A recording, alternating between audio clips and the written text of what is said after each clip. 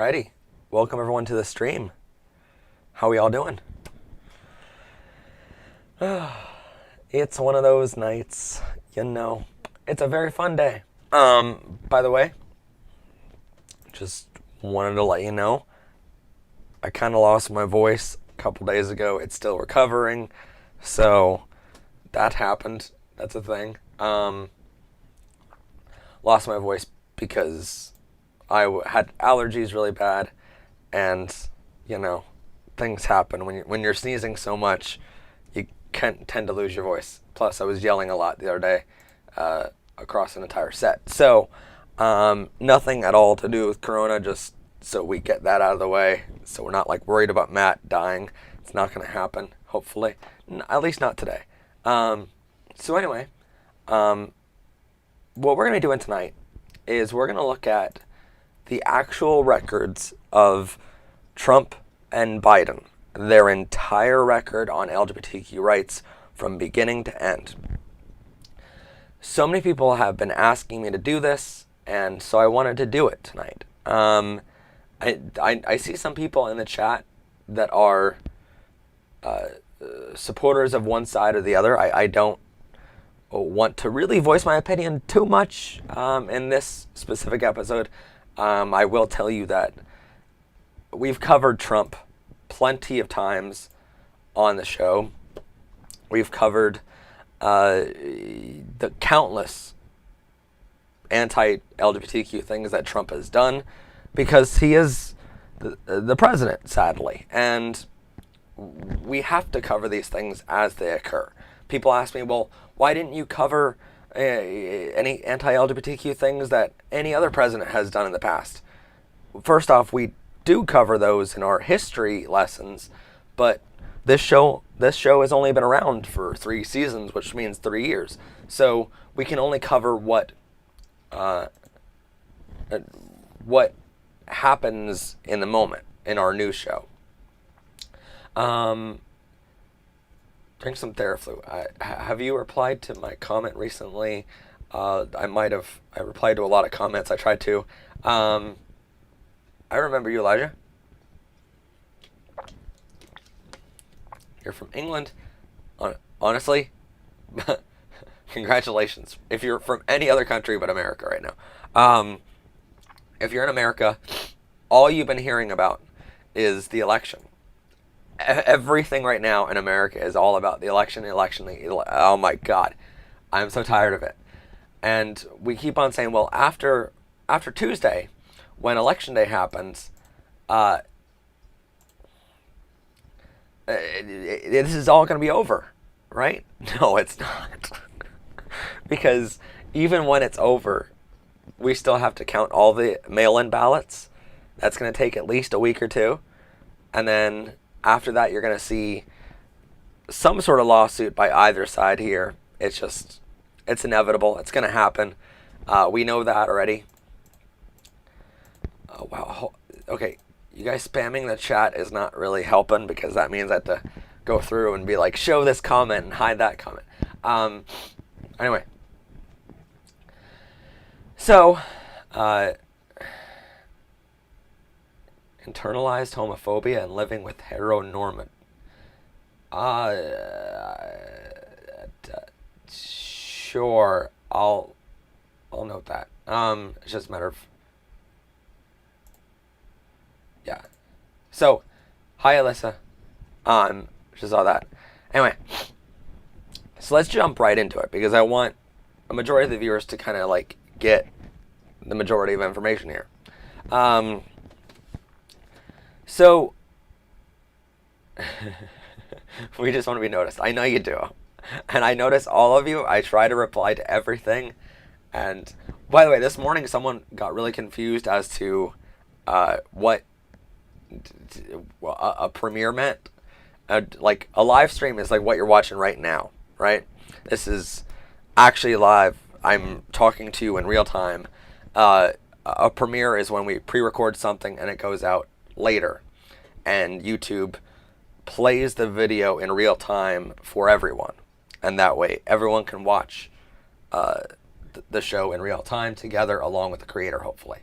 I was busy this morning, so I couldn't watch it with you guys, but yeah. So let's jump right into their actual record. Now, I will say, both of them have anti-LGBTQ things on their record, but Biden has changed everything. Everything at all. Biden has some anti-LGBTQ things in his past, a long time ago. But during his time as vice president and now as a candidate, it's all LGBTQ friendly. So I just want to preference all of that by that little statement. So everyone pretty much knows about Trump, so we're going to start off with Biden here. In the case of Biden, then we're going to go to Trump. So don't worry if we're not covering your candidate that you want me to cover Trump more. We're going to cover him in a minute or whatever. But I want people to know about Biden as well here so that we can make an informed decision in the ballot box, right? So back in 1973, as a senator, Joe Biden said gay people could not receive security clearances because they would be a, quote, security risk. Biden also agreed to answer later by mail a series of questions on U.S. civil service and military job discrimination, which Robert Vane, a gay activist, presented him. My gut reaction, Biden told Vane, is that they, homosexuals, are a security risk, but I must admit I haven't given this much thought. I'll be darned. So, anti-LGBTQ, but he really didn't think about it too much, in his own quote. In 1993, Joe Biden voted in favor of H.R. 2401, which is the National Defense Authorization Act of fiscal year 1994, which codified the military's Don't Ask, Don't Tell policy concerning gays in the military. More than 14,500 service members were discharged from the military for violating the Don't Ask, Don't Tell policy between 1994 and 2011. So he voted in favor of Don't Ask, Don't Tell, a notoriously anti-gay policy for the military.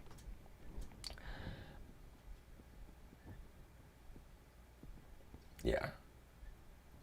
So, in schools, Biden voted for an amendment to cut off federal funding for schools that taught acceptance of homosexuality as a lifestyle in 1994. And representation.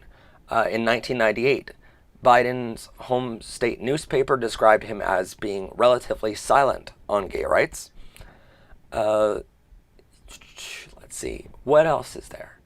In 1996, the Defense of Marriage Act defined marriage as, quote, only a legal union between one man and one woman as husband and wife. And Biden voted in favor of that, along with 85 other senators. In 2000, Biden called same-sex marriage a, quote, state issue, repeatedly saying, quote, marriage is between a man and a woman. So, that is his record.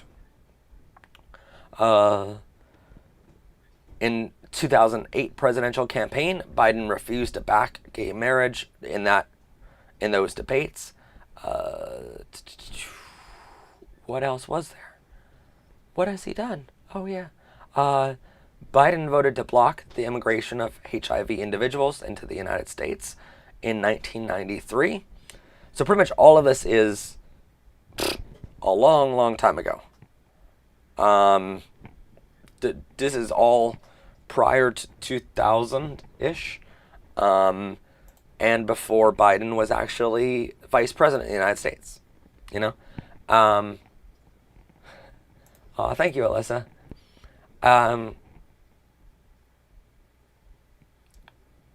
So, as Tom Riddle says here, Trump is way worse, though. You are not even exaggerating there. And I wish you could have exaggerated more because it's true. So, when we're looking at Trump versus Biden, right? Biden has a few bad things in his past, but I will tell you, here in America, if you're not familiar with the political system, sadly, as a news reporter and as someone who follows politics all the time, I work in campaigns, helping candidates win elections through video production and making commercials and knowing their demographics, all that kind of stuff. I know the political system here in America. Sadly, it is the way it is. But I will tell you. Oh, thank you. I'm glad I can make your day so easily, Alyssa.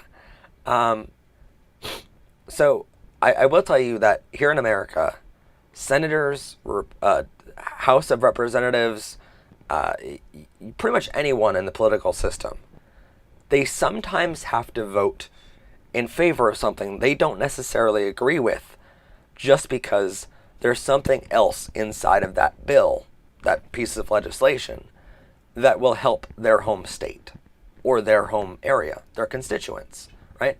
And so if they don't vote in favor of this, suddenly their constituents, their voters, are really mad at them. So what happens a lot of times is, if you really want someone from across the aisle to vote in favor of what you want to happen, let's say I want a bill to push for LGBTQ education, right? In that bill, I know that there's currently only 48 senators in the United States Senate that are Democratic. And in theory, a lot of people should vote in favor of that, but I know that pretty much Democrats are going to vote in favor of that. So I know I have 48 votes right there for this bill that I'm presenting, right? But let's say because I want a majority vote, which is 51 out of the 100 senators, right? In order to get the 51, I have to persuade 3 Republicans to vote in favor of what I'm trying to pass, right? And so in order to do that, sometimes what these senators will do is they'll hide other things in the legislation. So they'll say, all of a sudden, fire companies in these specific districts get $1 million of extra funding next year if you vote in favor of my bill, which is insane, by the way. You should vote on one bill at a time and not try to hide things, but this is what happens in politics all the time. So what happened a lot to Joe Biden through all of these different policies was people hid shit in these policies, these bills, and said either you vote in favor of this, even though it fundamentally goes against your morals, you vote in favor of it, or fire companies in your area or whatever aren't going to get funding next year. And so the voters might say, wait, how did you vote again? Like, what will end up happening in political system is, if you vote against it, next time you're up for re-election, your opponents are going to use that against you and say, so-and-so voted against fire companies in this area getting funding. How dare they? And they're going to use that as an attack, right? And so the people are going to go, wait, what? You voted against fire companies getting funding? Like, how dare you? I'm going to vote you out. Not knowing, because the way the system fucking works here is the opponent only has to tell you certain parts, but 99.9% of that bill might have been absolutely horrible and something that goes against all of your morals, but your opponents will only use that 1% and say, how dare you, right? And without knowing the full story, without knowing the other 99%, voters will say, well, no, we got to vote you out of office because, wow, you voted against fire companies, And so that's what happens all the time here in America. Senators, House of Representatives, they vote in favor of something because they don't want the backlash of that very small hidden thing that their opponent's going to use next re-election, right? So, all of that is prior to like 2000, right? So what is Joe Biden's current LGBTQ policies, right? Back when he was vice president of the United States under the Obama administration, right? Which is, even though it feels like a much longer time ago, it's really not that long ago. It was only a couple years ago. I mean, okay, so that's like Obama president term. So Obama was president from January 20th, 2009 to 2017, right? So 8 years that he was president and Joe Biden was vice president. Well, during that time, Joe Biden was a huge advocate for LGBTQ rights, right? So he single-handedly took away Don't Ask, Don't Tell. So you're thinking to yourself, well, wait, he voted in favor of it way back in 1994, but how come he's the one single-handedly getting rid of it as a vice president in 2000? And, that was 2000, I believe, 9 or 10, right? And so how come? How come he is no longer in favor of Don't Ask, Don't Tell? Because he was never in favor of it. Like, there were things hidden in that original 1994 bill that he had to vote in favor of that he didn't really like or else he would get outvoted next re-election, right? And so, sadly, they hid things on him way back when, and now he can finally vote and do what he actually means, right? So when he was vice president, he got rid of Don't Ask, Don't Tell. What else has he done? Okay. He has also now,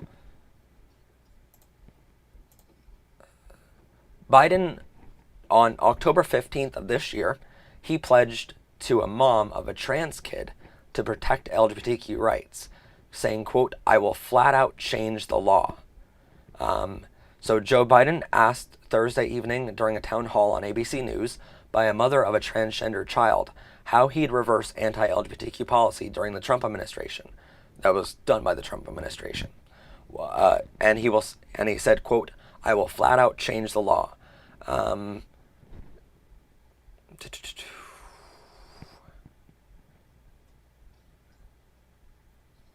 So he was asked, how exactly will you do this? And without any hesitation, he said, quote, "I will flat out change the law. The Democratic presidential nominee has said he would sign the Equality Act, which would expand LGBTQ non-discrimination protections under federal law within the first 100 days of his presidency." So within the first 100 days, he is promising to pass the Equality Act, something that would monumentally change America for the better. It would protect every single LGBTQ person, regardless of who we love or our gender. It would literally be like the end all of be all for LGBTQ people. And he's promising to do it in the first 100 days as president.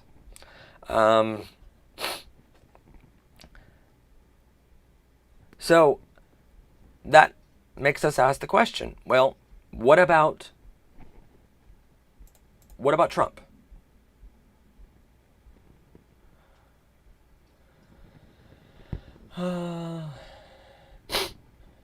Okay, just quickly, we're going to go from some comments here. No Trump 2020, I love that. Thank you so much for your video on Amy Coney Barrett. I learned so much. I also would like to know what I can do to help our community to prevent any damage she could do. If you're over 18 in America, vote for Biden. Simple as that. And up and down the board, vote for LGBTQ friendly candidates. We need to get Donald Trump and we need to get Mitch McConnell out of office, no matter what. That's number one. Number two is you can support channels like ours. You can volunteer in your local community, LGBTQ places and organizations that do great work. Just look up your area and LGBTQ rights. Um, Trump 2020. Yeah, we're getting rid of you.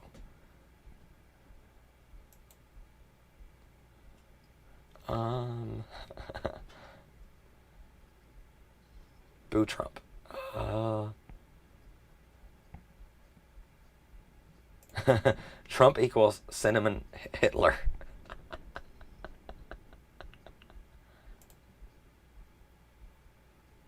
Tying racist people up and making them eat their own poop. Yep. Um,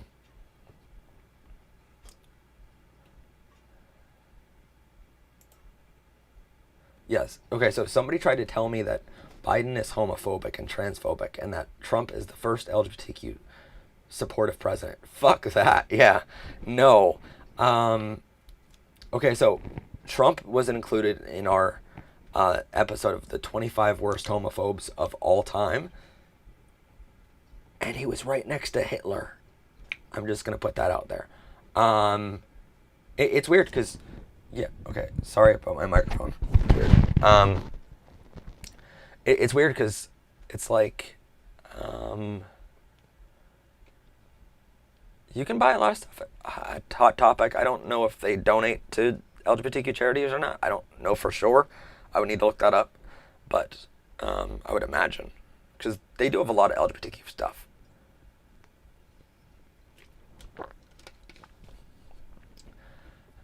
But it is weird how much of the...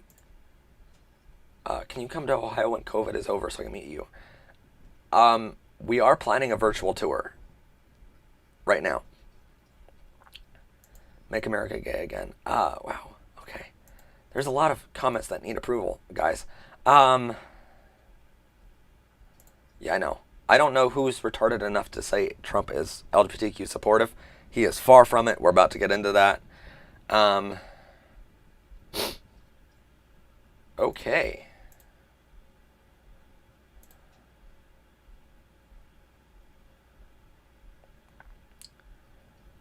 Yeah, we just had someone say that. Yeah, fun. Uh, if you're homophobic in the chat, you're gone from this channel, by the way. Because fuck you. Don't come to my stream and be like, fuck pride events. No, we're not going to have that. So, I just want to say thank you so much for all your videos. You are my safe place, even though America is really shitty right now. I know that I can rely on your support. Oh, thank you. Well, I mean, I try my best. We're here for the community, and we're here to be supportive. So, I know it, right after the Amy Coney Barrett video, pretty much a lot of a lot of people were saying, well, we had a couple people that were, oh my God, there's so many things to approve of. Right after the Amy Coney Barrett video, we had a couple kids in the Discord that were suicidal, and we had to help them through it, because that's what we do here at our channel. We help LGBTQ people. We help each other through everything. I know it seems like this moment is really grim. I know it seems pretty bad. And yeah, Trump is...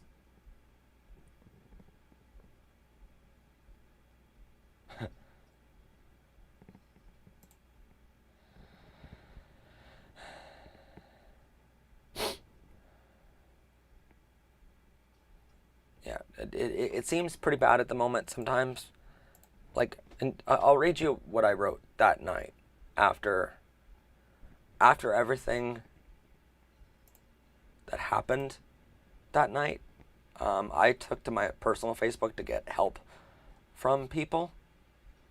And I said this, because we had, like I said, two kids that were suicidal in the chat, and we were helping them. And this is something we've done on our channel way too many times. Not that I mind doing it, but that I don't understand why people feel the need to push kids to suicide. I don't understand that for the life of me. And so I get annoyed at the fact that we have to do this so often. Not that it's a chore for me. I don't mind doing it. I don't mind helping people. But I hope you guys understand what I mean there. Like, I don't mind doing it, but at the same time, I'm annoyed that we have to do it, you know? That it's a thing that has to be done by anyone, you know? Oh my God. Okay.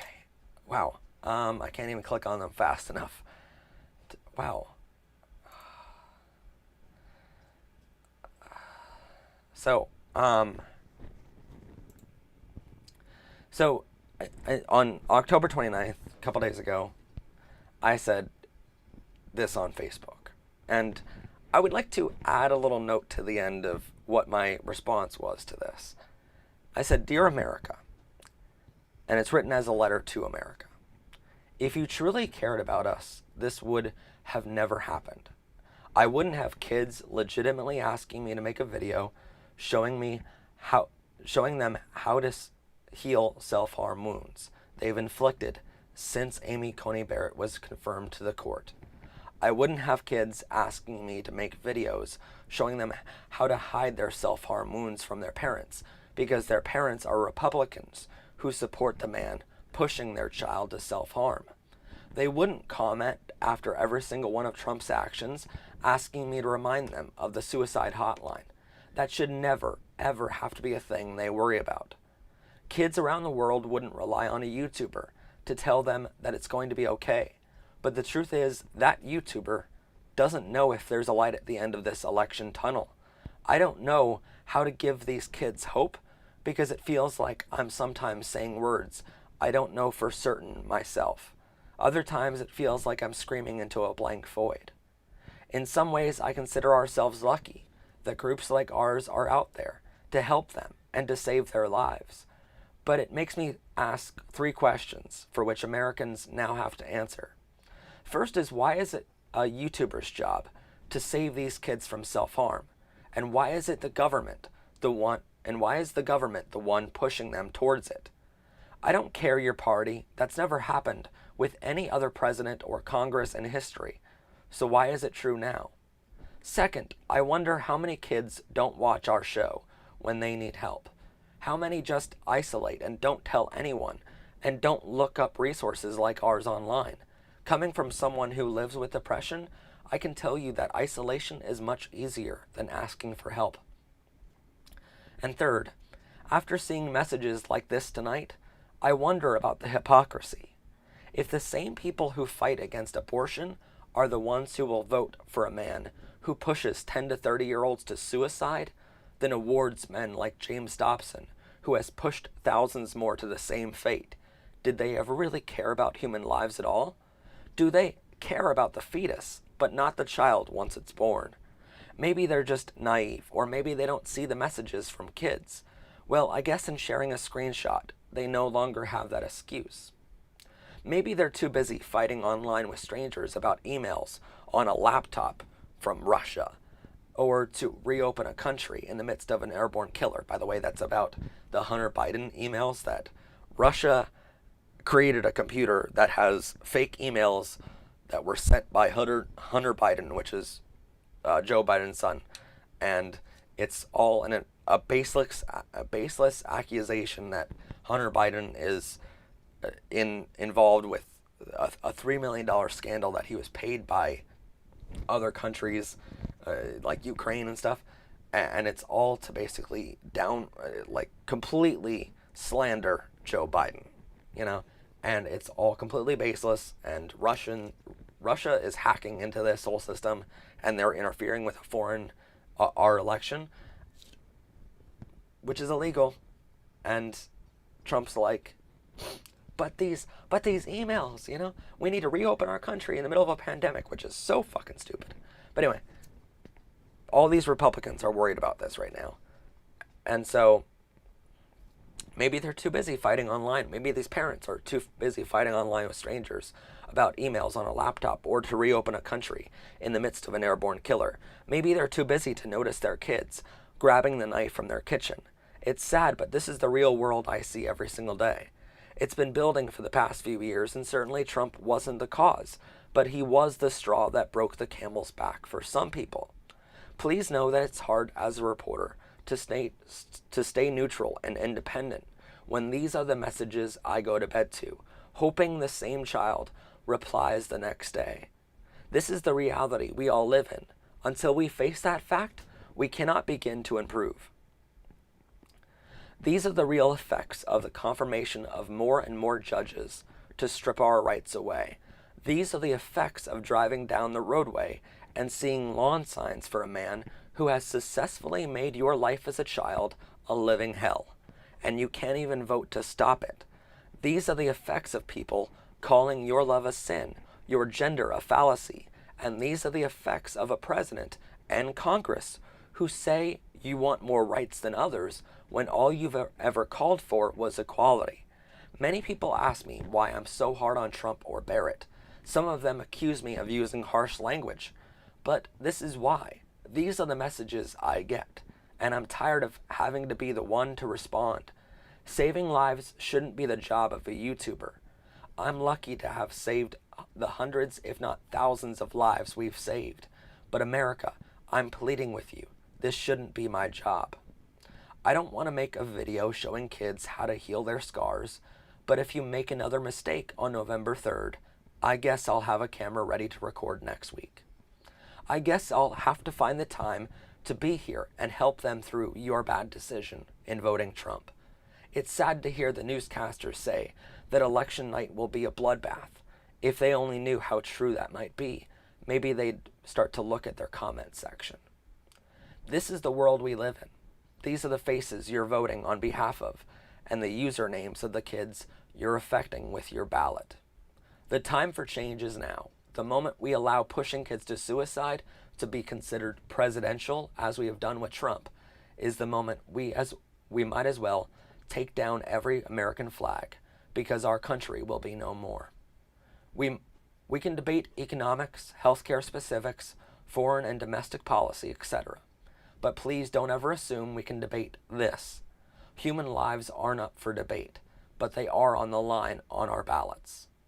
But I don't want to hear how I'm siding with Biden because some view me as a Democrat. I'm not siding with him. I'm siding against a man who's murdered way more than 225,000 people, like you all debate every day. If only you knew the real number. Maybe then you'd rethink some things, or maybe it would put it in perspective. For the record, I've never been a Democrat or a Republican, and never will. I just think we should all agree on some basic rules, and saving kids' lives is one of them. And dear America, if you did your job on November 3rd, I wouldn't have to do it for you. Sincerely, a YouTuber who spends his nights caring for the kids you don't. So that was the letter that I wrote. Oh my God, you guys type really fast when there's so many of you.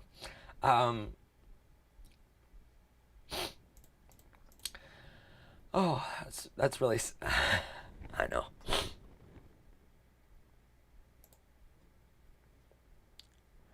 That's a really sad letter to read. Sorry, guys. But yeah, that's the letter that I wrote on my Facebook recently.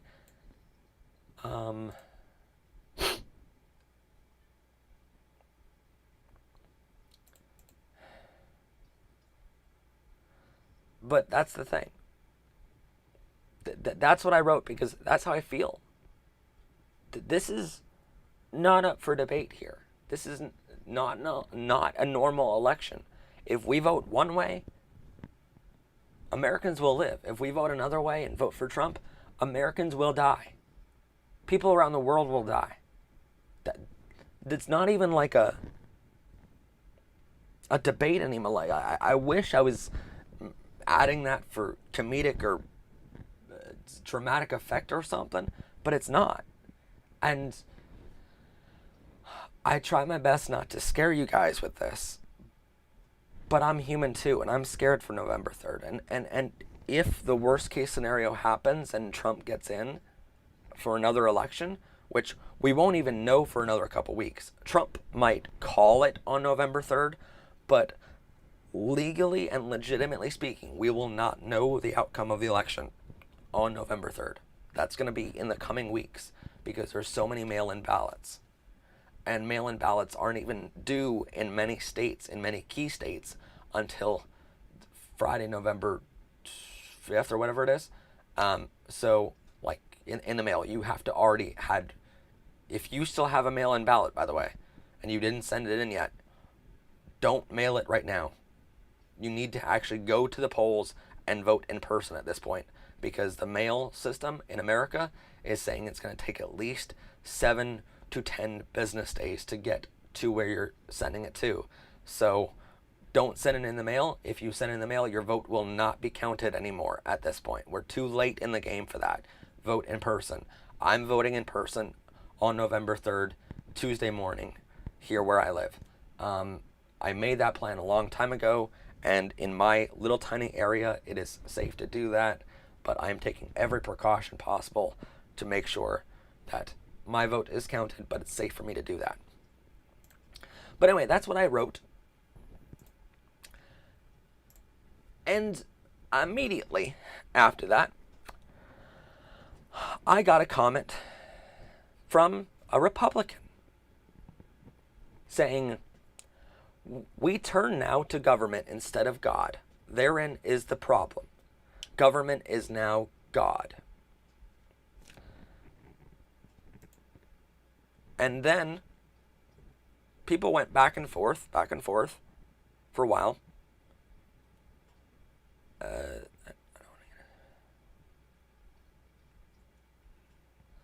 And it's weird because that Republican, he's very good at deflecting the subject away from anything bad that Republicans might be facing. He's very good at that. That is legitimately his full-time job as a consultant.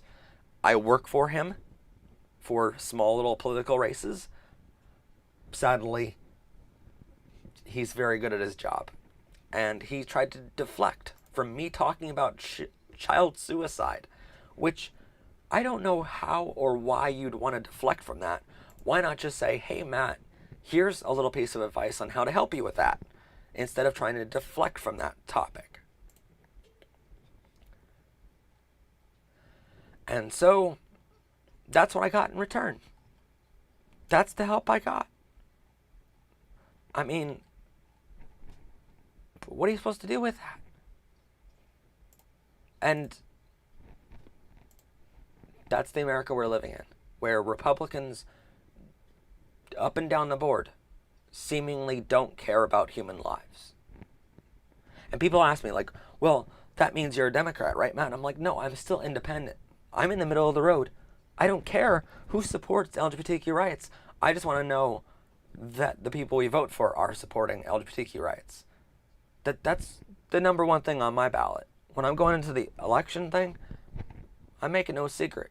If you don't support LGBTQ rights in any way, shape, or form, I'm not voting for you. I don't care. I don't care if it says a D or an R next to your name. If you don't support LGBTQ rights, you're not getting my vote. And you're sure as hell not getting my support online.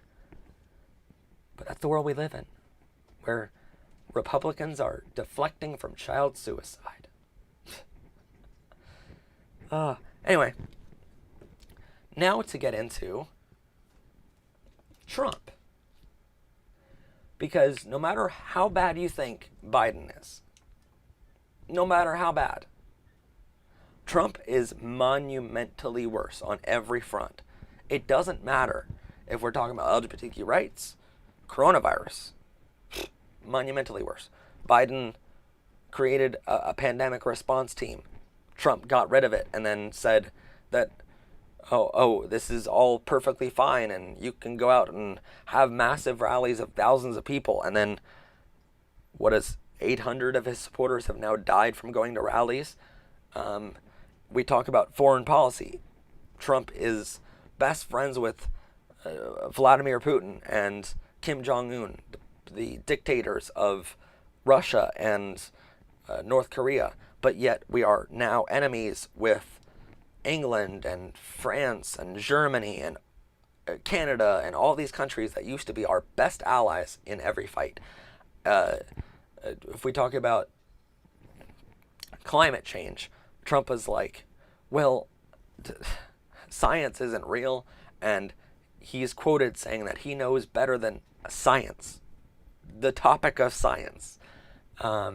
Yet Biden is like, you know what, we need to implement wind policy.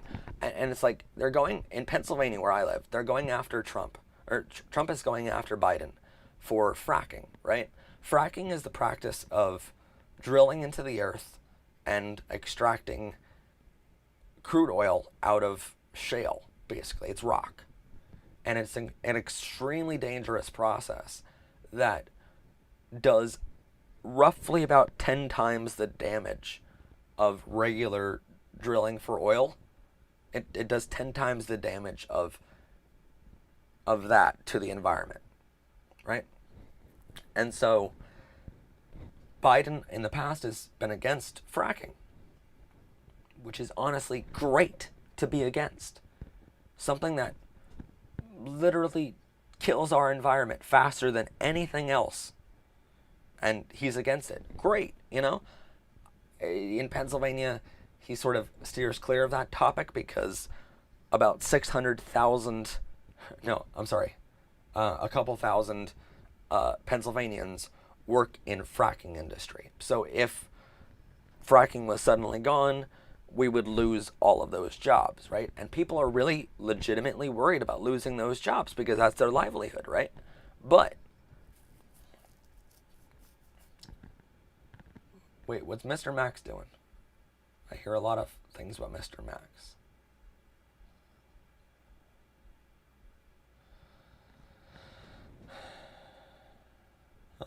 I don't see a Mr. Max.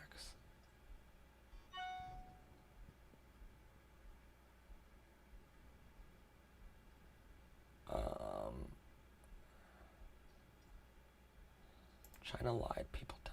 Yeah. All right. Yeah. Well, you're getting banned from commenting.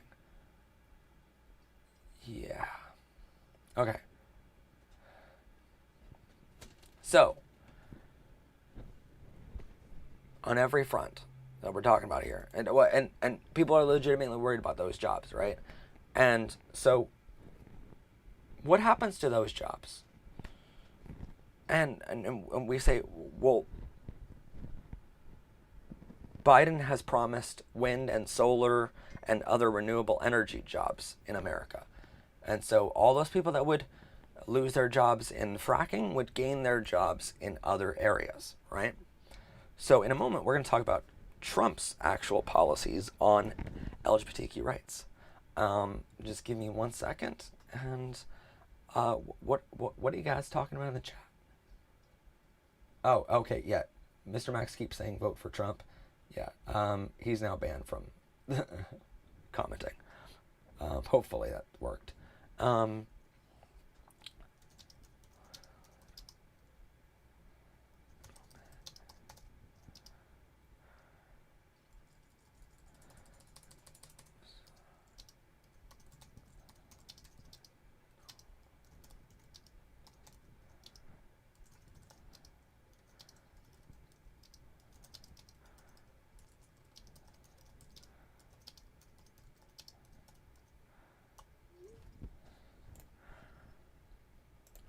But, so now let's get into Trump's record, right?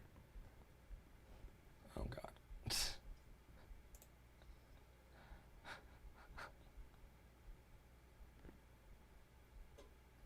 What? Oh, I explained what fracking is a minute ago. All right. So what has Donald Trump done for the LGBTQ community? The plot hole thickens. All right, so before he became president, Trump said, quote, no, I'm just not in favor of gay marriage. I live in New York. New York is a place with lots of gays, and I think that is great, but I'm not in favor of gay marriage. He also compared gay people to golfers who use unattractive putters. It's like golf, he said. Quote, a lot of people, I don't want this to sound trivial, but a lot of people are switching to these really long putters. Very unattractive, said Trump. He said he would strongly consider Supreme Court justices who would overturn marriage equality. He told Christian Broadcasting Network that evangelicals can, quote, trust me on traditional marriage. He said that he will rescind federal directives that protect transgender people in schools and healthcare. He promised that.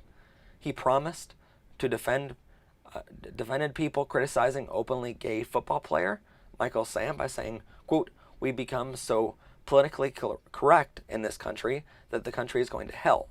People are so afraid to talk.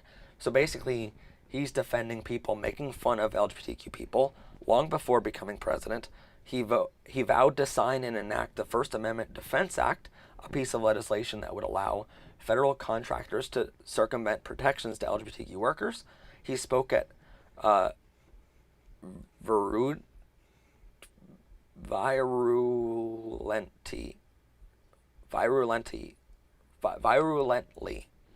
anti-LGBTQ family leadership summit, where he declared himself for traditional marriage, and a lot more. That's what he did before becoming president, right? When he became president,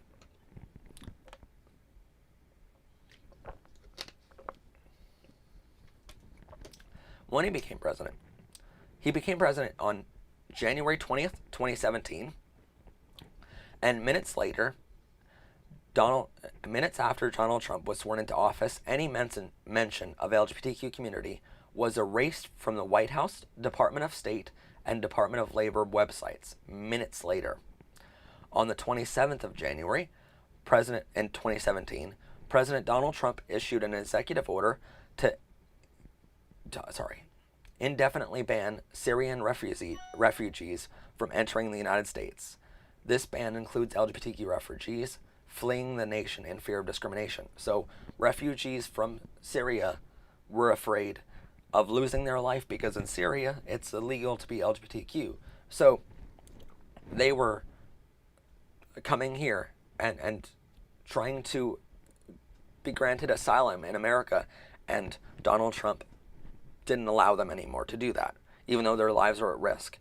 On the 2nd of February 2017, ABC News reports that after previously commenting to protect LGBTQ Americans from discrimination, Donald Trump has, not president, but Donald Trump has, and because we don't say president and then Trump right after each other. That doesn't happen on our channel. And his administration had drafted a, quote, license to discriminate executive order, which would usher in across-the-board discrimination against the LGBTQ community. So this discrimination, this license to discriminate, basically allowed employers to discriminate against LGBTQ workers across the board. It was honestly one of the worst things that's happened to our community. And Trump signed that executive order on the 2nd of February 2017. A month after, like 10 days after taking office. On the 22nd of February, with help of Attorney General Sessions, Donald Trump rescinded Title IX protections for transgender students in our nation's schools. So that was the protection that allowed transgender students to use the appropriate restrooms. He did away with that, and that was the Department of Defense action that required schools to allow trans students to use the appropriate bathrooms, but Trump didn't want that, so he got rid of it on the 22nd. On March 20th, 2017, Trump administration erases the LGBTQ community from the National Survey of Older Americans Act participants and the annual program performance report for the Centers for Independent Living. Key surveys that are used to help provide care to American seniors, including disability, transportation, and caregiver support needs. So basically, all these key things that LGBTQ elderly members need, Trump got rid of all of those abilities. On the 24th of March 2017, he appointed anti-LGBTQ activist and former Heritage Foundation employee Roger Silverino to lead the Health and Human Services Civil Rights Office, putting the LGBTQ community at risk of losing access to critical and affordable health care, which he later did, by the way. Under March 28th, 2017, under his proposed budget for the U.S. Congress, Trump offered to cut HIV and AIDS research funding under the National Institutes of Health, NIH.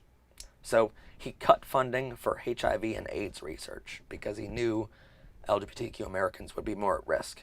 March 28th, 2017, same day, Trump administration cancels plans to add the LGBTQ community to its upcoming 2020 U.S. Census, a survey conducted every decade by the federal government to help collect data about living Americans and the United States of America. So basically, Trump didn't want to know how many LGBTQ people there are in America, and that way he wouldn't have to help them, And that's all key data that we as activists and researchers all need to help our community. So he got rid of all of that research. On April 10th, 2017, ProPublica investigation reveals that Trump administration appointed James Rainey, a key staffer involved in the Bush-era anti-LGBTQ purge of gay government employees, to a senior role at the Department of Agriculture. So by this point, Department of Agriculture, lots of different departments are headed by anti-LGBTQ people. April 14th, the Trump administration files to dismiss a lawsuit accusing North Carolina of discriminating against the LGBTQ community in response of HB 2, despite the similarities of HB 142 replacement. So basically, North Carolina was being sued for discriminating against LGBTQ people, and Trump administration filed to dismiss the lawsuit because discriminating is perfectly fine. On May the 4th, 2017, President Trump signs a religious liberty executive order. Although his EO does not target LGBTQ Americans, it is the first step in what could be a more broader permission slip for discrimination against the overall LGBTQ community. So it allows people to claim religious liberty to discriminate on anyone they fucking choose. May 8th, 2017, Department of Agriculture issues new so-called religious freedom policy statement, a move praised by the anti-LGBTQ Family Research Council. So now the Department of Agriculture is creating policies that are anti-LGBTQ under Trump's watch. May 22nd, Trump administration grants White House press credentials to a, quote, reporter from InfoWars, a conspiracy outlet that regularly peddles dangerous, offensive, and anti-LGBTQ content. So they're being looked at as just as pressworthy, credential-wise, as, actual news programs. May 23rd, 2017, the Trump administration reveals their budget, which would include proposed slashes to programs and departments critical to the LGBTQ community, including a slash on Medicaid, Planned Parenthood, and the Center for Disease Control's HIV and AIDS program. On June 1st, 2017, Trump declines to issue a presidential proclamation designating June as LGBTQ Pride Month, breaking with an 8-year precedent set by President Barack Obama to honor and support LGBTQ Americans during Pride Month. So Trump officially does not declare June LGBTQ Pride Month because he does not support it. June 7th, 2017, he nominates Stephen J. Swartz, who worked with North Carolina legislators in support of anti-trans legislation, to the U.S. Court of Federal Claims. So now the people that did anti-trans things in North Carolina and got sued for it, well, now they're getting a promotion. Fuck that. June 15th, Department of Education rolls back the Office for Civil Rights' expansive approach to investigating civil rights complaints to protecting LGBTQ students and other marginalized communities from discrimination at school. So, June 15th, he says, fuck LGBTQ kids in America. We don't care about them. They can get discriminated at school. So he just doesn't care about human lives. Same day, Department of Education invites Focus on the Family and Family Research Council, two anti-LGBTQ organizations, to be speakers for a day-long conference on engaging fathers in their children's education and welfare. So he's inviting groups that literally run conversion therapy camps, pushing kids to suicide. He invites them to talks on how to educate our students. Fuck Trump, honestly.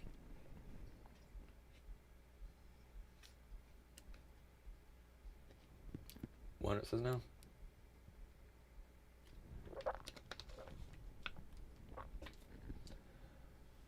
Wait, who's saying Trump did nothing wrong? What do you mean Trump did nothing wrong?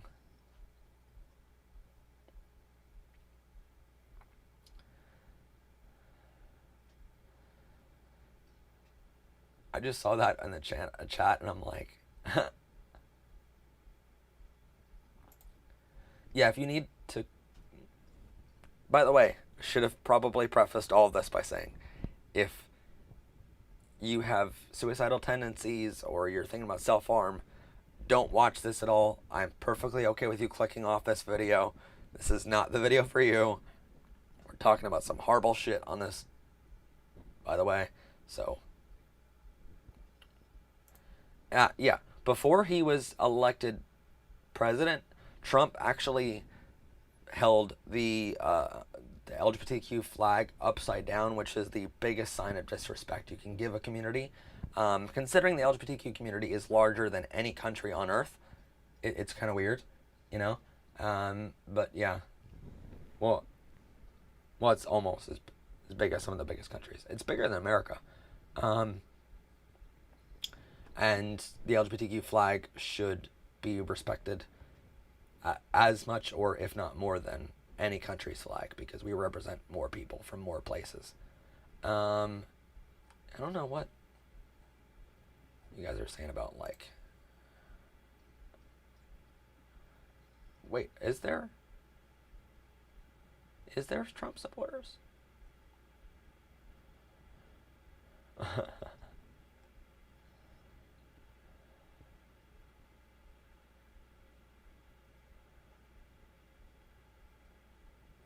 Wait, let me find the Trump supporters. the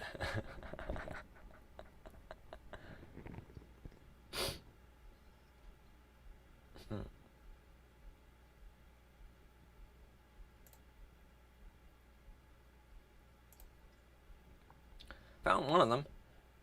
Just ban them. Toxic. Hide user.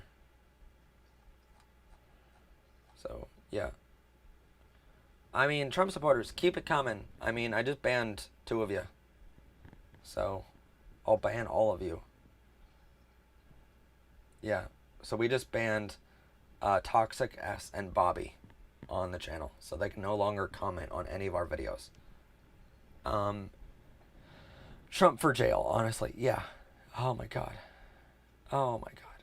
So, anyway.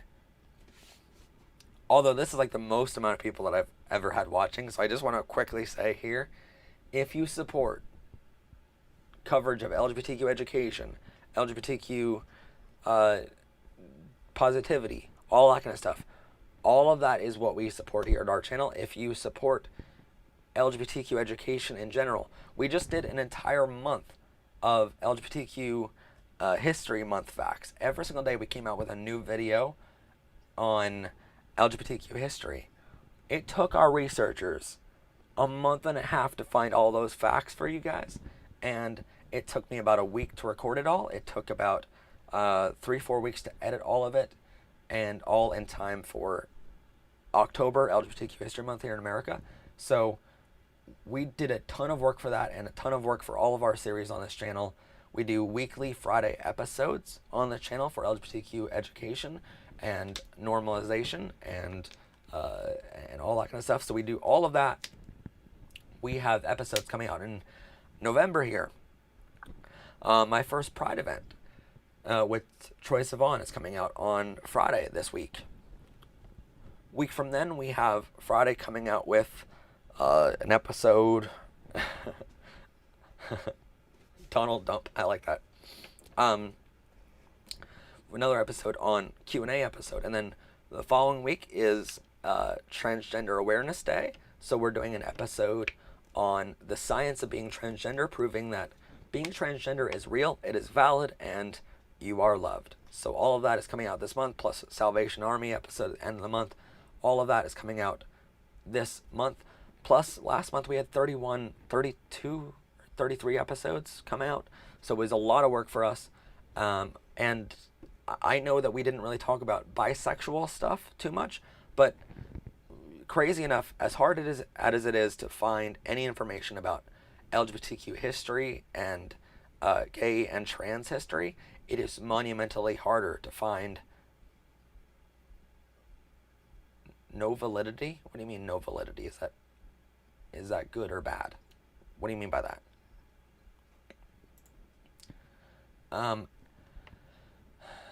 Oh God, you guys are getting harsh in the comments. Yes, trans people are valid and they are loved.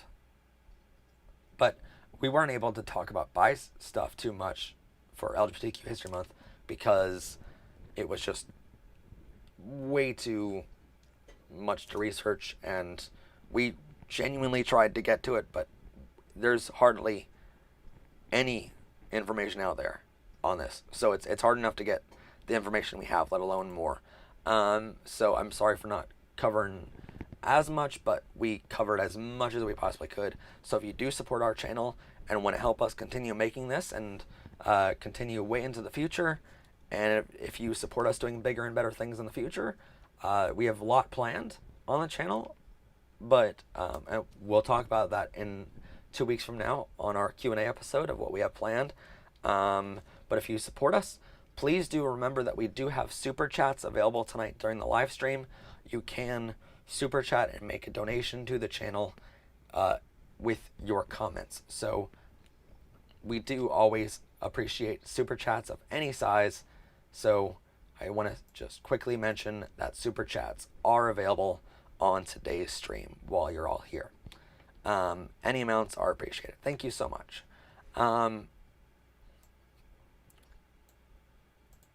So then, I mean, we're not even out of the first year yet of his presidency.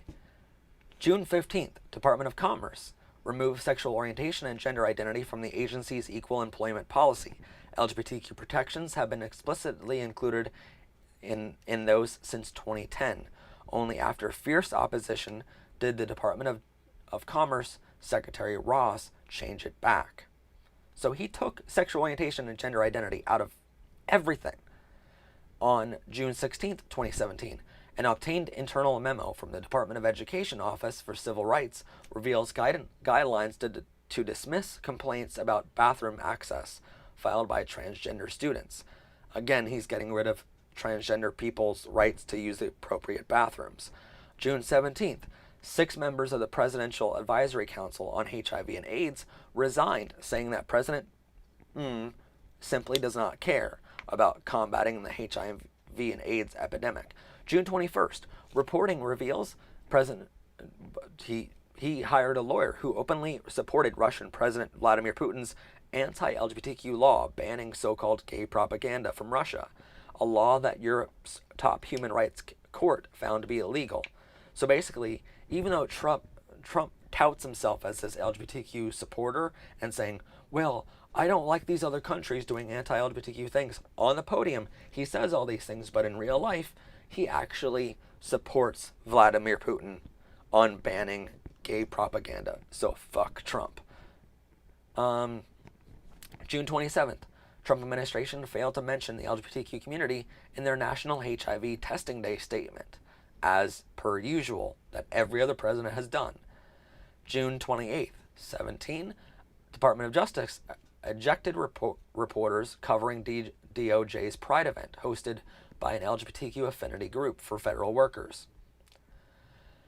June 29th, reports revealed President Trump hired anti-transgender activist Bethany Kozma to the Office of Gender Equality and Women's Rights at the U.S. Agency for Internal Development.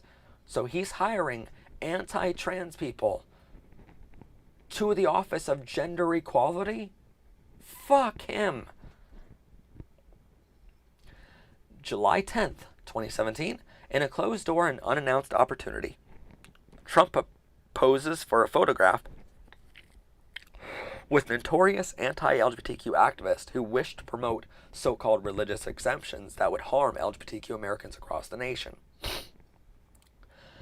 On the 12th of July, Trump grants a one-on-one interview with Pat Robertson, a longtime anti-LGBTQ activist and televangelist. July 13th, 2017, Trump nominates Mark Norris, who supported legislation that allowed mental health counselors to discriminate against LGBTQ clients during his time as a Tennessee state senator, to the U.S. District Court for the Western District of Tennessee.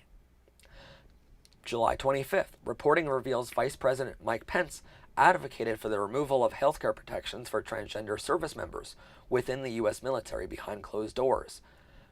July 26th, Trump bans transgender service members from serving in any capacity in the U.S. military, threatening to fire 15,000 currently serving troops over Twitter.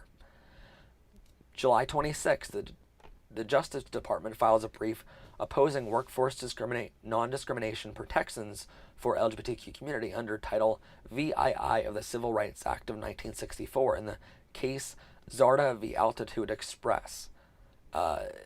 Basically, he wants workplaces to be able to discriminate against LGBTQ people. On the same day, an official White House webpage directs readers to an article published by the Anti-LGBTQ Heritage Foundation that calls being transgender a, quote, psychological disorder. Fuck Trump. On August 3rd, 2017, President Trump nominates L. Stephen Gratz, who has a close tie to the anti-LGBTQ group Focus on the Family, to the U.S. Court of Appeals for the Eighth Circuit Court. So he's appointing anti-LGBTQ people to the court already. On the 12th of August, Trump refused to condemn white supremacists who chanted violently racist and anti-LGBTQ slogans during a rally in Charlottesville, Virginia. 25th of August, Trump pardons former Arizona Sheriff Joe Arpaio, a criminal known for terrorizing the Latinx community with inmate abuses, unjustified arrests, and racial profiling. 25th of August, President Trump officially directs the Pentagon to move forward with its ban on transgender service members openly serving in the U.S. military. The discriminatory policy is due to take effect on March 23rd, 2018. 27th of August, reporting reveals that the CIA consulted with Tony Perkins, president of the Family Research Council, an anti-LGBTQ hate group. So the CIA, under Trump, is now working and having the president of anti-LGBTQ hate groups consulting for them. What the fuck more evidence do you need? September 5th, 2017, Trump ends the DACA program, which protected an estimated 800,000 young undocumented immigrants, including 36,000 LGBTQ dreamers, from detention and deportation. September 7th, Trump nominates Jeff Mader, who is an executive anti-LGBTQ, who has an extensive anti-LGBTQ record, including calling trans children part of, quote, Satan's plan, to the U.S. District Court for the Eastern District of Texas. Same day, Trump nominates Gregory Katsas, who worked behind the scenes to promote the implementation of the trans military ban and revoke federal guidelines that protect transgender students from discrimination, to the U.S. Federal Court of Appeals for District Court of D.C. Same day, the Education Department announces that they will roll back Obama administration-era titles guidelines which protected sexual assault survivors on college and university campuses. Oh my God. Same day, what is this day? The Justice Department files a amicus brief in support files an amicus brief in support of so-called religious exemptions to discriminate against LGBTQ Americans. So now the Justice Department is filled with anti-LGBTQ policies and people.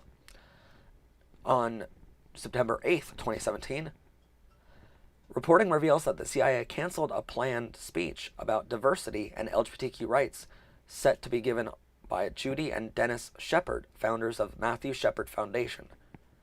So they canceled a fucking speech on LGBTQ rights just because they're anti-LGBTQ. September 22nd, 2017, Education Department rescinds the Obama administration era title on investigating campus sexual assaults. LGBTQ students experience sexual harassment at disproportionately higher rates than straight and cisgender people. On October 3rd, 2017, Department of Health and Human Services erases all mentions of LGBTQ community and their health needs in its strategic plan for the fiscal year of 2018 through 2022. On October 5th, 2017, in a Department of Justice memo, the Trump administration reverses a policy that provided non-discrimination protections for transgender people in the workplace under Title VII of the Civil Rights Act of 1964. So it's perfectly fine if you discriminate against LGBTQ workers. October 6th, Department of Health and Human Services rolls back the Affordable Care Act's birth control benefit, allowing the use of religious exemptions to deny health care to women, trans men, and gender nonconforming people who rely on the copay contraception benefit. Same day, Department of Justice issues a sweeping, quote, religious exemption guidance which invites taxpayer-funded federal agencies, government employees, and government contractors to legally discriminate against LGBTQ employees as long as they cite a religious belief as the reason for doing it. October 13th, President Trump becomes the first sitting president to speak at the Family Research Council's Value Voter Summit, a convening of fringe groups united around discriminating against LGBTQ people. So he's speaking at fucking LGBTQ anti-LGBTQ hate conferences. October 16th, in a profile on Vice President Mike Pence that ran in the New Yorker, President Trump reported joking of Pence when asked about LGBTQ rights. Don't ask that guy, he wants to hang them all. That's what... Duh. So Trump is laughing about his vice president wanting to hang gay people. October 17th, Trump delivers the keynote address at the Anti-LGBTQ Heritage Foundation's President's Club annual meeting, which is another anti-LGBTQ group. December 1st, 2017, Trump leaves the LGBTQ community and people of color out of its World AIDS Day proclamation, as per every other president in history. December 4th, Trump endorses Ray Moore, who has a violently anti-LGBTQ record and multiple well-documented accusations of sexual assault, abuse, and harassment in the Alabama special Senate election. December 5th, Department of Justice argues in support of Baker, who denied service to a gay couple during the Supreme Court oral arguments for the case Masterpiece Cake Shop v. Colorado Civil Rights Commission. So he was on the side of discriminating against LGBTQ people in that case. December 5th, White House Press Secretary Sarah Huckabee tells reporters that President Trump backs the position that business owners should be able to put up signs saying they won't serve gays. So Trump is perfectly fine with you putting up a sign saying that you won't serve gay people. Fuck Trump. December 15th, staff of the Centers for Disease Control and Prevention were instructed not to use the transgender, vulnerable, entitlement, diversity, fetus, evidence-based, and science-based in official budget documentations. So CDC is told not to use transgender or diversity or any equality words in their documents. December 22nd, Trump signs the GOP tax bill, which targets low-income and LGBTQ communities, into law. December 29th, Trump fires the entire White House Presidential Advisory Council on HIV and AIDS. On January 16, 2018, his second year in term, Trump promotes anti-LGBTQ religious exemptions in his Religious Freedom Day proclamation. 18th of January, Department of Health and Human Services created a new department that shields healthcare workers who refuse to treat LGBTQ patients or those living with HIV by claiming moral or religious exemptions. January 19th, 2018, reporting reveals that Trump administration appointee Carl Higbee has made extreme racist, sexist, and anti-Muslim and anti-LGBTQ comments on the radio. He was removed from his White House position, but then hired by America First Policies, a nonprofit created by 6 of Trump's top campaign aides to back the White House agenda. By the way, we're just in the first year. We just hit the second year of his term. Yep. And there's more. February 12th, 2018, Department of Education officially confirms that they will not investigate or take action on any complaints filed by transgender students who are banned from restrooms that match their gender identity. That happened 28th of February. Following Billy Graham's death, Trump overlooks his anti-LGBTQ record and praised the work of Franklin Graham, who has used the legacy of his father to advance extreme anti-LGBTQ messaging, including attacking LGBTQ families and claiming that Satan is behind LGBTQ advocacy. There's a word. March 5th, Department of Housing and Urban Development Secretary moved to change its official mission statement by removing promises of inclusion and discrimination-free communities. So, back in 2018, they're promising to get rid of LGBTQ protections in Department of Housing and Urban Development. Fuck Trump. March 8th, Trump host Brent Bozell, an anti-LGBTQ founder of the fringe right-wing group Media Resource Center, at the White House Roundtable. March 13th, Trump fires Secretary of State Rex Tillerson and announces plans to nominate anti-LGBTQ and anti-Muslim politician Mike Pompeo as his replacement. March 20th, Department of Education once again states that it is the Trump administration's position to refuse to protect transgender students denied access to bathrooms and lockers based on their gender identity, even when faced with court rulings reaffirming that transgender students are protected under Title IX. IX, I should say. March 20th, 2018, Department of Housing and Urban Development defends the Trump administration's decision to remove guidelines from its website intended to prevent anti-LGBTQ discrimination in homeless shelters by arguing that transgender women accessing shelters make people, quote, not comfortable. So he's saying that trans people don't have the right to homeless shelters. Fuck Trump.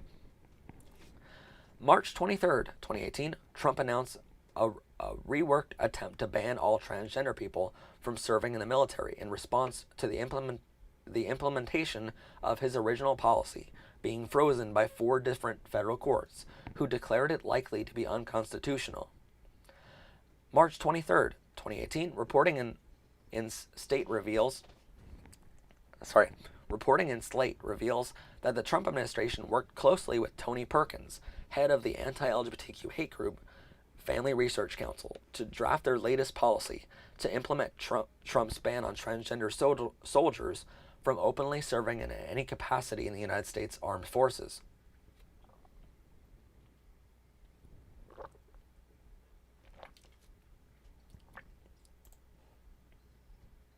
Who's a Trump supporter?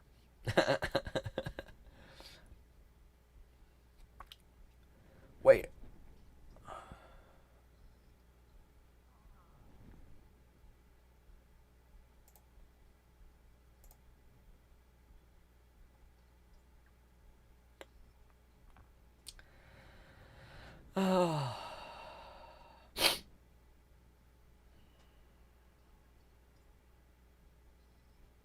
Yeah, Trump for prison 2020.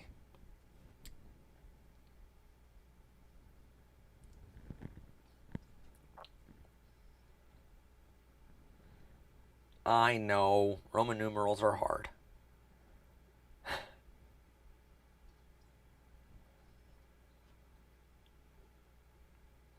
Yeah, by the way, if you're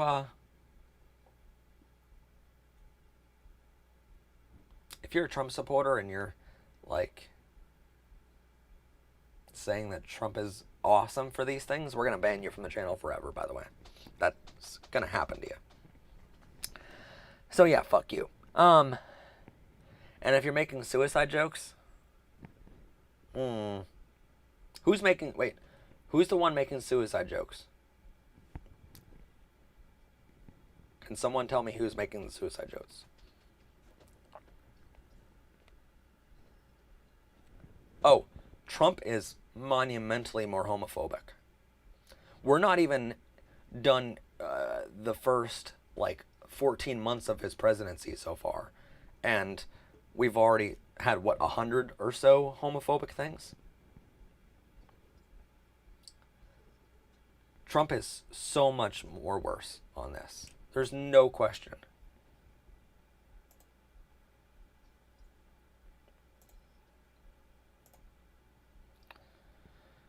Hey.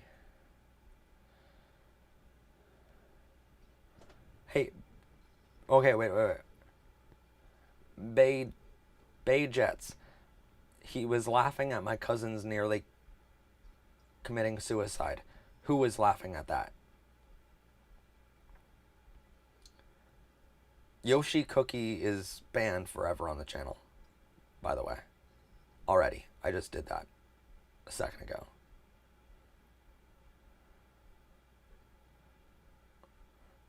Robbie is trash at games.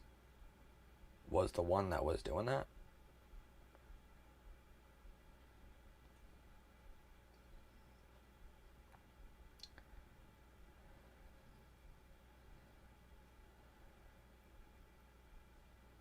Robbie, okay. Okay, let me find Robbie really quick. Robbie. Where are you, homophobe? Fuck you going to hell. Huh? You like my homophobe song?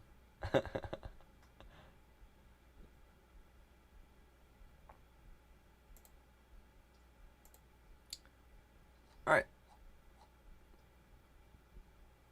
Robbie's Trash at Games is now banned on the channel forever. Thank you, guys.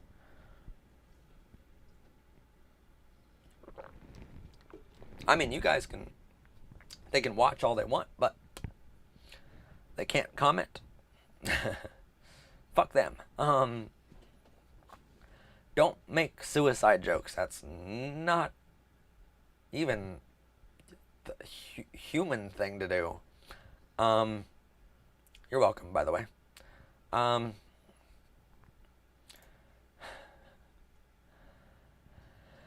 Let's continue, because we're only like a quarter way through. On 4/10/2018, reporting reveals that White House is seeking to roll back vital data collection on LGBTQ youth by raising the minimum age that LGBTQ people can be asked questions about their sexual orientation and gender identity in the Department of Justice National Crime Victimization Survey. On the 18th of April, I can't count. Reporting reveals that President Emergency Plan for AIDS Relief gave a sizable grant to the anti-LGBTQ group Focus on the Family, Africa, on September 18th, 2017. So he took AIDS relief and gave it to anti-LGBTQ hate groups to push kids to suicide. On May 3rd, 2018, Trump signs an executive order to create a new, quote, White House Faith and Opportunity Initiative that will be tasked with working on so-called religious liberty issues across federal agencies. On May 11th, Trump administration rolls back protections for incarcerated transgender people that were intended to mitigate their exposure to sexual assault and abuse, allowing the Bureau of Prisons to, quote, use biological sex as the initial determination for designation when placing trans people for housing, screening, and programs and services. On July 9th, 2018, Trump nominates Brett Kavanaugh to the U.S. Supreme Court seat, made vacant by the retirement of Justice Anthony Kennedy. Kavanaugh has an extremely conservative record and has support of Southern Poverty Law Center's designated anti-LGBTQ hate group, Family Research Council. July 30th, 2018, Trump's Attorney General Jeff Sessions announced his new Religious Liberty Task Force at the Department of Justice Religious Liberty Summit. As stated by Sessions, the group's purpose is to ensure that the Justice Department upholds the administration's guidance for religious exemptions, which he released in October. On October 10th, 2018, Trump administration State Department announces a new policy that the same-sex unmarried partners of the United Nations employees will not be granted visas to stay in the U.S., effective immediately. In doing so, diplomats in same-sex partnerships who come from countries where same-sex marriage is illegal will either be forced to marry in the U.S. and risk repercussions, including threats, harassments, and even incarceration back home, quit their jobs, or separate for the sake of one partner's career. October 21st, Department of Health and Human Services proposes in a new memo to change the legal definition of sex under Title IX, requiring individuals to identify according to their gender assigned at birth. This change in legal definition would remove non-discrimination protections for transgender, non-binary, and intersex individuals. October 24th, Department of Justice writes in a brief to the Supreme Court that it is illegal to discriminate against transgender employees based on their gender identity, saying that banning sex discrimination under Title VII in the workplace does not extend to transgender workers. 25th of October. In an ongoing effort on the part of the Trump administration to replace gender with a biological definition of sex, U.S. officials at the United Nations are seeking to replace mentions of gender. So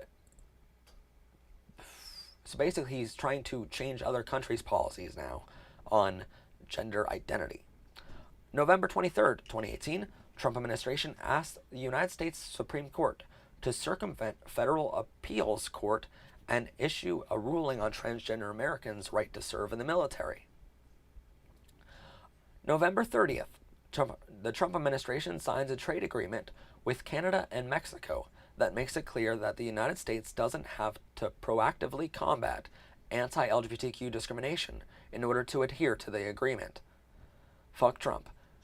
December 9th, 2018, Trump administration quietly shuts down a HIV research facility in Montana after the administration objected to the National Institutes on Health, NIH, and its scientists using fetal tissue as a part of its research to find a cure for HIV and AIDS.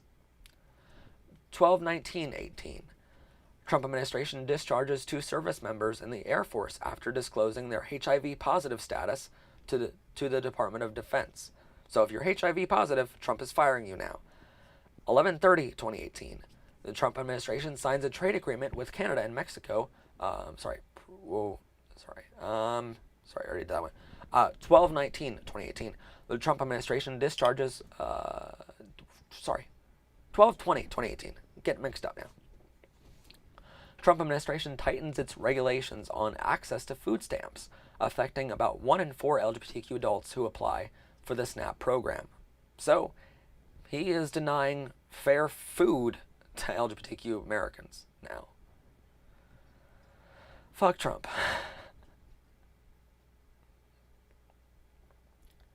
12/21/2018, Department of Justice issued a statement of interest on a pending case involving the University of Iowa and an anti-LGBTQ student organization.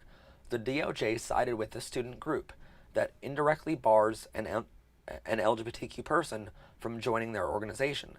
This indirect discrimination is known as a, quote, disparate impact form of discrimination.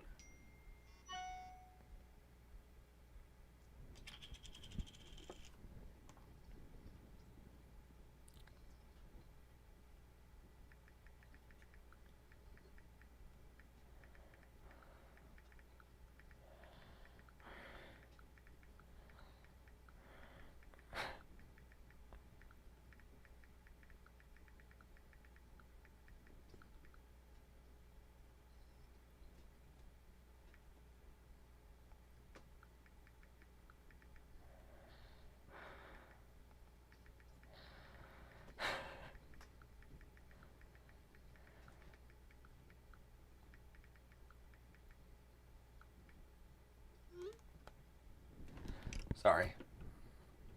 When you got a boy texting you.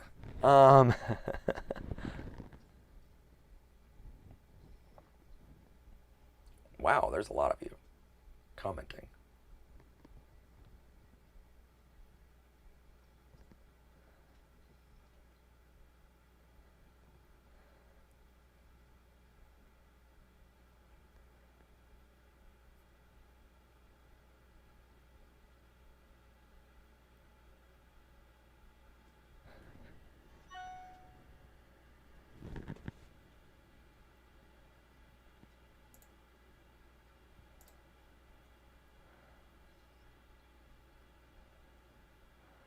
Don't worry, Taste the Rainbows was just banned from ever commenting on this channel. Oh, fuck. Do the homophobes not understand this? If you make fun of suicide, if you...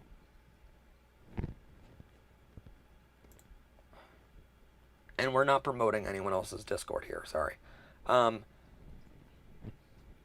If you're a homophobe, if you're a transphobe, if you're laughing at suicide, you're going to be banned from commenting on this channel ever. So fuck you, because we don't want you here. Goodbye. See you later.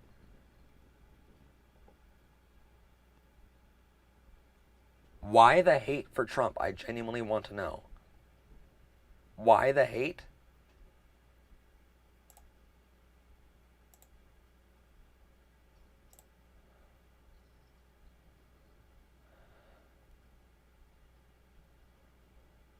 Why the hate for Trump? Because he passed 170 some anti-LGBTQ policies at this point. And he's the worst homophobic president the world has ever seen, let alone America. That's why. And suicide isn't funny. No suicide jokes. Fuck anyone that says suicide jokes.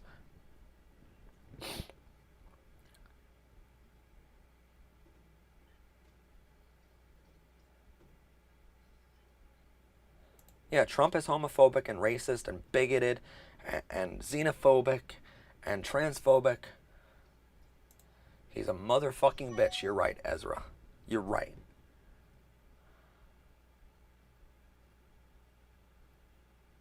Respect me, respect the LGBTQ community, or get banned forever. And I don't really care. That's our rule. If you don't have respect for me or the LGBTQ community, goodbye. We don't want you here. And besides all the LGBTQ stuff, he's the worst president in human history. So, Trump is not racist. Okay.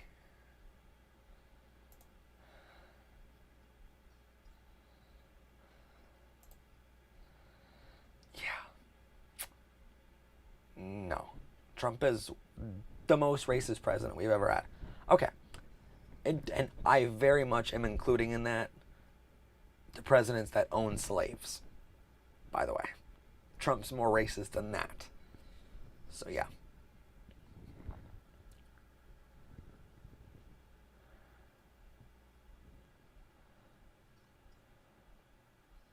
And let's not really mention suicide.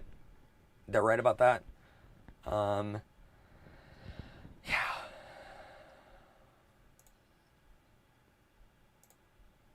Goodbye. You know, it's so funny to me. It's like, Trump is not racist or homophobic. And it's just like, oh, wait. You know this giant button that I have over here at my disposal with your comment? It goes, ban user from this channel. It's so easy to hit that button. So please, come on and tempt me, homophobes. I'm not up for it today. Fuck you. It's so easy to ban you. I don't know why.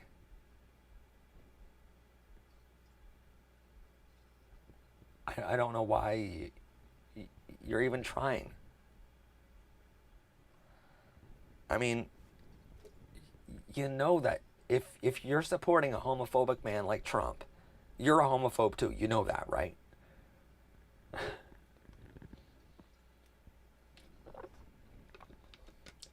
Tiger Studios AJ says, my dad is a Trump supporter and racist, but he supports LGBTQ. How is that even possible? Because he doesn't support LGBTQ. I mean, he can support you personally as an LGBTQ person, but if he supports Trump, what you have to realize is Trump actively, for the past 4 years, has been pushing children to suicide. And by the way, one of the things that wasn't even mentioned in that already, the other report that we're citing all these things from, right?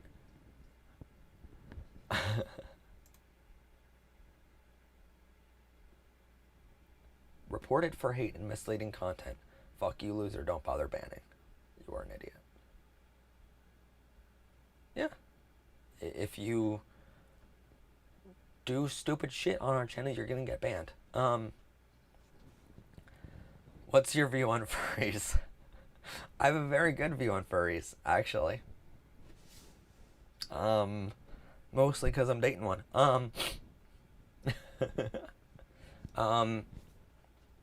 No, what you have to understand is, he can support you personally, and that's great. That's fantastic. But if he's also supporting anti-LGBTQ candidates for president or any office, that means what you have to understand is Trump, for 4 years now, has promoted LGBTQ suicide. He's pushed them to it. In 2017, Mike Pence, as vice president, went to a Focus on the Family event on behalf of Trump. They asked Trump to come in person, but Trump was busy, so Mike Pence went in his place as a representative from the White House and gave James Dobson an award.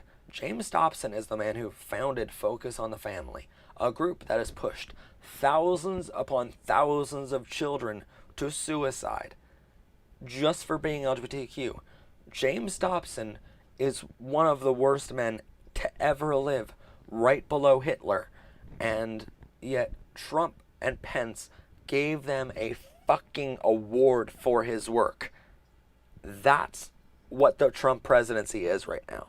They're awarding people for pushing kids to suicide. Fuck Trump. I cannot say it more. Fuck Trump.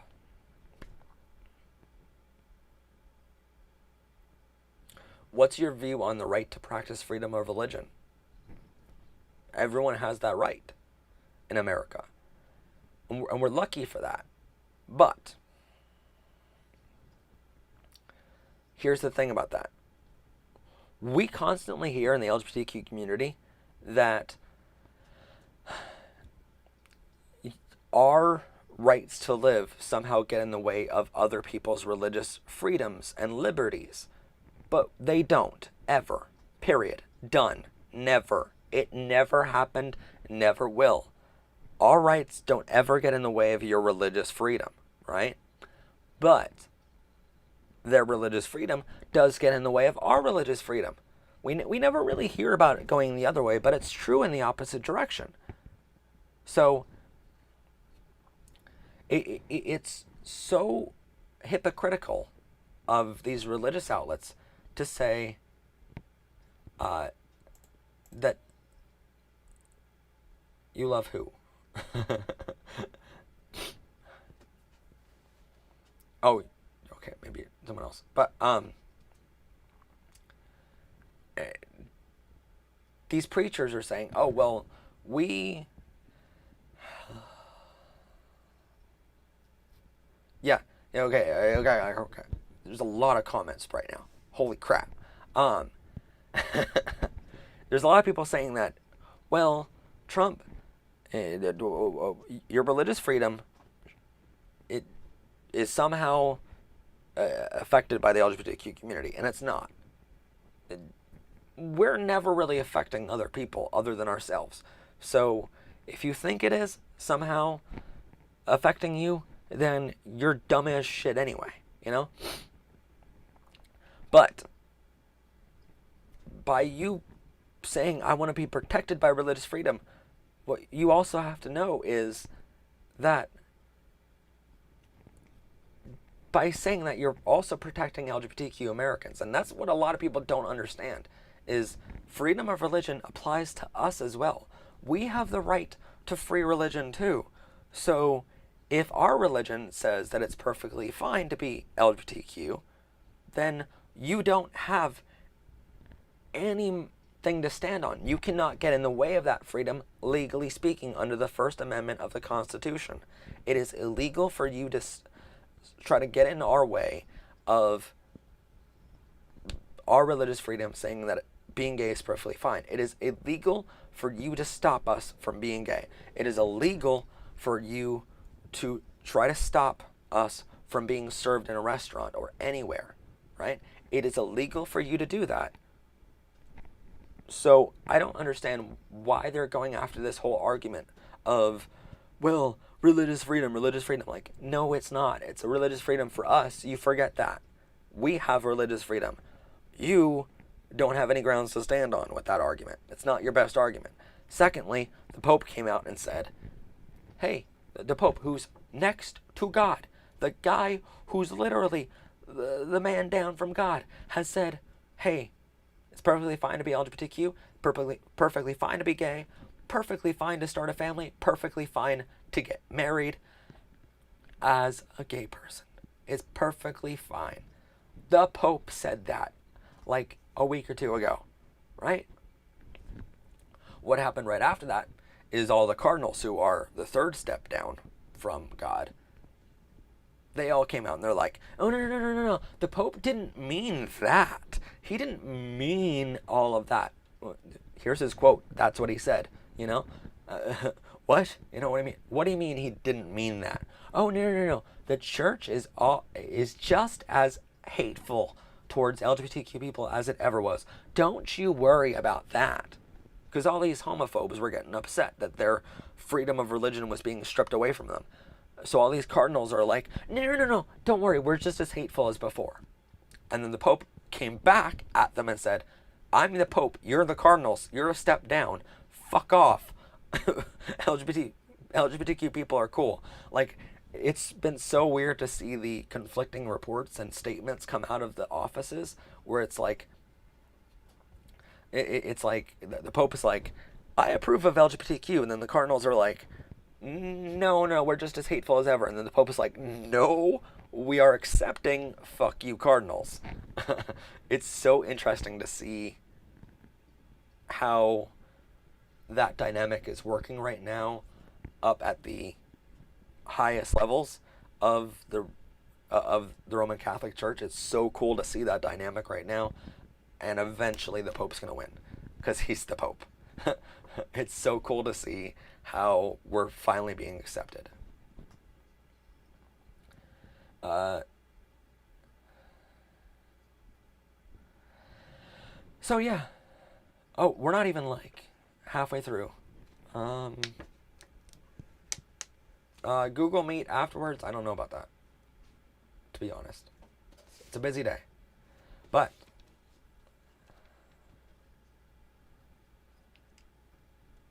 wait, okay. So I have a friend that is a Christian, and she thinks that being gay is bad, but she used to be gay. I need help understanding why. I have been struggling with this since 2020. First off, your friend is still gay. They might say that they're not gay anymore just to get out of some situations, but they're still gay no matter what.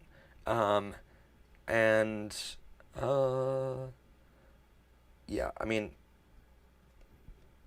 I don't understand. See, that's the thing. We're doing a documentary right now.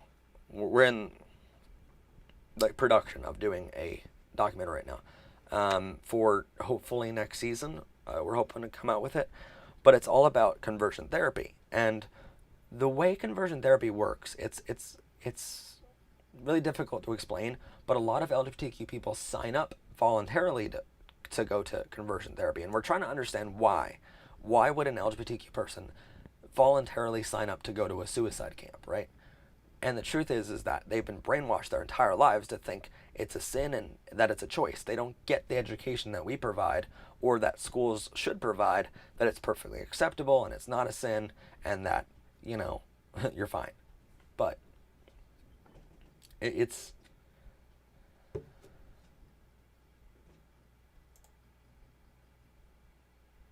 gay E. Do you mean that sarcastically? Gay E says conversion therapy is cool. I'm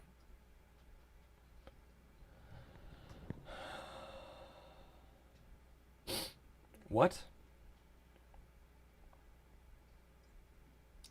Gay E, can you elaborate on why you think it's cool? Okay, okay. You mean it sarcastically. Okay. So, here's the thing. I'm going to get rid of that comment because I don't want that on the channel. If you guys want to joke around and stuff like that and be sarcastic, please specify that in your comments. Otherwise, I might very well ban you for one comment because I'm not afraid to do that right now. So just try to specify that. Okay. And for the record, Gay just said that they meant it sarcastically. So yeah, let's not joke around about conversion therapy. It's a very serious topic. So let's try to take care of that. Okay. Let's just call that your first strike. Okay. Get one more, you're out. This isn't like baseball. Sorry.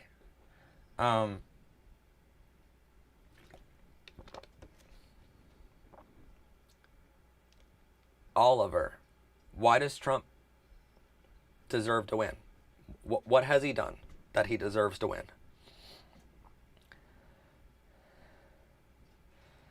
Please elaborate.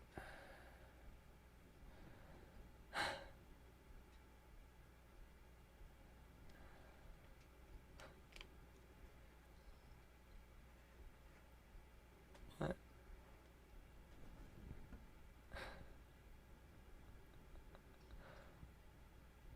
Oh, God.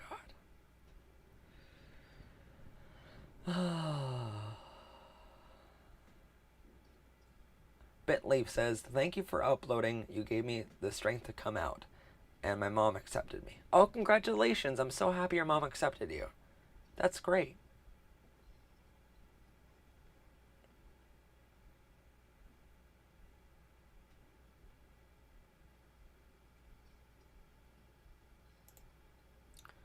Okay.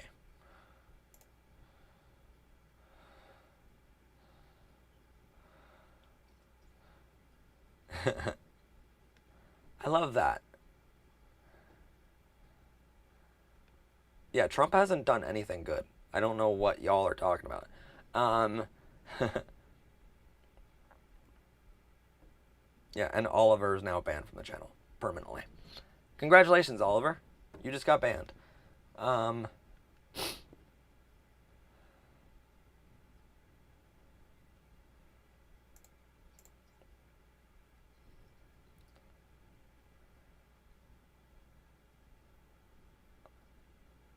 Biden had... Okay. So you're interested in knowing my opinion on Biden. Okay. Okay. Trump has not done peace in the Middle East. So... I don't know what you're talking about there. But on Trump's... on Biden's record, I know that there has been some anti-LGBTQ things in the past, but as we explained in the beginning of this stream, those things were fucking retarded, and now his true colors are showing.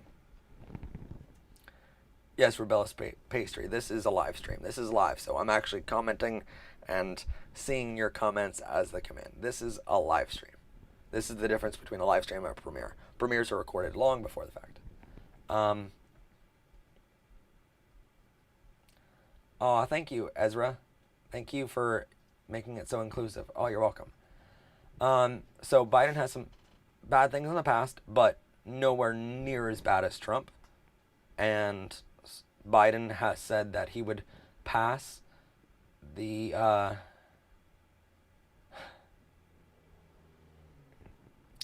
Trump, or sorry, Biden said that he would pass the Equality Act in the first 100 days of being president, and he has single-handedly repealed Don't Ask, Don't Tell. He has done countless things for the LGBTQ community to help us. Trump has done hundreds upon hundreds of things against our community. Uh,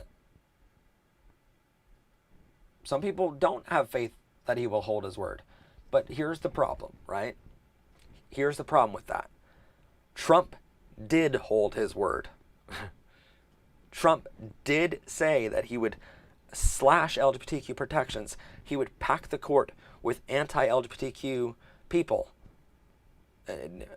He would get rid of every protection for transgender people to use the appropriate restroom. He said that he would do countless things to hurt the LGBTQ community before taking office. And then he got in office and he actually is doing all those things. So, fuck Trump. He's monumentally worse than anyone pretty much ever alive. There's a reason why he was listed right next to Hitler in our 25 worst homophobes of all time episode. There's a reason he was on that list right next to Hitler. Because legitimately, he's killed so many LGBTQ people at this point. So, yeah. Bree says, Matt, you need to get mods on your channel. Like, mods? Like moderators?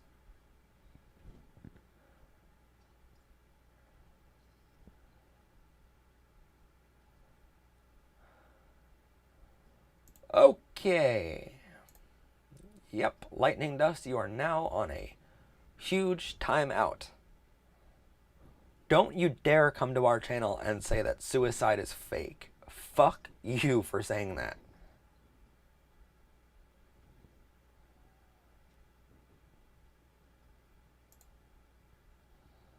Is it true that Trump is a pedophile?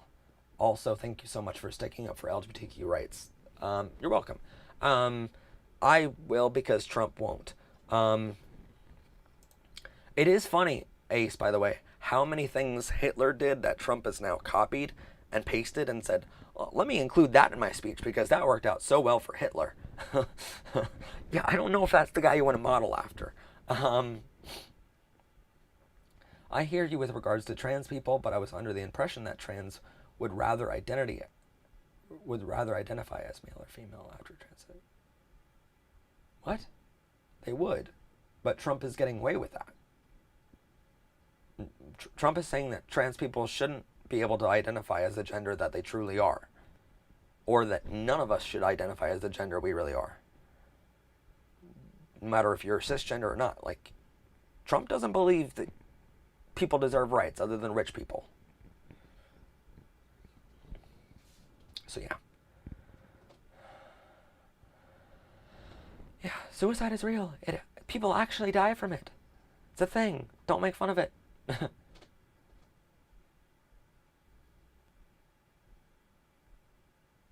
wait. Is Biden allowed to even out the Supreme Court? So there is a mostly equal balance between Republicans. Yes, he is. So what? Bobby, I really don't understand your comments. Really. They're coming across very offensive. And I don't know if you mean it that way, but I'm hiding them until you can figure out your shit and come back and be like, no, let me be respectful of the LGBTQ community. What episode? Oh, the 25 worst homophobes of all time.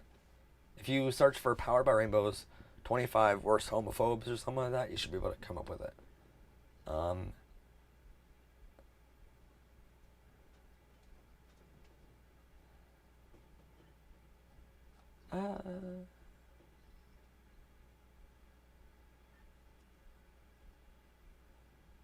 Yeah, Bobby, if they identify as a woman and then use women's toilets, that should be allowed. But Trump is saying that that shouldn't be allowed.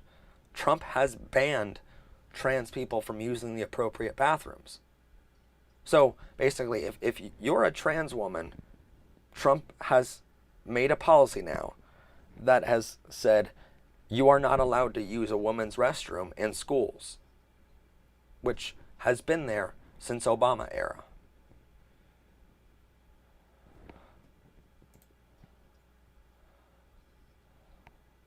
And here's the thing,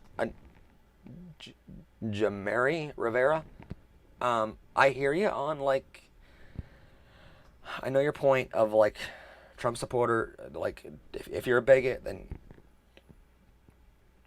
no, no one wants their own bathroom here. That's what so many people get confused by. Okay, here's the thing. Republicans on Fox and Trump and all these people have said for a long time, oh, LGBTQ people want better rights than other people. They want more rights. They want an extra bathroom just for themselves. They want marriage all to themselves. Like, no, we've never asked for one of these goddamn things. Never. What we've asked for is equality. Trans people have asked if they can use the same fucking restroom as everyone else. And said, if I'm a trans male, I want to use the male restroom. If I'm a trans female, I want to use the female restroom because I'm a female. And that is scientifically proven that they are real and valid for being trans, and yet they're not allowed to use the appropriate restroom. And so many people have been brainwashed with all this shit that it's like, yeah, that's another thing. It's like so many people have been brainwashed with this, and think that all the us gay people and trans people want more rights than other people. We've never asked for that. We've asked for equality. And it's gross and negligent and frankly just immoral for people to think to try to brainwash people into thinking that LGBTQ people want more rights or more than other people. It's so stupid to hear homophobe talk and say like, oh, you want more rights than everybody else. You're asking for this equality shit and you want all these extra rights. Do you not understand what the word equals means? Like, go back to fucking kindergarten and learn what equal signs mean. Like, equals means I want equal. Like, so yeah. Can we have an anti-homophobe and transphobe event? It's pretty much what every Pride event is, and we broadcast those live. And next year, we're hoping to broadcast at least 5 of them live in their entirety, as long as we can get the budget to doing so, which is why we're asking you, hey, if you want to make a super chat donation, I'm just saying it's available. But I will tell you, like, we're planning on doing 5 of them next year, and each one is going to cost right around $400 to $500 to do. So it's going to be a lot of money putting out there. So yeah. You know what's weird? Val Mayer Hogg. Okay. Gotta go by the way. Thank you for joining us. What's really weird is that little symbol for the like hand sanitizer bottle. For years and years, that was used by gay people. Like, my friend right now that is turning into a boyfriend, him and I are texting each other all the time, and that was who I was texting earlier in the stream, but it was like, oh, thank you, Rebellious Pastry. Matt, are you going to cry? I'm not going to cry. I'm good. My voice is weird tonight. It's scratchy. If so, can I digitally give you a hug and love you platonically? Of course you can. But anyway, no, me and my boy-ish. Well, he's definitely a guy, but definitely. But my soon-to-be boyfriend thing-ish. I don't know what to call it right now. It's that delicate phase. But him and I are like texting, and we'll like send each other that hand sanitizer thing, and we're like hand sanitizer, but it's like it's the emoji used by gay people to resemble lube, and it's like here's lube, and I'm like it's funny anyway.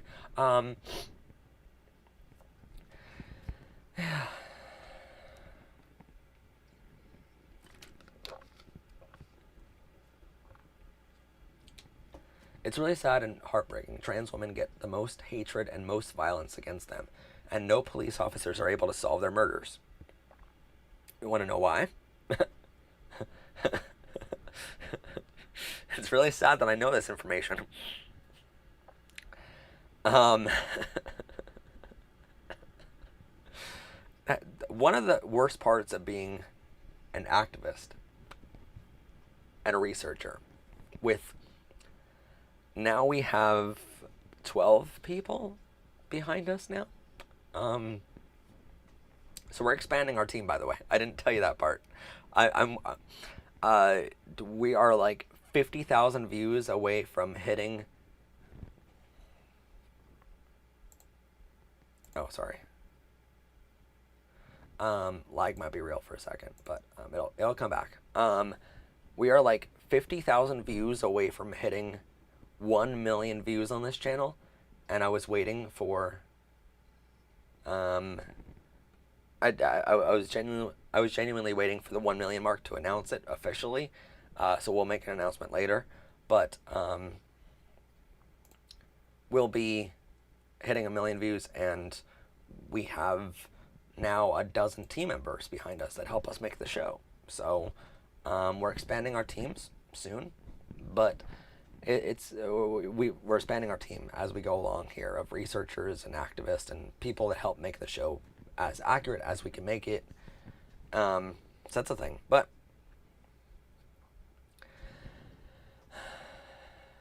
it's laggy. I'm sorry. But it's kind of cool where it's like, well, there's a lot of people that help us know the facts behind everything, and sadly, as being the head of the company and head of all these research people, I know a lot about a lot of things at this point. I'm not an expert. I still don't call myself an expert, but it's scary sometimes to know the facts that we know. It's scary sometimes to know why more trans people are murdered and they go unsolved. It's scary to know why all this occurs. But on the flip side of that, I think it's better to know this. I think it's better to know all the facts of a situation, and that way we can better solve it, because you cannot solve a problem until you know what the problem is. Bobby, serious question, does sexuality define you? No, it doesn't define you. I mean, as a host of a TV show like this, kind of defines you. As a host of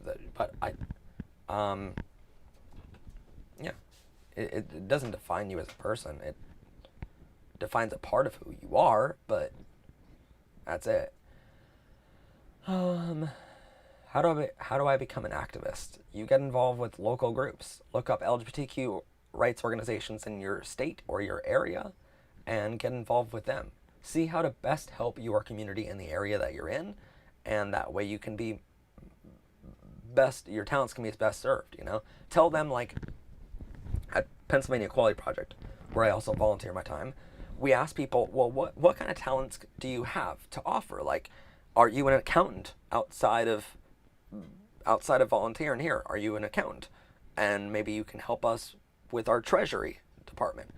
Maybe you're a graphic designer, so you can help us make graphics for upcoming causes that we have. If you are a history teacher, maybe you can look up history facts, all that kind of stuff. We always ask people, what are your talents that you can offer us, and how can your talents be best served for our group? We want to know those things. So get involved with the local community, and then after that point, like how I started this show was I got involved locally first, figured out, hey, like, well, actually, like one of the groups that I volunteer for now, Pennsylvania Equality, said, oh, well, yeah, and you can be an activist, you can help the community in many, many, many ways if you're underage too. You can't do as many things, like if you don't have a license or a car, you can't, you know, help in ways of like driving LGBTQ homeless people to shelters and that kind of thing. But you can still help in many different ways. So never be afraid to volunteer and help the community. What do you think of the special needs community? What do you mean? What do I think of them in general? What do I think about? I no idea what you mean by that. Like, do I agree with them having rights? Of course I do. They're people. They deserve the same rights as everyone else. Um,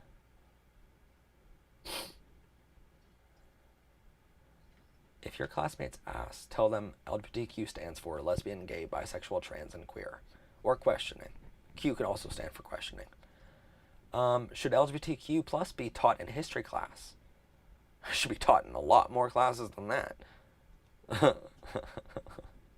Like, so in the science of being transgender episode that's coming out later this month, that I don't know how long this is gonna be. We still have Trump things to go through. But yeah, I mean that we say in that episode that we should teach LGBTQ science as well, and a lot of people don't understand like what science is there to being LGBTQ or in the community. Like, what science is there? Like, there's science. There is legitimate science that you need to learn as a person, and it should be mandatory in all schools in the world because we need to learn this stuff.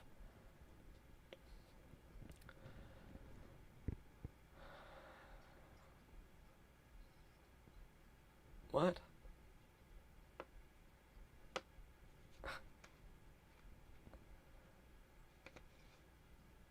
How to come out?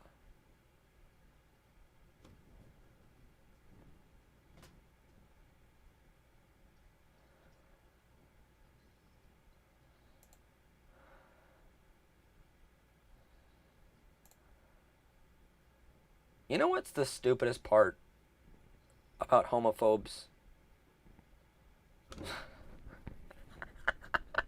How fucking stupid are you?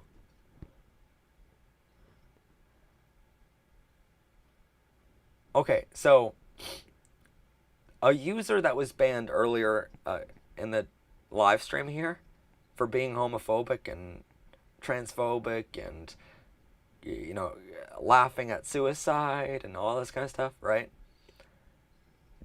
They legitimately switched YouTube accounts, came back, commented again, and said,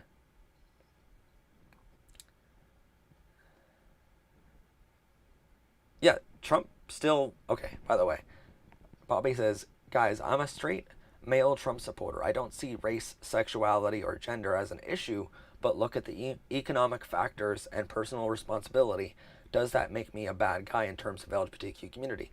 No, but you should also know that the LGBTQ community contribute over $1 billion to the economy, and Trump wants to get away with get all of that. He doesn't want any of it. He doesn't want LGBTQ people to support the economy. He's banned LGBTQ people from supporting the economy. So Trump has single-handedly took $1 billion from the economy and said, no, we don't want that. So even if you believe in Trump's economy and all this bullshit, then he's taken billions of dollars away from it. And that's just, by the way, that statistic is just in weddings alone. So LGBTQ weddings contribute $1 billion a year to the American economy, and yet Trump said, no, we don't want any of that. Let's ban them from doing all that. So that's just in weddings. Like, Trump has taken billions more away from the economy in other forms. So even if you believe in the economy, that's great and all, but Trump has ruined our economy. And that's long before he messed up on the coronavirus.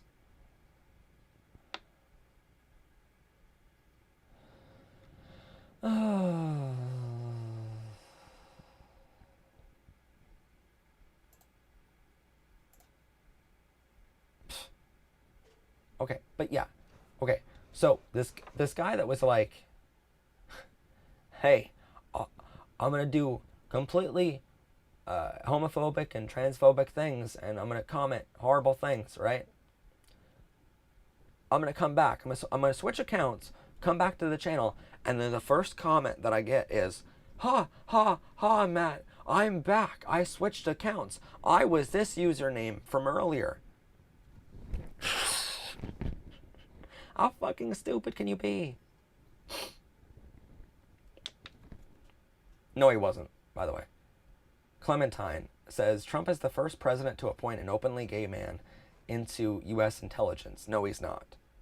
The first president to do that was George Washington. Trump doesn't even have that on his record. Trump ain't perfect, but I don't think he sits up at night thinking about how to ruin LGBTQ community. Pence, perhaps, but not Trump. Okay, God damn it. Well, Clementine's banned forever.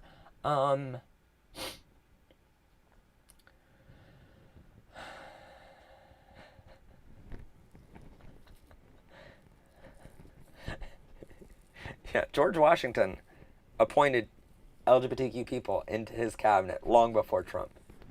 Yeah.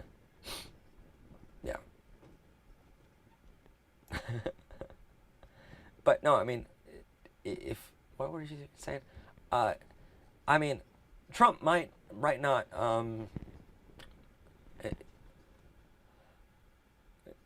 Tyler, Clementine is banned forever on the channel, so they won't be getting back to you anytime soon. That's what happens when you're homophobic. Yeah, can we appreciate George Washington for a second? Congratulations. And I fucking love it because it's like George Washington's like the first guy to appoint an openly gay man into his cabinet, right? And then the monument that they give Washington is a giant erect penis in the middle of Washington. It's hilarious. Yeah.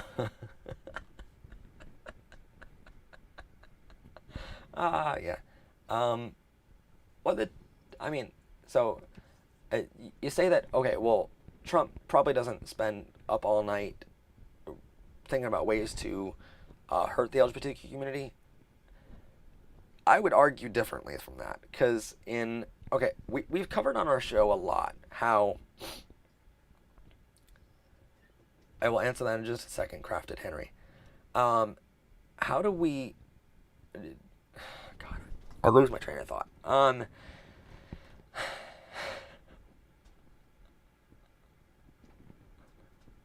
No, how every other president, the 84 presidents that have come before Donald Trump,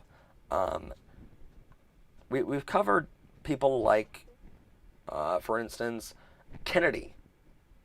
We've covered Clinton, Bill Clinton. We've covered George W. Bush II, Ronald Reagan. All of them are homophobic presidents. All of them have done I think, what was it? Reagan did two, but all those presidents did one homophobic action in their entire 4 to 8 years of being president. Reagan did two in that amount of time. So for a long time there, he was the worst homophobic president in U.S. history, right? But then we come out with, Trump. And Trump has done 175 anti-LGBTQ things and signed 175 or something anti-LGBTQ policies since taking office. So you say that he didn't spend up all night thinking about these things and how to ruin the LGBTQ community, and maybe he doesn't because he's too busy killing 225,000 people. But maybe he doesn't. But he certainly has been monumentally worse than any other president in the history of the world. Period. Let alone America. Again, I say to you, there's a reason why he is listed right next to Hitler in a lot of people's list of the worst homophobic people to ever live in the history of the world. So yeah, Trump has killed a lot of people and done a lot of bad things. And what's funny to me is, and that's the thing, we're not even like a quarter way through, but what's funny to me is a lot of his supporters are of the generation that fought against the Nazis. And it's like, we fought against the Nazis and then they're the same people that are supporting Trump.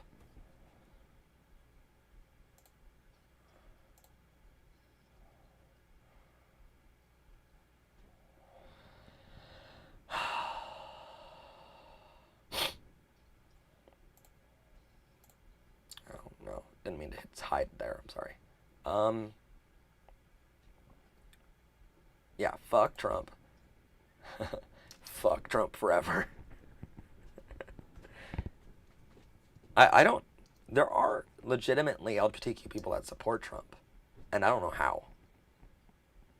I have no idea how. It's a weird dynamic. It's like, hey, I'm gay, but I don't support being gay. It's like, what? Or, hey, I'm bi and I don't support being bi. Like, what? How? But you're bi. you know? Have fun at work, chicken nugget. So, if you want advice on how to come out as trans and gay, some people have been asking in the chat so far. If you go to our channel, if you click on our channel name, Powered by Rainbows, and you go to our community tab, our playlist tab, it's like home, videos, and then playlist, right? And so on. Whoa! Okay, I just saw that. I'll get to that in a second. But if you go to the playlist tab, on our playlist tab, we have a playlist called Coming Out Advice. And in that playlist, you're going to see a lot of videos to help you on that, including how to come out, 35 tips to coming out as LGBTQ, gay, or transgender, or bi, or anything there. You're going to see a video on understanding sexual orientation and gender identity to help you better understand what this is, to help you to help you come out and help you answer any questions that you might receive after that, and on learning how being gay is not actually a sin in any major religion of the world. And it's not listed in any freaking Bible that's ever been written in history. It's so funny how homophobes use religion against us. And it's like, yeah, fuck them. So you're going to learn a lot about being LGBTQ, how to come out, all that kind of stuff over on our playlist, Coming Out Advice. It's weird because that's the thing. I used to be friends with two gay people who were both, okay, what is it called again? It's called Playlist tab on our channel, Coming Out Advice series. It's an entire playlist on our channel called Coming Out Advice.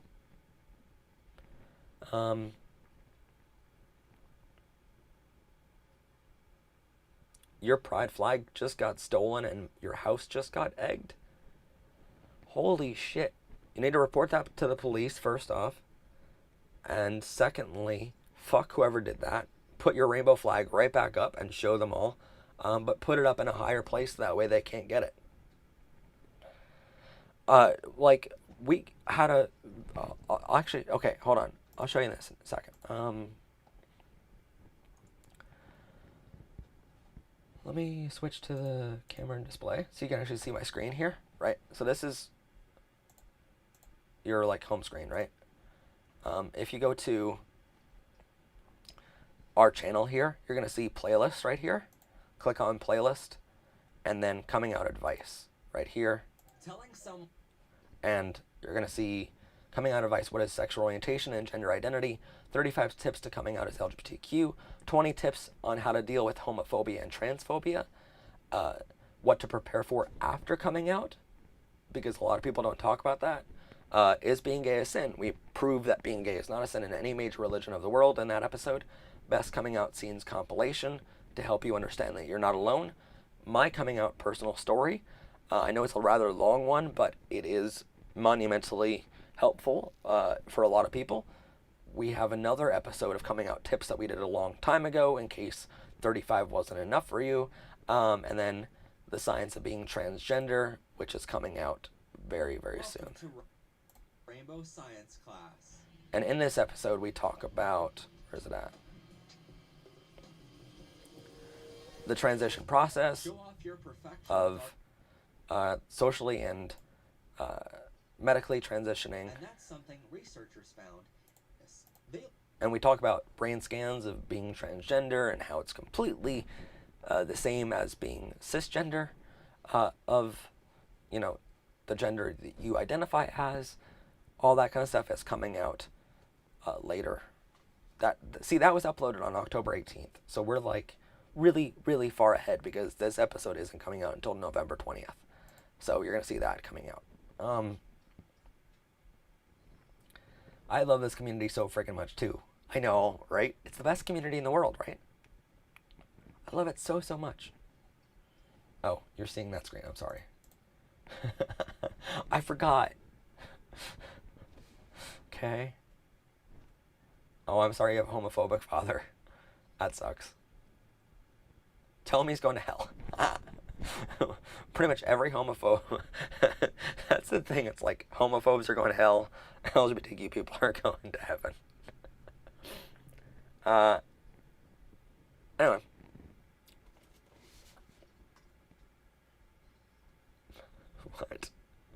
What is this chat? Yeah, there's 70 people watching. 71 right now. At our peak, we had, what was it? 115 watching. And the comments go crazy when you have that many people watching at the same time.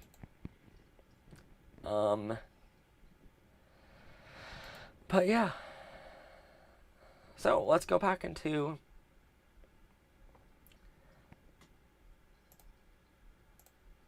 notice how most queerphobes are Trump supporters? Huh. Something to think about, right? Right?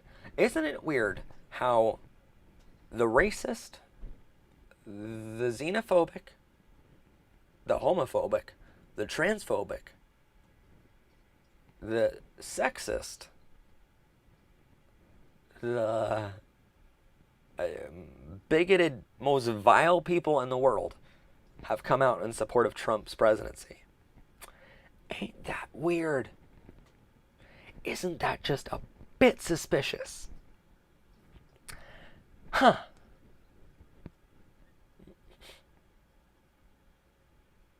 Does it get better? Yes, it does get better.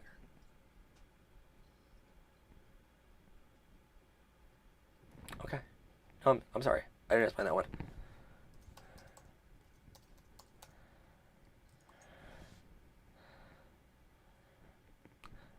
Xenophobia is the dislike or prejudice against people from other countries. So it's not like racism is the hatred of other people of other skin colors, right?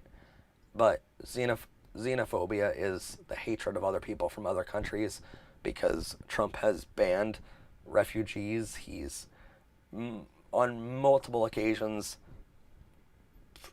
just been absolutely horrible against people from a lot of other countries, mostly Mexico, but a lot of other countries too. Um, the, the dumbest thing that happened this week, though, is I don't know if you guys heard about this, but Trump supporters have been following Biden campaign buses around the country, and Antifa is not a real fucking thing. Antifa is a word that Trump made up.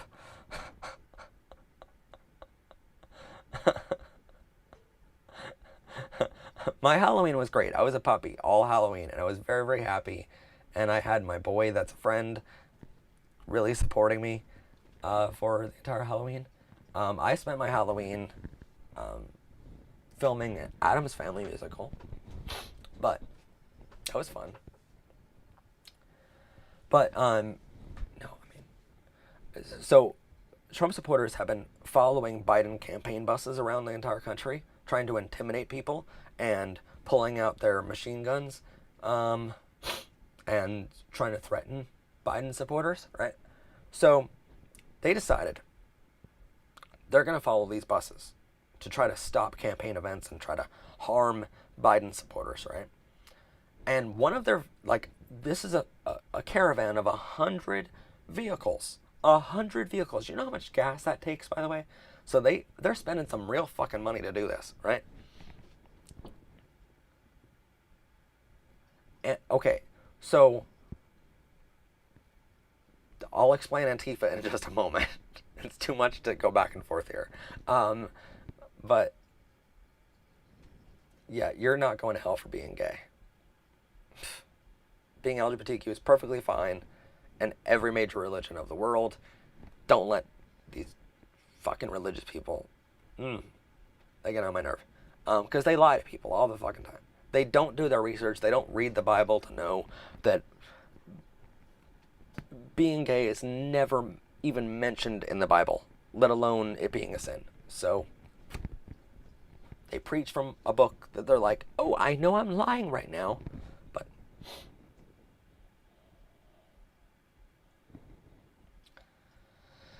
so, yeah, it's fine. But anyway, so this past week, this Biden bus, right, in Texas, which is now a battleground state, which is so freaking weird, right? That Texas, which is notoriously Republican, is now a battleground state because so many Biden supporters are voting, right? Um, there were guns involved, so I don't know where you're getting your information from. Um, so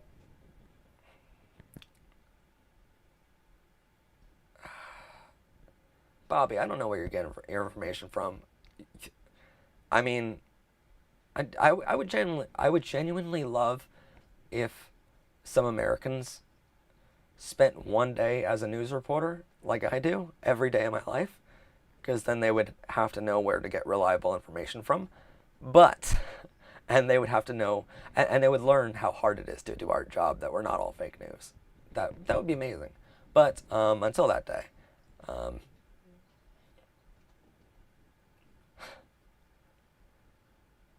I'll explain Antifa in just a moment. But so anyway, this Biden campaign of bus was driving down the road from one part of Texas to another part on the interstate, right? These Trump supporters, 100 vehicles, one of which was a hearse, by the way, decked out with all of these Trump signs. And one of the first responses that uh, that we saw from this whole event was, is using a hearse to support Trump the best vehicle to use? Like, isn't that hitting the nail on the head a little too fucking hard there?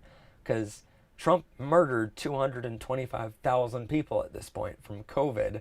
He pushed kids to suicide. He, you know, he's caused mental health issues that will surpass his presidency for generations. You know, Trump has so many bodies on his desk that it's insane at this point. Is using a hearse the best possible vehicle to use, or is that not just saying, like, hitting the nail on the head a little too hard, right?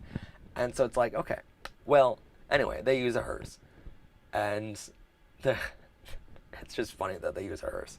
Anyway, they were following a campaign bus, and they decided to ambush this bus with guns.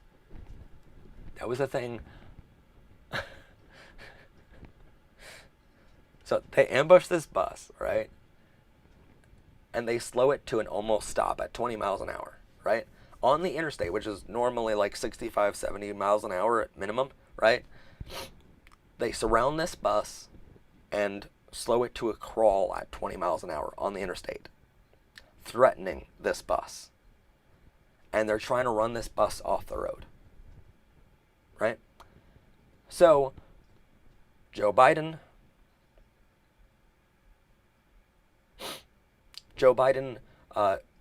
his campaign put out a statement saying, "We deeply apologize to our supporters that had to go through this because Biden and Harris were not on the bus at the time, so Secret Service wasn't there. But ambushing a bus, doesn't matter if it's a campaign bus, is still a federal crime that these people can be charged with.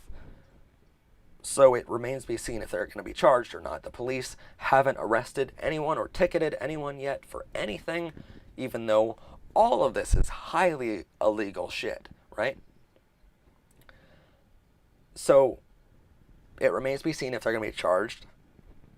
And then we look at the Attorney General of Texas, who's a Republican up for re-election in 2022, and is massively going on a Trump Trump-Pence ticket of support. So probably not going to, see anyone get arrested anytime soon, sadly, even though it's highly illegal to do this. So afterwards, Biden's like, I'm sorry to my supporters who got ambushed. I'm sorry that your lives were in danger for this, and we're going to cancel the event that you were supposed to be at, and just out of an abundance of caution, right? They just canceled the next event, and that way their fans wouldn't be ambushed too, because you don't know where these Trump supporters went, right? Because they weren't arrested. And what?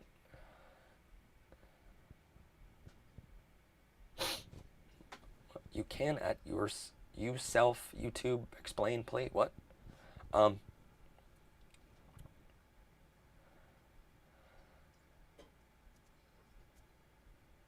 Yeah, Trump has done so many xenophobic things. It was not closing the border to Mexico from. Here's the thing: a lot of people are looking at, oh, well, Trump closed down transportation between other countries and America for COVID. Does that make him xenophobic? No, that doesn't make him xenophobic. That's a good thing to do. That's one of the few things that he's done right. To close, I mean, he did it 3 months late. He did it 3 months after he knew that COVID was a thing and it was dangerous as hell and it could kill 200 and some odd thousand Americans. He knew that and then waited 3 months to close down the frickin' borders. But, I mean, here's the thing. Him closing down the Mexican border happened on day one of his presidency, not after COVID. So it's like he's xenophobic because he doesn't, and because he calls Mexicans rapists and drug lords and all this other shit, and some are good people. Like, no, they're pretty much all good people. Like the rest of America, it's all people from other countries. We all came here. We all came here from other countries. America is the land of opportunity that other people have come to from all around the world. So don't you dare insult the rest of the world. Like, there's great people that come here. And it's so weird because a majority of terrorists that have been in America are from America, not Mexico. So don't condemn Mexico, or well, oh my, and he won't condemn white supremacy, which is Nazis. It's like, oh my God, the guy is like, I call him the devil all the time because he's the devil.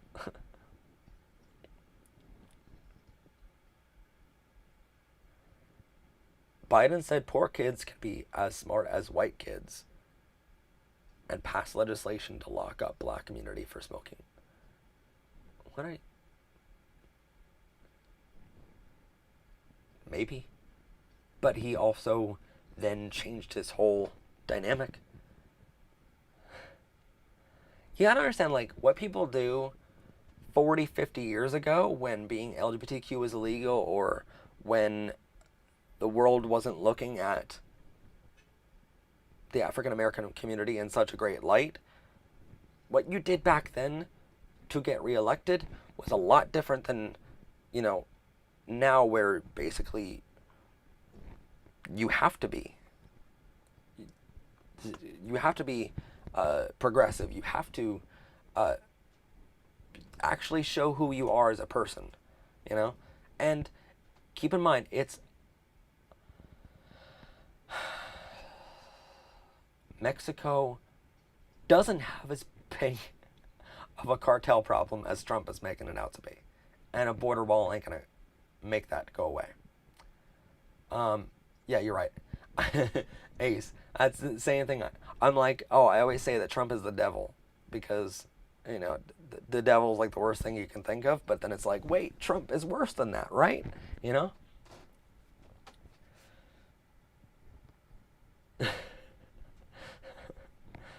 He's like the stale Cheeto worse than the devil. Yeah, at least the devil you can count on to be evil. Trump here, like, oh wow, he's that evil. Okay. Wow. Yeah, that's the thing, Bree. If Bobby, if you're gonna go on this whole stance of like, oh, Biden said that black people can be as smart as white people, like, and that's offensive to you, if you're gonna go on that stance, you also have to admit that Trump did say that black people need to go back to Africa. That was a thing he said too. So like, no matter what, if you're like, oh, the economy, okay, well, Trump killed the economy and he took billions away from the economy by banning LGBTQ business. Trump, oh, what about the coronavirus response? Well, Trump killed 225,000 Americans, and he waited 3 years. He waited 3 months to, you know, respond to it. You talk about the foreign policy. We're friends with dictators, and Kim Jong Un is the best guy in the world, and Putin helps us with our elections, so let's be friends with him. You know, like, no matter where, African American rights.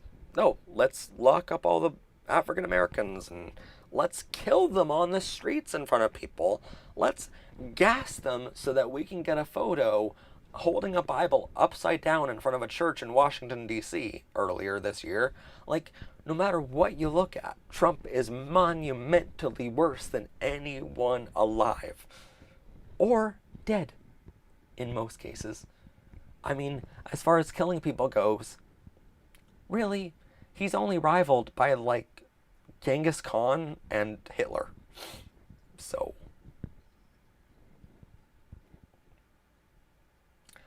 when did Joe Biden do a eulogy for a leader of KKK? Now you're just making shit up.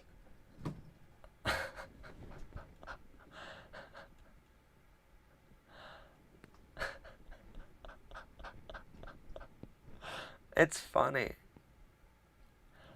Okay. Okay, let's do this live, right? Biden eulogy for KKK leader. That's gonna be in my computer forever. Okay.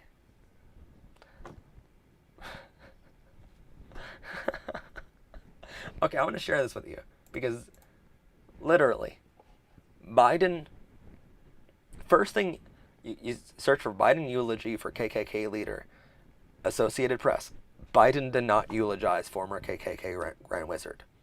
Associated Press confirms Biden, that was 2 days ago. What? It's back and forth.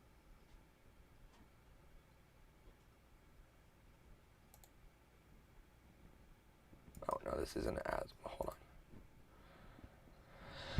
on. Okay, justthenews.com, which.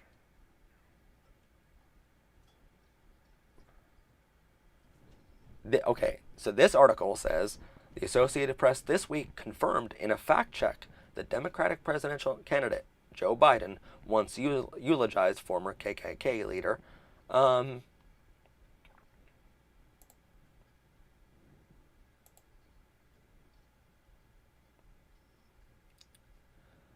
Okay, wait. Okay, so this media outlet is saying, hey, the Associated Press confirms that Joe Biden eulogized the funeral of this guy. And then they link to the article where AP is confirming this, right? Biden did not eulogize former KKK.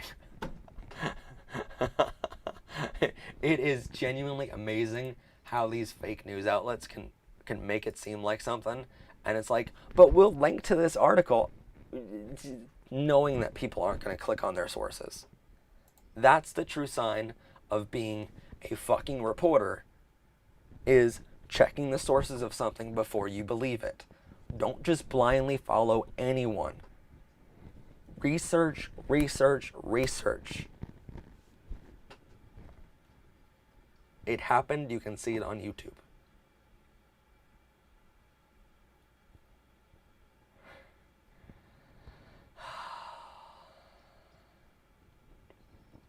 Oh yeah, that was a thing.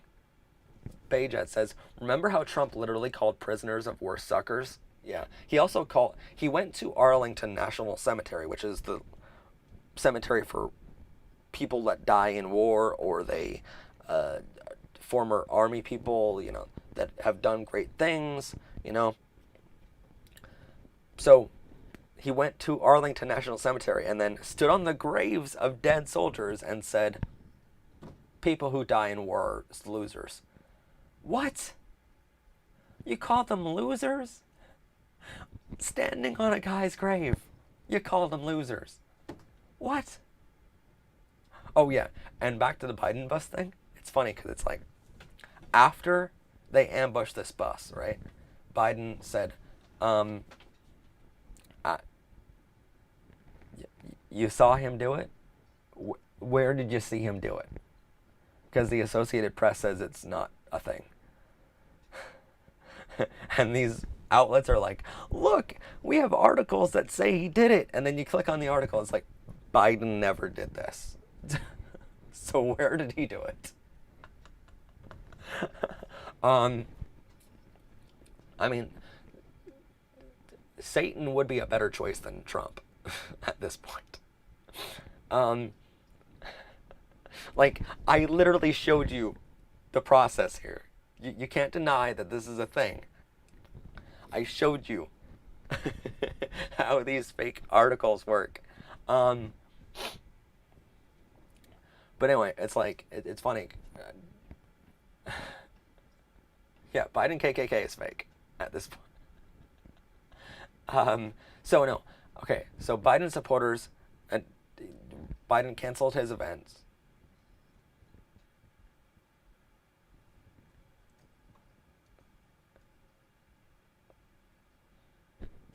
Why try and quiet me, folks? I'm genuinely wanting to hear HERE from other side. Well, might want to spell check first. But the Grand Master was a Democratic senator. Wait. Yeah, first off, what other side is there of LGBTQ rights? It's human rights. Who's on the opposite side of that? Pence. Who would be Satan's VP? Pence.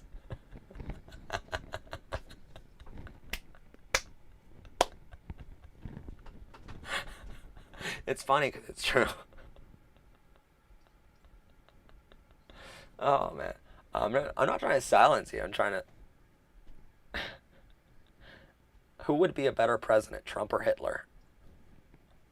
Um,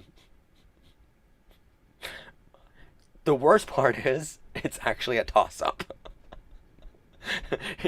It's so telling of how bad Trump's presidency is that the debate between who would be better, Trump or Hitler, is actually a debate. Um,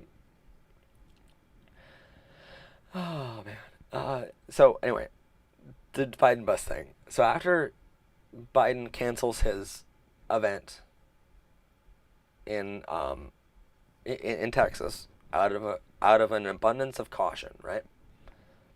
Trump himself tweets out a video from the ambush, from the ambushers, the illegal ambushers. Trump tweets out a video showing them ambushing one in Biden's bus, and Trump goes, "I love Texas," in all caps with an exclamation point at the end, supporting the people who ambushed the bus. It's like, did that really surprise anyone at this point? That Trump would support ambushing and threatening the lives of staffers at the Biden campaign? Does that surprise anyone at this point? Okay, okay, Senator, Democratic Bird, KKK. Okay. Da, da, da.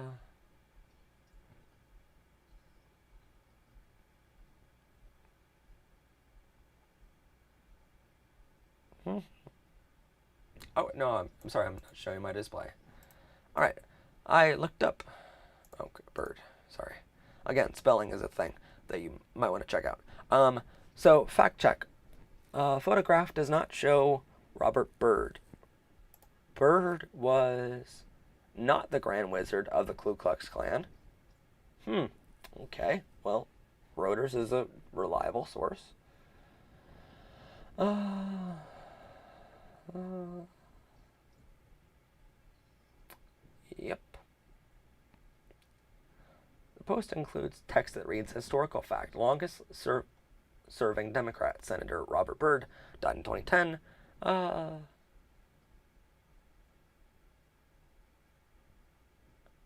Reuters fact check previously debunked a similar claim, saying Byrd was the Grand Wizard of KKK in a photo which show Biden visible here. Let's go to that. Yeah. So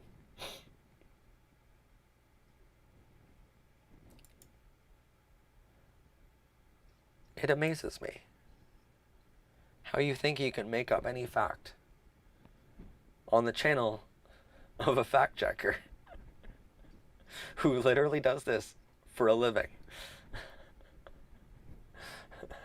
I mean, typically speaking, we go into a lot more research and we try to get multiple credible outlets, but I mean, Biden isn't with KKK Grand Wizard in photo, career life in Senate.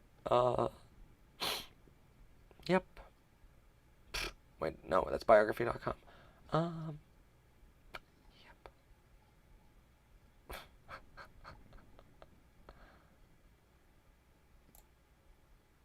Newsweek. Let's see if we can.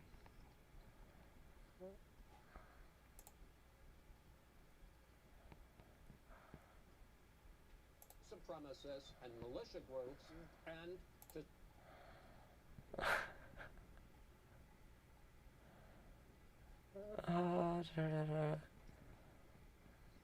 Okay.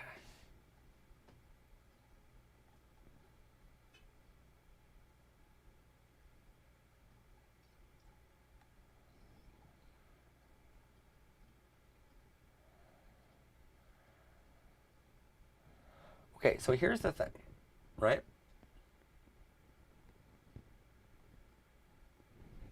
Here's the problem with your theory.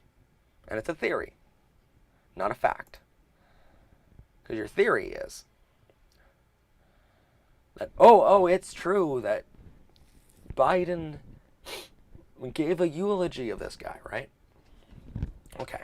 So here's the problem with that. First off, multiple credible outlets say that he did not eulogize a KKK thing. Secondly, multiple credible outlets say that there's not a photo of him in a KKK thing. So, it's a theory at this point. But even if your theory is true, even if,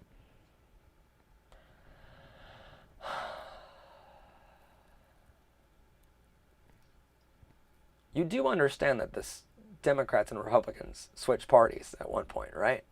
I hope you do know that. Bobby, your defense is like, hey, if you read up on the history of KKK, you will find out that they were funded by Southern Democrats. Even if that's true, you do understand that the Democrats and Republicans switched parties. The Democrats that we have nowadays are what the Republican Party used to be back when, like, George Washington and all them were president. Yeah, so, yeah, it's funny. History is fun, guys. But even if your theory is true, he eulogized a former senator from the Democratic Party, right? And even if that guy was the head Klansman of the KKK, which, again, multiple sources prove wrong now, even if,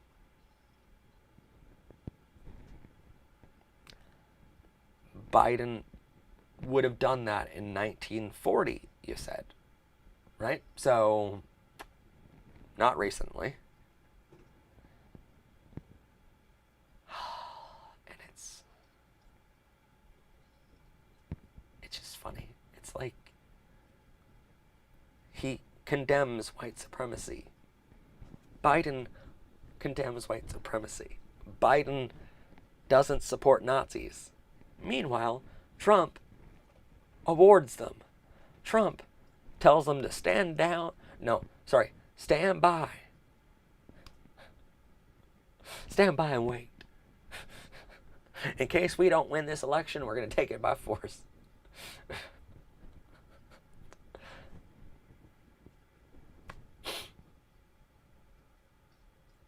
Abraham Lincoln was a Republican. Let's see if that's right.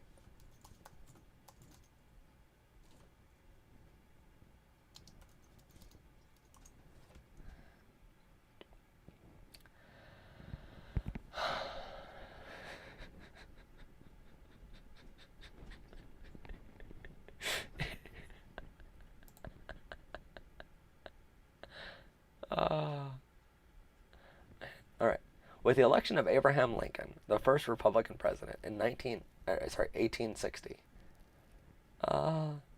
the party's success in guiding the Union to victory in the American Civil War, and the party's role in the abolition of slavery, the Republican Party largely dominated the national political scene until 1932. You're right. You're right. But, Bobby, I don't think you understand. Like, your facts of Lincoln being a Republican can also coexist with the fact that our Republican nominee now is a Nazi and a Nazi supporter. Like, those two things can correspond and at the same time. Like, both facts are true. Like, one doesn't mean, Abraham Lincoln was a Republican, so obviously no Republican ever in the history of the forever to come, no Republican can ever be against Black Lives Matter. Of course not, because Abraham Lincoln was a Republican, and no, Abraham Lincoln was for freeing slaves, but that doesn't mean every Republican to come would be for African Americans to get the same rights. Both facts can be true.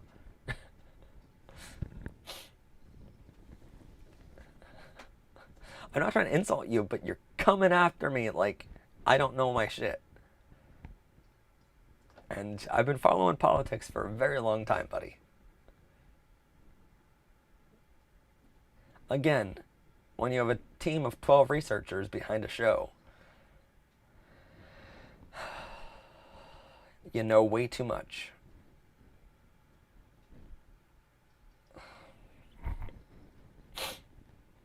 You can believe that Joe Biden is more racist all you want. It's not factual, but, whatever. You can believe that, because that you are entitled to your opinion. But you're not entitled to your own facts. Joe Biden supports LGBTQ rights. That's what we fight for here at our channel. So we freely endorse him. We fight for LGBTQ rights. Donald Trump has taken almost every LGBTQ right away, and he's coming after marriage equality. And I'm legitimately lining up interviews with state attorney generals so to see if I was trying to see right now we're trying to interview state attorney generals to see if this whole national thing happens where Trump does actually do away with marriage equality, which he has adamantly said multiple times in the press that he wants to get rid of marriage equality. And he's packed the court with anti-LGBTQ people who also want to get rid of marriage equality. So, and the vote for that, by the way, a vote for an LGBTQ thing is happening, for LGBTQ rights, a vote for that is happening this week. This fucking week in the Supreme Court. And no, Lyndon B. Johnson did some bad things, but he wasn't the worst racist president in history. I mean, well, he might have been until 2016. But on LGBTQ rights, no one in the history of the world has been near as bad as Trump. So, Morgan, what? When what? Want to watch my Inktober video? Oh, I would like that. If Trump does that, he would lose crazy support. You would think, but his supporters are fucking dumb. Or no, here's my defense for that, right? Trump tweeted out his support for ambushing a Biden bus. Hundreds of thousands of Trump supporters are like, yeah, great, let's ambush them too. After, Matt, apparently New Zealand has the gayest parliament in the world now. That's fantastic. Emma, I love your channel. Thank you so much. We love you. When is the thingy for marriage rights? That's... Okay, so... This week there's a vote in the Supreme Court for LGBTQ people to have the same rights to adopt a child and to have religious organizations be forced to serve gay people and be forced to go through the entire adoption process with LGBTQ people. And it's not against their religious freedom to do so. But, yeah, that's up for a vote right now. And because of Amy Coney Barrett, they're fully expected to vote that down in a 6-3 decision. That's how they've all expressed their opinions on that case already, and LGBTQ adoption will be completely kiboshed in a couple days because of that. So that's going to be interesting to go through. Then marriage equality is going to be within a couple weeks from now.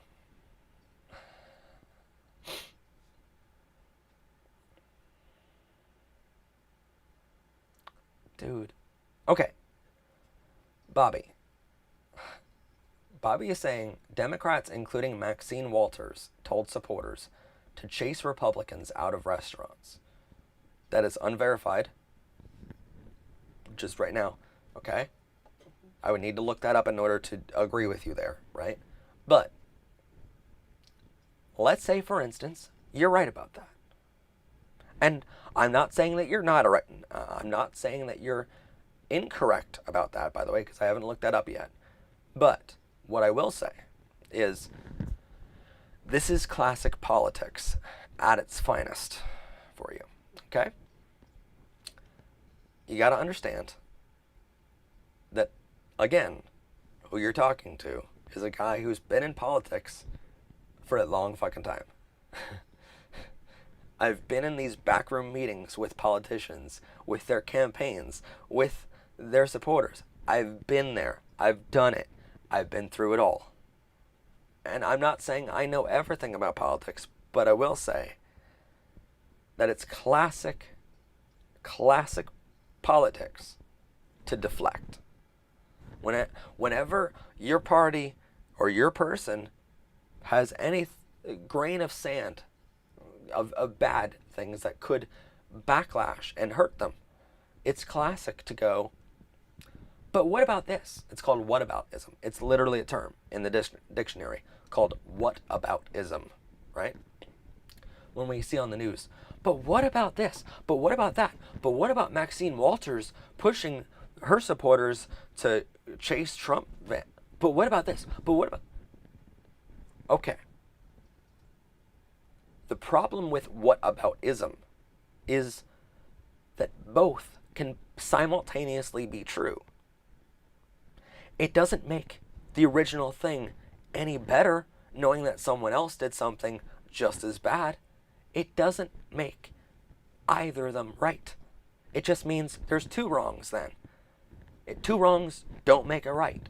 So Trump tweeting out his support for his supporters ambushing a Biden bus, that's bad. No matter how you look at it. But saying, but what about Maxine Walters telling her supporters to do the same thing to Trump vans? Right? Doesn't make what Trump did better. It doesn't mean suddenly Trump's off the hook for this horrible thing now. It doesn't mean shit. It just means Maxine Walters is just as bad. That's all it means. So if your statement is correct, and I'm not saying it's correct, I'm not saying it's incorrect. What I'm saying is, even if Maxine Walters did that, it doesn't mean Trump is any better. It's having a double standard. You're right. You're right about that. Having this double standard of, well, this other person does it and it's bad, but my guy does it and it's perfectly fine. It's a double standard, and it's wrong to do that. Which is why here at my show, anywhere else that I'm involved with, Pennsylvania Equality Project, where I'm their head reporter, right? All of this, we cannot have these double standards of any party, right? And that's the best part of being in the media industry and running your outlet as an independent organization, condemning both parties for everything they've done wrong. Like, I've worked for Democrats, I've worked for Republicans before. I can give two shits, Like, as long as you support LGBTQ rights, I don't care, right? Now, there's other things that I personally vote for in the ballot box, but when we're talking about LGBTQ rights, like we are in this video, if you support LGBTQ rights, that's great. If you don't, we're going to call you out for it. Like, people are like, Matt, you're such a Democrat because you're against Trump. No, I'm not. I'm not a Democrat. Never been a Democrat. Never will be. Never been a Republican. Never will be. I agree with things on both sides here. Some policies each party does have good points on. But what you have to understand is that out of all of this, like, we have to get to a point where the people in power are supporting LGBTQ rights, are actively trying to help our community, because it's not a Republican Democrat thing, right? But that my point before was, sorry, I got sidetracked and I forgot what my point originally was. But anyway, we've got, like, people say that I'm a Democrat, and I'm like, all right, if that's how you feel, that's how you feel. But tell me, why did we cover Bill Clinton then? Why did I not support Hillary Clinton then? There's a shocker to you, Bobby. Why don't I support Hillary Clinton? I don't. I didn't support Trump because he was promising to do all of these things that he's now done. So the question becomes, who did I vote for in 2016? But why did I not support Bill Clinton and Hillary Clinton? Because they were bigoted as well. They were homophobic as hell. And they were Democrat. Right? Let's look up another one that Kennedy. Kennedy political party? Democratic, right? I've done multiple videos condemning John F. Kennedy for his homophobic actions. I've done multiple videos on that.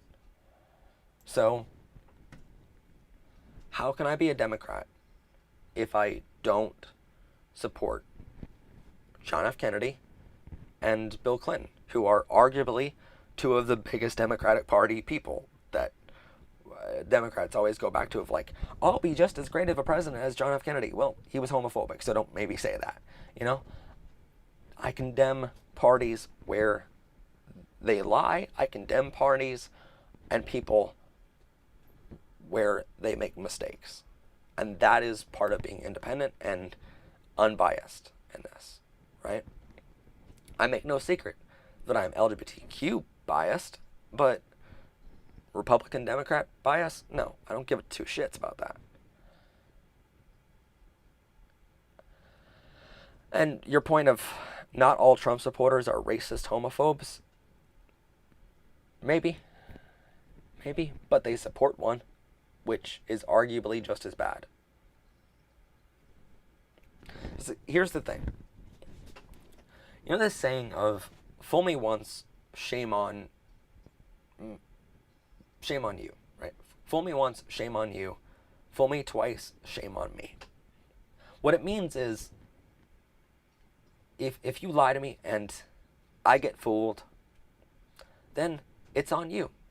You lied to me. You fooled me. That's very scummy of you to do. But if you lie to me again and I believe you again, shame on me. Shame on me for believing you a second time, because I should have known better. That's what this whole election is about. Trump has repeatedly gone after LGBTQ rights. And now we're like, no, he says he's a supporter. You can't say that anymore. You can't lie like that for him. Or if you support a man who's homophobic, racist, xenophobic, transphobic, an all-around devil, right? And you're like, but I'm not a devil. Yeah, but you're supporting one. You're voting for one. Can you blame the devil for being the devil? No, he's the devil. That's what he's supposed to do. That's his job. Be the devil. But you can blame the people who vote for the devil, or who are like, wow, that devil is doing such a great job. You can blame the voters.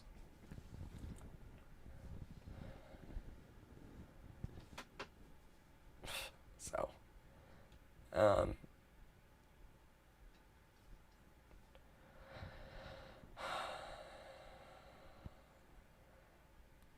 yeah, it did. Well, I mean, to be fair, I have a TV show. You're commenting on it, and it's not really a debate. It's a TV show. But, but there's a reason why I kept you here, and I haven't banned you, because the other people that I banned were homophobic and transphobic and making fun of suicide. The fact that I'm keeping you here should be a sign of the fact that I do appreciate different opinions than my own. Because that's the thing. So far, you haven't said homophobic or racist or horrible things. But I'm telling you, you're supporting a man who is all those things. So, arguably, it's just as bad. But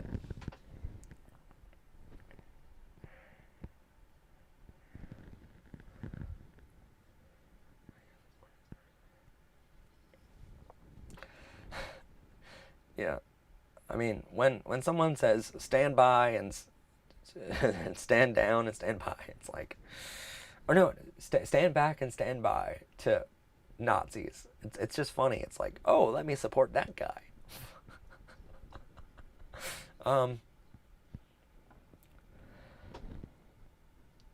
What side? What's my favorite side? My favorite side is LGBTQ rights. Um, if you're asking me another question, my favorite side is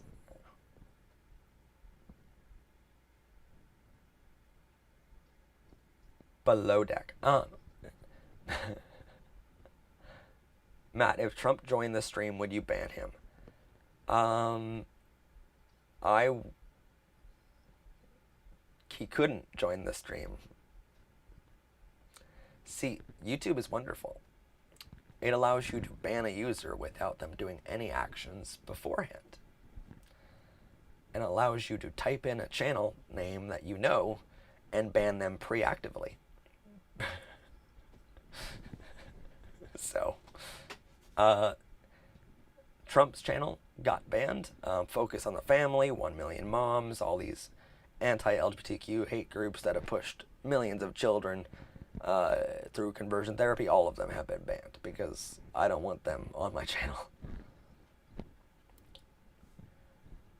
Imagine Trump joining, yeah.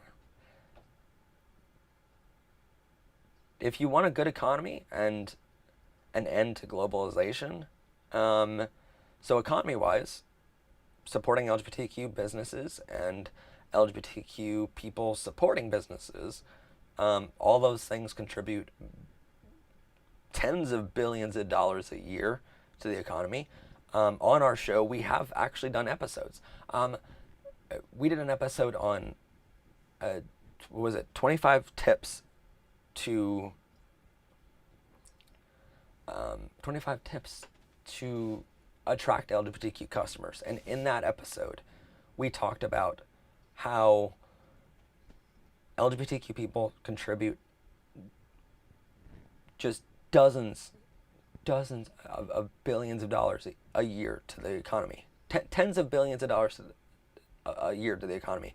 And we outspend straight and cisgender people on every level in every industry. So it's so telling. It's like, I support the economy, but yet like LGBTQ people outspend straight and cisgender people in every known market. So why wouldn't you support LGBTQ business? Well, by supporting Trump, you're not supporting LGBTQ business because he doesn't want LGBTQ business to happen.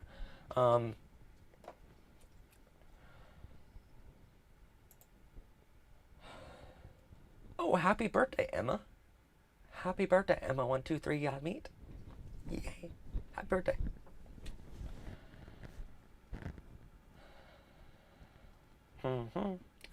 When you say Nazi, it was the Proud Boys. No, the Proud Boys are gay men who took that over on Twitter. That was wonderful.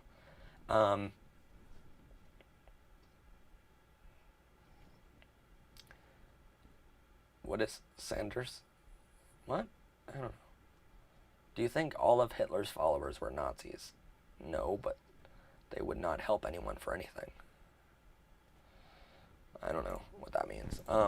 So here, I'll show you this.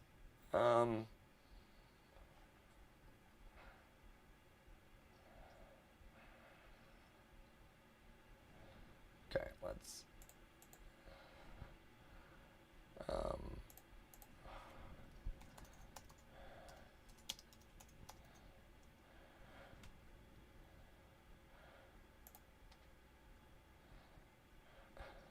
yeah, the gays sort of like took over Proud Boys, and they reclaimed it. Um, where's it at? God.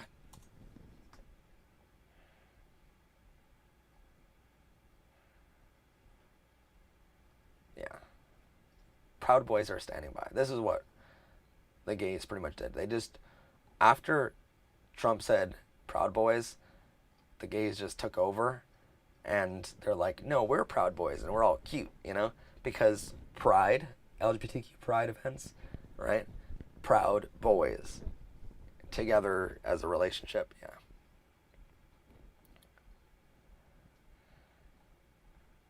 So, yeah, the gays definitely took over Pride, Proud Boys. Ooh. Oh, okay. That's the cutest thing, and I want one now. Sorry. My pup tribe's coming out. Yep.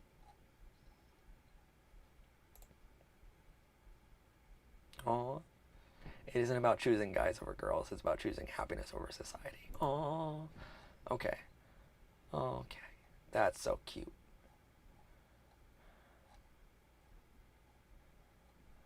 Yep. Now we're just scrolling Twitter.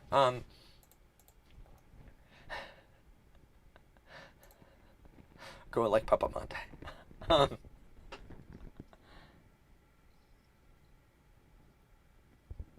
Proud Boys was something that Trump was using to call Nazis, and then instead of white supremacists, because, you know, if you say white supremacy or Nazis, it kind of tells people that you're a Nazi. But yeah, Russian accents are hot, especially in the movies. No, especially in those movies that start out with a rainbow lollipop.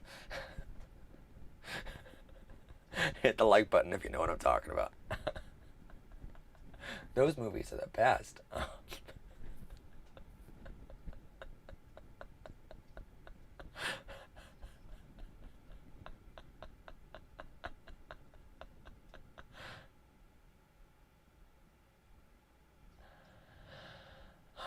A group of straight males who felt persecuted, so they created a mock group in which they get indoctrinated by naming breakfast. What?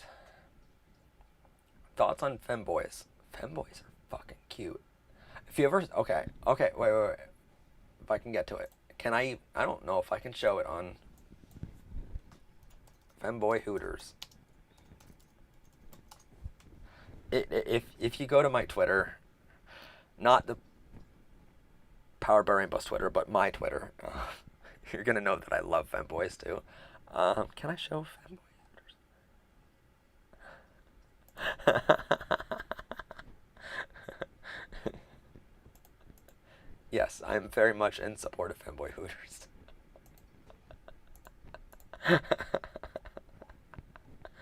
Oh, man.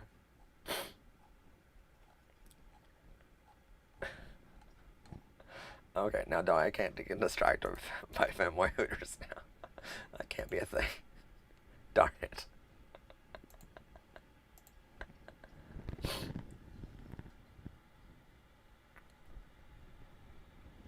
Oh. Here's the thing, Bobby says. I see your point. I'm a straight male and don't have legislation or lobby groups protecting me. I don't have equality now. Here's the thing. you do have legislation protecting you. You do have lobbying groups protecting you that have pretty much thousands of times more funding than LGBTQ lobbying groups do. So, again, I say, check your facts before talking. I'm not trying to degrade you.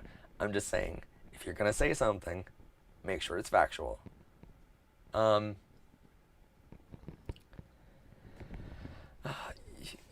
There's multiple pieces of legislation that protect you. And there's multiple pieces of legislation that, while simultaneously protecting you, don't protect LGBTQ. So, yep. You can have your opinion, but again, you can't have your own facts. You can't make up shit.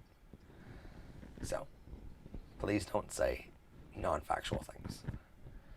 And for that, yep.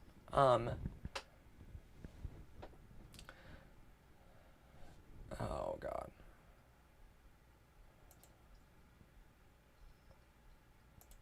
Caden, thank you so much for watching.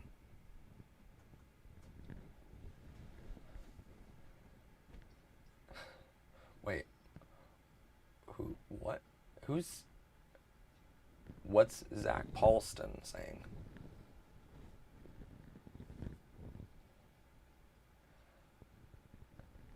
What?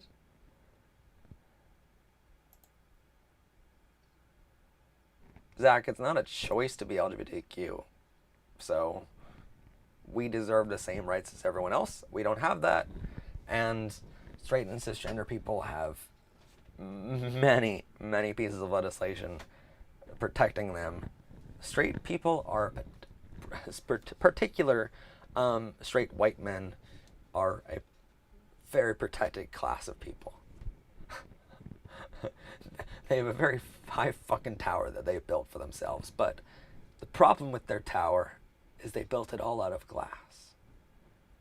And oh look, it's gay white men like Matt Haslam that have a bunch of giant rocks and a trebuchet to break their little glass house down. Oh.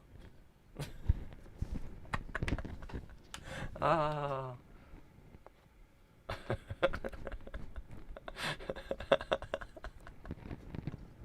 Oh, I love it. Okay.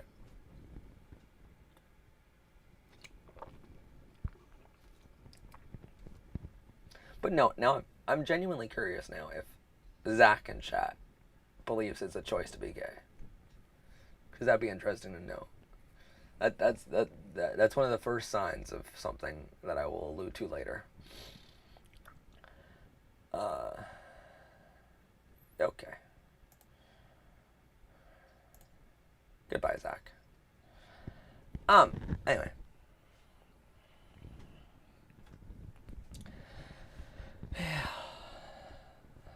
Well, see, that's the thing. If you believe in religion, you'd be on the side of Biden. If you believe in people living and not being murdered and killed every day, you'd be on the side of Biden. So, if you believe in a godless country, Trump's your man. But,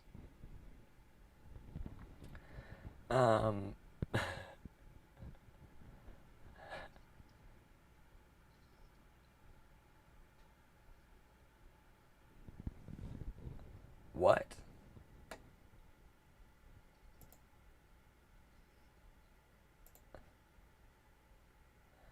Wow.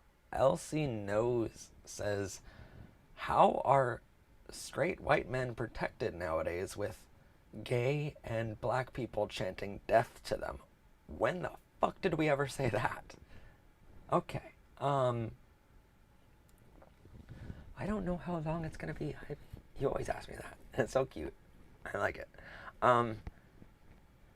Biden for president. I like that. By the way, I banned LC Noose IV for this stream because holy shit.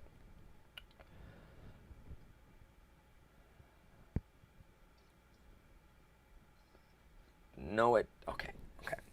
Big Floofy says it clearly states that in the Quran that women are made for men and men are made for women. But what you also should read is the next sentence in the Quran that says that men are allowed to be with men and women are allowed to be with women.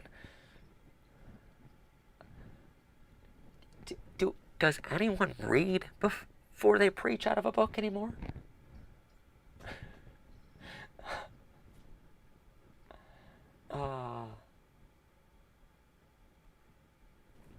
Yeah. Biden is touting the fact that he is Catholic because he's Catholic. What's wrong with every president in history has like touted their religion and been like, I'm this religion, and they pretty much recently they've all been like, God has been wonderful to me, and yeah, a lot of them do that. Nothing wrong with that. But I mean, for my entire lifetime, I've seen every president do that. So that's not a huge deal to any of us. If Bobby says something horribly homophobic or transphobic, I will.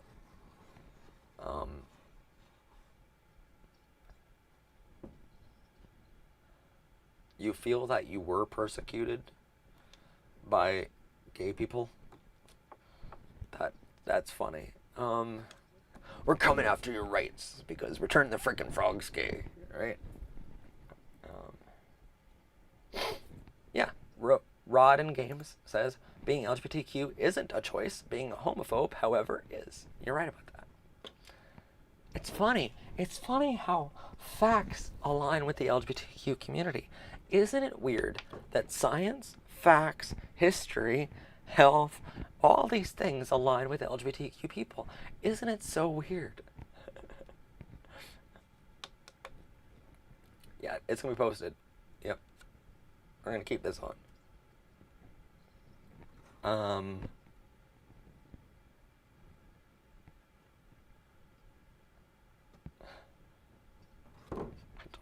I don't even know what that meant. Okay.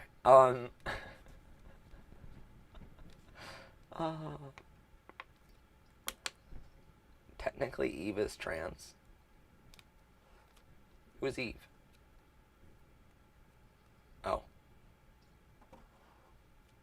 Oh, not gay people. So Bobby wasn't persecuted by gay people. Okay. Good to know. In general, we don't have lobby groups. Straight white men don't have lobby groups? Are you sure about that? Are you sure about that? Because I can name about a dozen off the top of my head.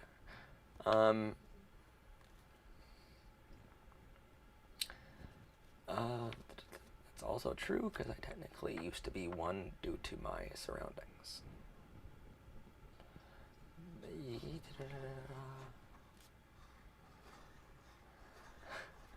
Jamie Dollar, Dodger fan.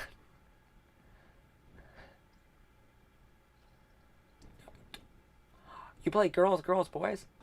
That's a good one. Okay. Alright, help me find my Twix. There's the question of the day that we should all be answering. Help Ivy find their Twix.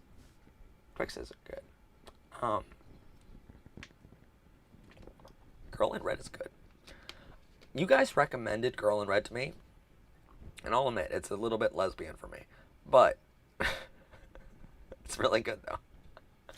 I side with like Troye Sivan because he's the gay boy, you know. But Girl in Red is good.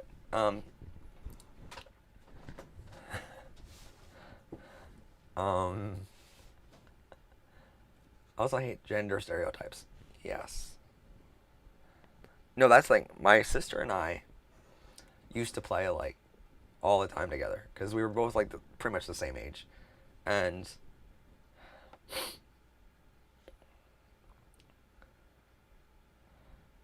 what, Bobby? Nope. Nor can we bring discrimination cases because we get laughed out of court. Yeah, you do get laughed out of court, but you still bring the cases. Do you have any idea the number of lawsuits that are happening right now? That are we're talking like thousands upon thousands. Oh man. Okay. I brought M&Ms and Twix. Where are they? Good for you. Both really good. Okay. No, but what was it?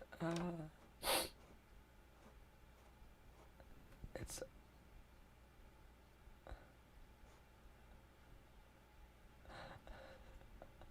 it's so good to know there are many people in the Pride family. Yeah, of course there are. There's a lot of us. Um, Sadly, there's some LGBTQ people that are homophobic and transphobic, and I don't understand that. Because I was telling you earlier about two friends of mine who are gay, just like me, but they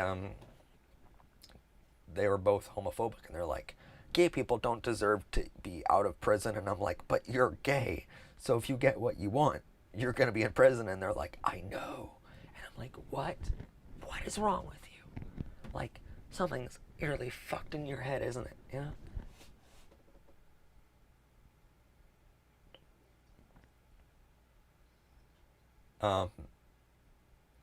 It clearly states in the Quran that women are made for men or women, and men are made for women or men. You're half right. Um, Feminism for the win. I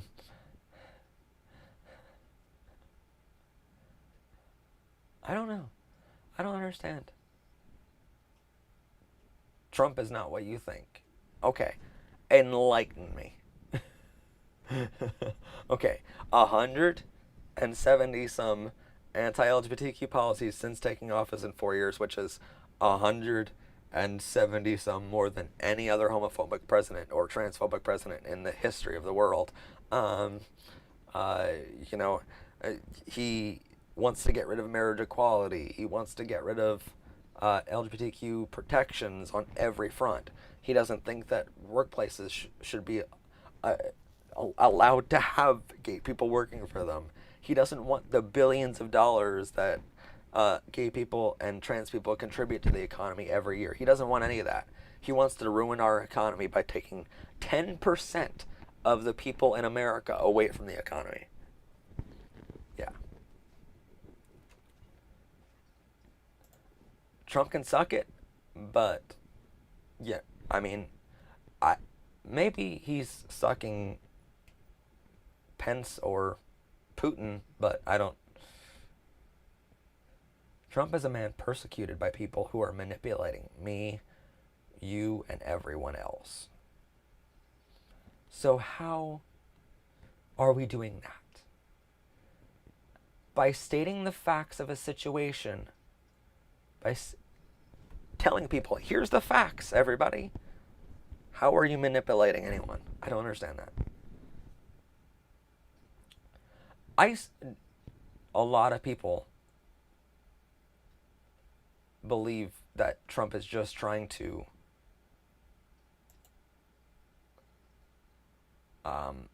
undo Obama everything. So anything Obama did, that was the 4 years of Trump trying to just undo it because Obama was black.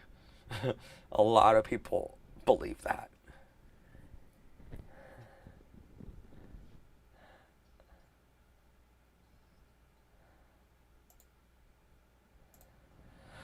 Oh, see, here's the thing. We don't make up shit just to say it. We research. We research like crazy. We read the Quran. I suggest you read it too.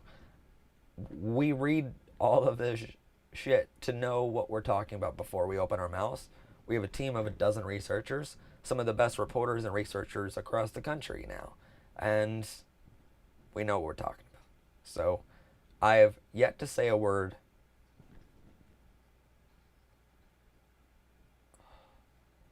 What God wants is equality. If you believe in God, what God wants is equality, and Trump doesn't support that. Bobby says, Matt, do you think me and you are equal? We should be, but we're not. You are, as a straight white man, or, sorry, I just suppose you're white. As a straight man, you are highly, highly, highly privileged in this country. And me as a gay person, I might have a lot of followers here, but persecuted like crazy.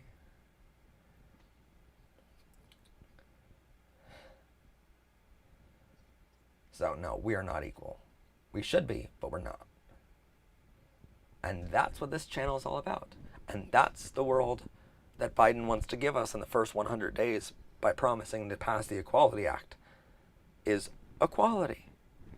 And here's the thing about that. You've said earlier that you're afraid of Trump, or you're afraid of Biden not holding true to his promises.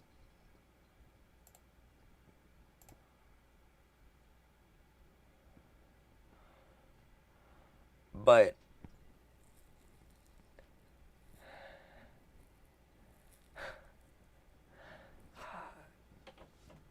it's funny because it's like we're talking about Trump being horribly homophobic, and then someone's like, Trump's the best president ever. Like, for that. Yeah, yeah, you're not going to get banned at all. But what's funny to me is, like, earlier, you're like, you're afraid of,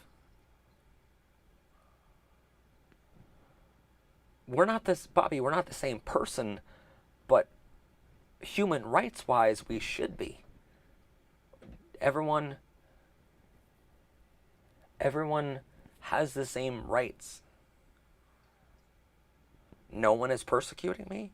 Fuck you for saying that. But here's the thing. I have quite a few facts that would surprise the hell out of you. From people who want to send me pipe bombs and blow me up, to people who have doxed me before and given away my personal address to their far-right neo-Nazi conservative fans and told them to come to my house and burn it to the ground. I think I've been persecuted quite a bit more than you. But here's the thing. Femboys 2020. Yes. Yes. You said early in the stream that you're afraid of Biden not holding true to his word, right? And that could be said of any politician, because until they get in office, they can only make promises, right? And so we know that Biden has a long record of being LGBTQ friendly. We know that Trump has a long record of being anti-LGBTQ, right? They're both promising on those campaigns of being supporting of LGBTQ and against LGBTQ rights, right? That's Trump's campaign, anti-LGBTQ, anti-LGBTQ. I'm gonna kill all the gays, basically, you know? That's Trump's promise. And then you have, or at least I'm gonna throw them all in jail. And then you have Biden, who says, I'm gonna, in the first 100 days, pass Equality Act, which is a fantastic piece of legislation that would massively benefit the LGBTQ community for hundreds of years going forward. So,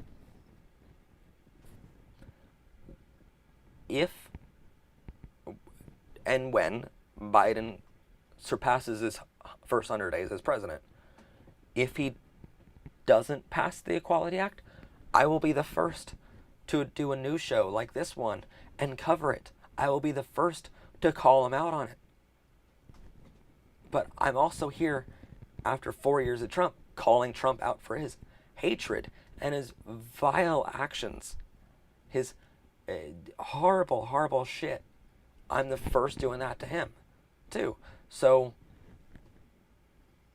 we will call it out when we see it.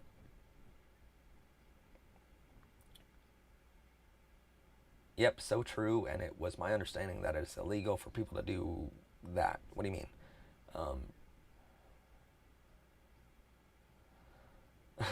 Rubber duck don't know what a gemboy is. It's a femboy. Femboys are amazing.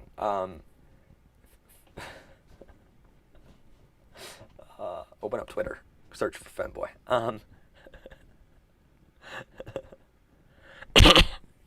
Sorry. See, when I cough, I'm so used to the microphone being out here, and I cover my mouth this way, and then it goes right down to the microphone. Sorry about that, guys. I once had a friend who asked me once, about a week after I came out as bi, so have you figured out if you are a lesbian or straight yet? I responded with, yeah, neither, I'm fucking bi. Yeah, that's the... We talked about this in the LGBTQ State of the Union a couple weeks ago. That a lot of gay people, specifically, are discriminatory against bisexual people, and I don't quite understand that. You would assume that they would be more accepting and stuff, but overall, it's weird. It's like when bisexual people come out, they face what's called double discrimination, and so there you go, Bobby. Yeah, you think you have it bad. Imagine being a gay person, but then worse yet, imagine being a bisexual person getting double discrimination. So yeah, you're, as a straight person, you're not persecuted. I hate to tell you, buddy. If you think you're persecuted as a straight person, imagine being one of us. But yeah, I know how you feel there. Bisexual people get what's called double discrimination, and I don't understand it. Which is, so, like, we heard about this through one of our credible sources, and we were researching for our no,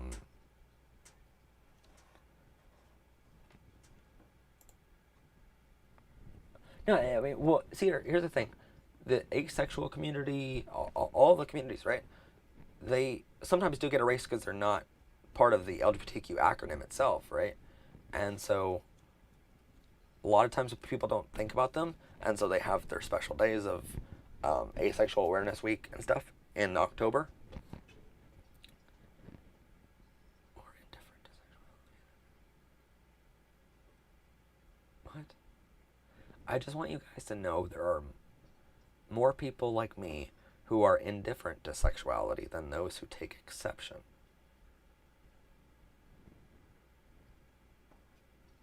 You can be indifferent to sexuality, but I mean, the people that you support are not indifferent to sexuality. They are very much discriminatory against sexuality. I don't understand the erasure of it, though, of other sexualities and genders besides our own. I don't understand that. And so we heard about this. We're doing our research for the LGBTQ State of the Union, and we heard about this happening, right? And I'm like, that cannot be true. How can any gay person out there discriminate against a bi person or an asexual person? Like, you would assume you would just be accepting of all LGBTQ, right? And why would you be against transgender people? Like, I just don't understand that. And so the more we studied on it, the more we're like, wow, this is an actual thing. And so what you're going to be seeing from us, you have to keep in mind here, the LGBTQ History Month stuff was researched back in August. It was filmed the first week of September, and it was edited the second week of September. In making our LGBTQ State of the Union address, we didn't find out about this bisexual double discrimination until late September, right? And we filmed the LGBTQ State of the Union in beginning of October, right? So by the time we made the History Month fact videos, all 31 of them, we didn't know about this bisexual double discrimination thing happening too much, right? And it shocked the hell out of us. But then we went to, then we found out about it and we're like, oh crap, like we really need to do something about this as a channel. Because I don't know why it's a thing. And so what you're going to be seeing from us in the future is a lot of bisexual content coming to you. So you're going to see a lot of bisexual just fact videos, a lot of inclusive content for the bisexual community coming to you very, very soon. Bobby, I'm not going to answer the thousands of sexualities or the thousands of genders that there are. I'm not going to explain all that in this video. If you want to learn more about that, you can go to our channel over and look up 2 of our videos. One of them is the second most popular video on our channel. So if you go to our videos tab, I'll actually show you right now.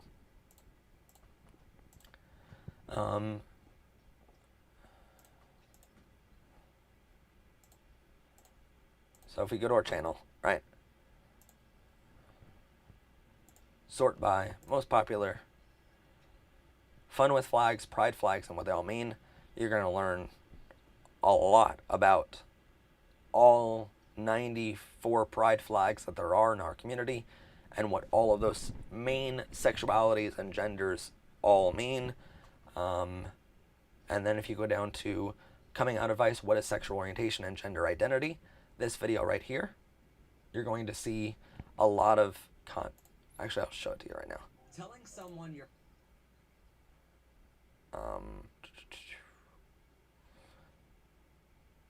no, okay, hold on. It's in here about the sexuality spectrums and gender spectrum, but there's a much better place for it that you can find. Right, no channels. No. Right. Sorry. Good Lord.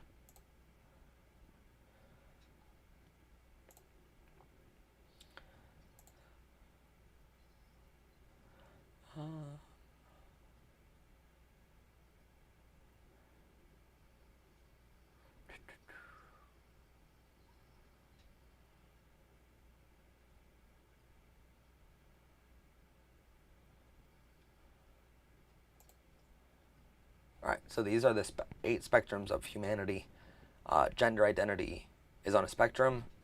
Physical attraction, sexual, mental, sensual, aesthetic, romantic, and emotional attraction. All 7 of these are your sexual orientation, and those can be anywhere on the spectrum at any time.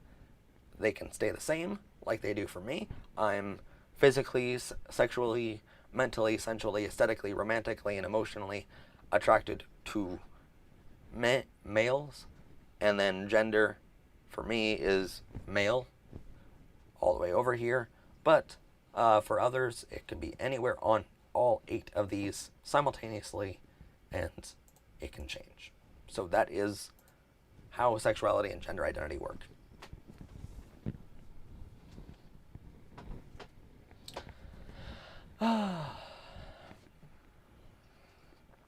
How many genders are there? Is this an American thing? No, it's a world thing. Literally hundreds of genders, millions of sexualities. So, endless.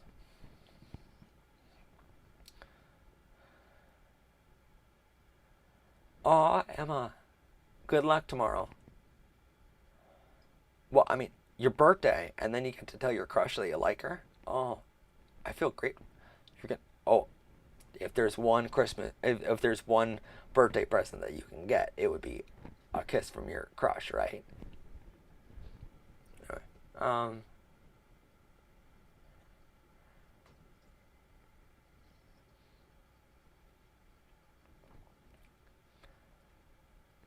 oh my God, Bobby.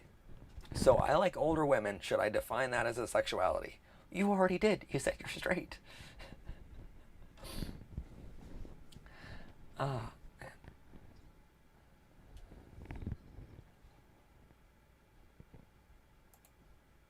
yeah.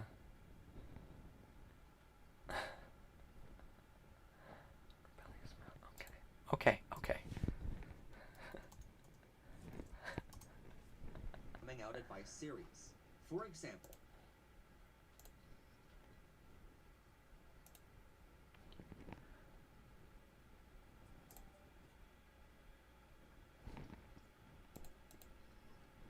I'm gonna make someone's day.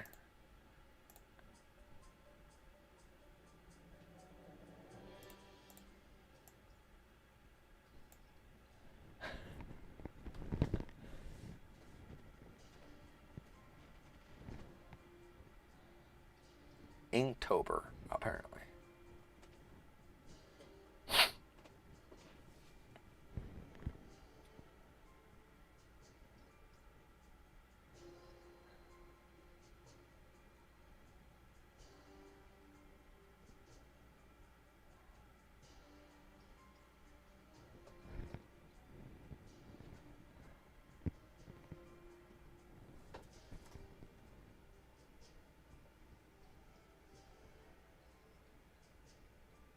Just so you know, your video is playing on this screen and this screen. So I'm watching over here. That way I can see the comments too.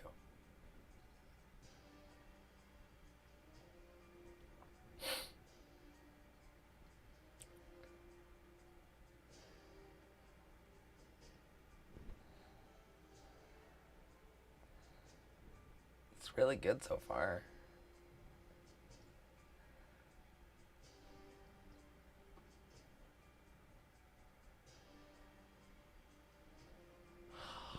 Okay.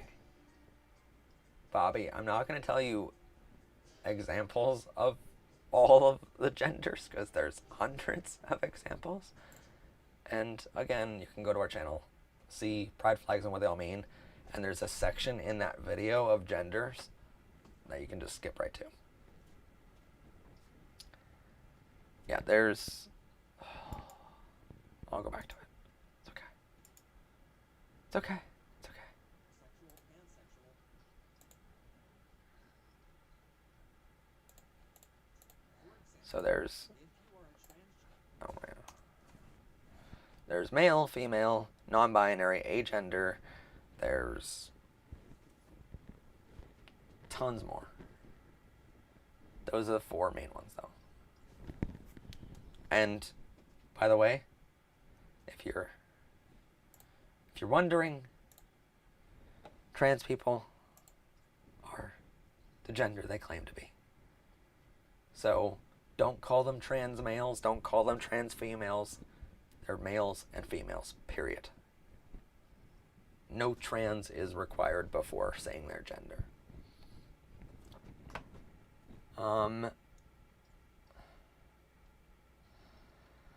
Non-binary is explained in our video. That's the thing. Pangender, it's also a thing. There's bigender, which means you're two different genders on the spectrum at the same time. There's pangender, which means, or no, there's trigender, which means you're three of those genders at the same time. There's pangender, which means you're more than three genders at the same time. There's gender fluid, which means your gender goes across that spectrum all the time. Sometimes it's slow going across that, and sometimes it can change by, the day. What day was your favorite, Matt? What do you mean, what day? Out of the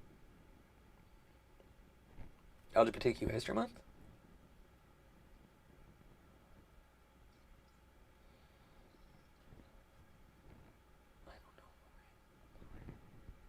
Okay.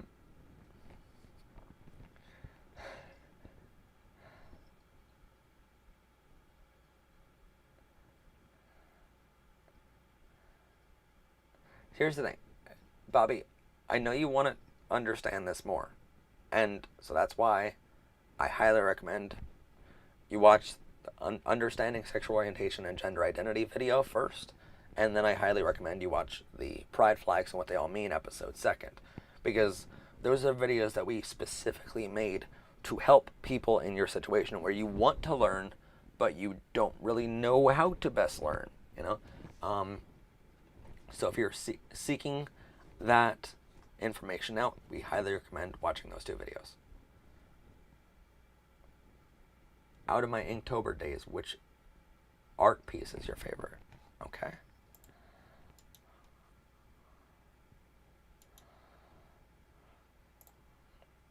Oh, and by the way, everyone watching now, if you haven't already, go over to Rebellious Pastry. Watch their Inktober video.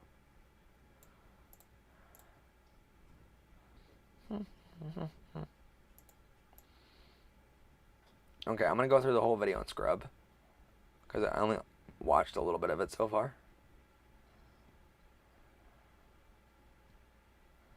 I would say so far I have a favorite, but I want to make sure it's the favorite of all of them. Oh, well, that one's good too. Okay, hold on. All right. Okay. So, this one is my second favorite of them all, because I like gay music on the radio. And then that was my favorite until I found this one, which this is. Oh, wait, where's that? Where'd it go? This is now my favorite though. This is cute. It is too cute. I love the background, and I love how they're just celebrating. So yeah, that's my new favorite.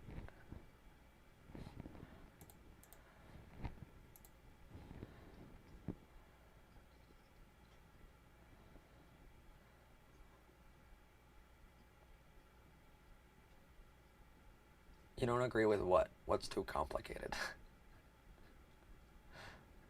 The LGBTQ community? It's very complicated.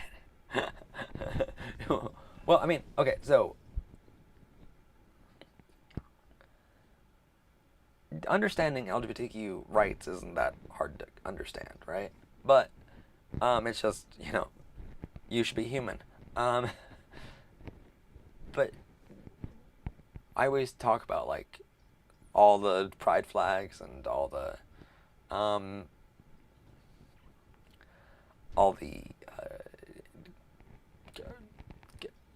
what is it? Gay handkerchief code. Okay, so there's like, if you're a gay person like me, there's 200 and some holidays that you have to remember. What that if you're an LGBTQ host like I am, there's 200 some holidays you have to remember. There's you don't have to necessarily remember them all as a gay person, or if you're LGBTQ, there's 200 and some odd extra holidays that you celebrate year round. There's 90s for pride flags that you could memorize if you wanted to, like I did. There's what is it?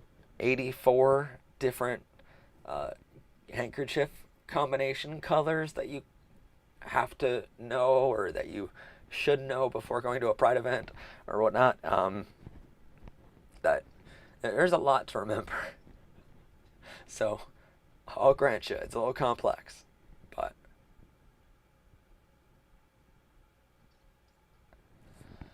Bobby, why'd you have to go and say that? Oh, Bobby, you were doing so well. You were doing so well, Bobby. Twix sexual. I love it. I love it.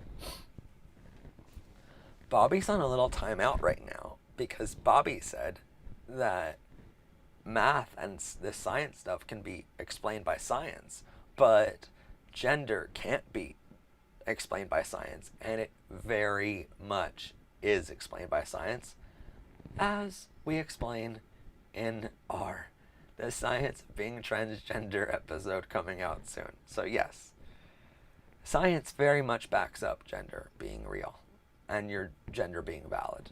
No matter if you are trans, gender fluid, non-binary, anywhere on the spectrum, gender, bi-gender, doesn't matter. All of it is backed up by science, brain scans.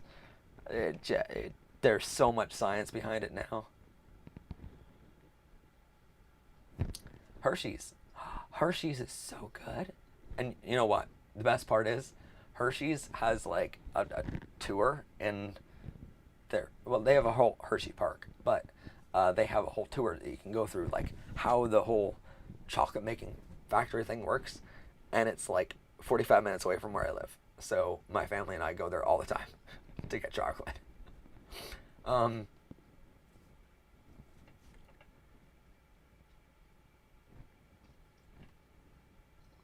Bobby can come back eventually. It's just he's on a 300-second timeout because YouTube gives us the option of if you're okay, but we don't really want to ban you, we'll put you on a timeout for 300 seconds, which is a couple minutes, and then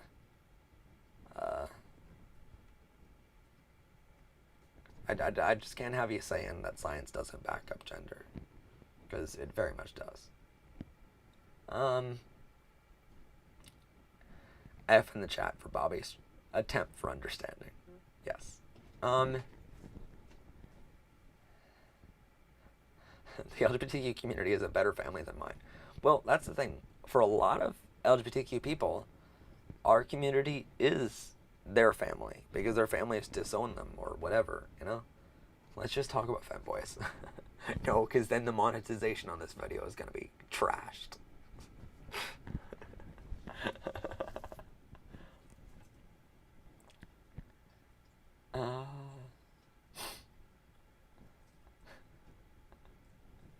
Anyway, we didn't even get like a quarter way through Trump's actions, by the way. I just want to point that out. And then it turned into just chaos.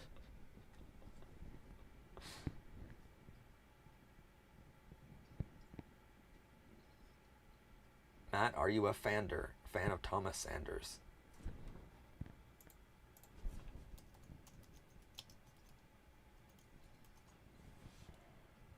Oh, yes.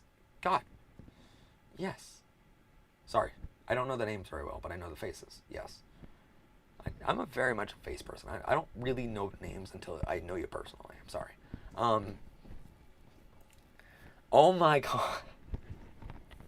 Ivy. I'm sorry.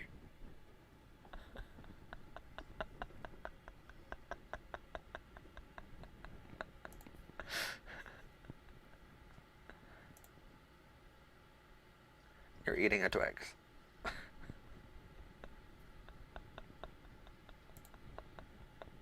Okay.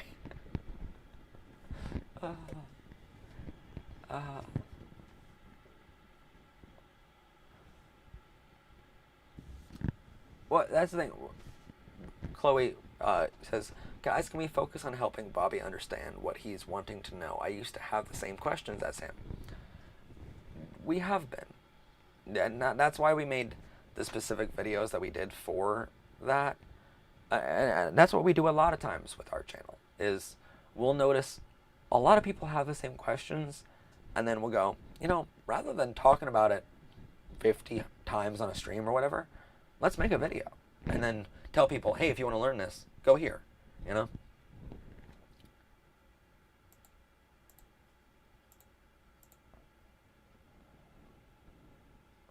Matt for sleep. Yeah. I mean, we have been going for 4 hours, so that's a thing.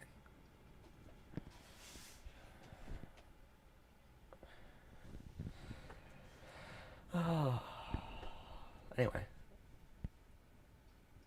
So, don't you all want to hear what the rest of what Trump has done? I mean, it's so interesting. But yes, Trump is monumentally worse. Oh my God, monumentally worse. And I'm praying. I'm not a huge religious person, but I'm praying that Tuesday goes well for election day. I'm praying Trump doesn't call it, even though he will.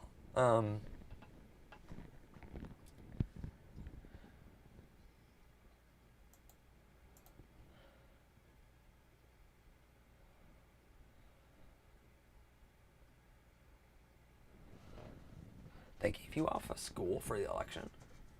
That's cool. But no, I want to go back for a second. Someone asked, "Can we help Bobby understand?" That's why we make these, because it might have lagged out. I don't know if it did or not, but we did.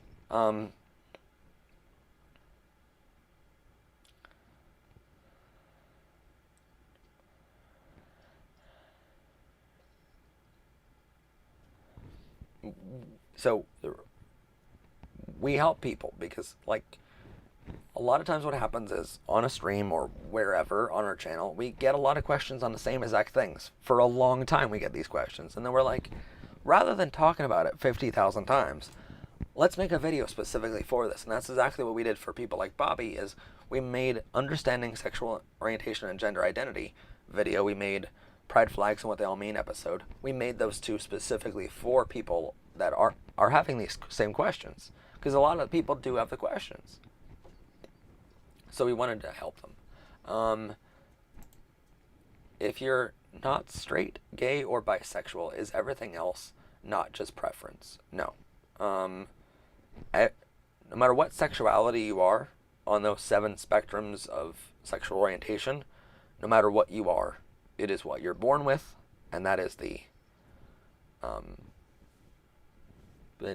that is your sexual orientation. It's not a preference. To be honest with you, Bobby, a lot of people call the term sexual preference offensive. I don't necessarily. I can understand how it can be offensive, but I also. I look at sexual preference and sexual orientation as scientific terms almost, and so I prefer on my show to say sexual orientation because it's not looked at as, offensively. But it's also, sexual orientation is saying, no, that's the way you're born. Sexual preference implies that it's a choice, and it's not a choice. No matter what your sexual, no matter what on those 7 spectrums that you are, even if they move over time, no matter where you are on that, it was defined in your DNA before you were born that you were going to be that way. So it's not a choice to be that way. So no, nothing else in your sexual orientation is a preference. It's not a choice. But good question. I will give you that one. That's a good question.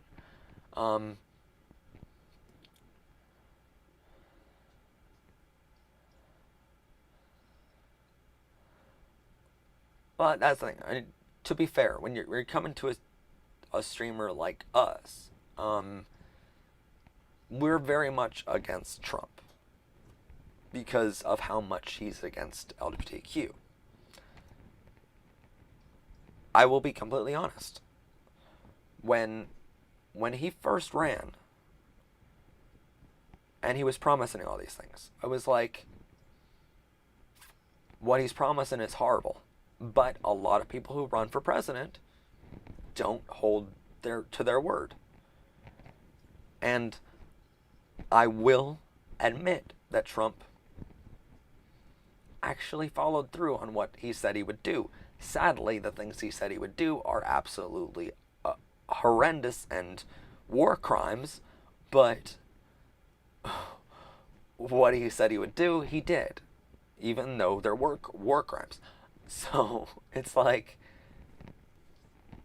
I was kind of hoping for a while there. Like, I'll admit that out of the 2 options, Trump was, promising way worse things than Hillary was. I hated Hillary, but I hated Trump more. But as soon as he was elected, I wanted him to do a good job. I wanted to be like, after a couple days of his presidency, I wanted to do a video and I wanted to be like, wow, he proved me wrong. He proved me wrong. I wanted to do that so bad, but I wasn't able to. you know, First off, this show wasn't in existence back when he was elected, but another show of mine was in existence, and that one covered politics a lot more. So I wanted to do that so badly, but I couldn't.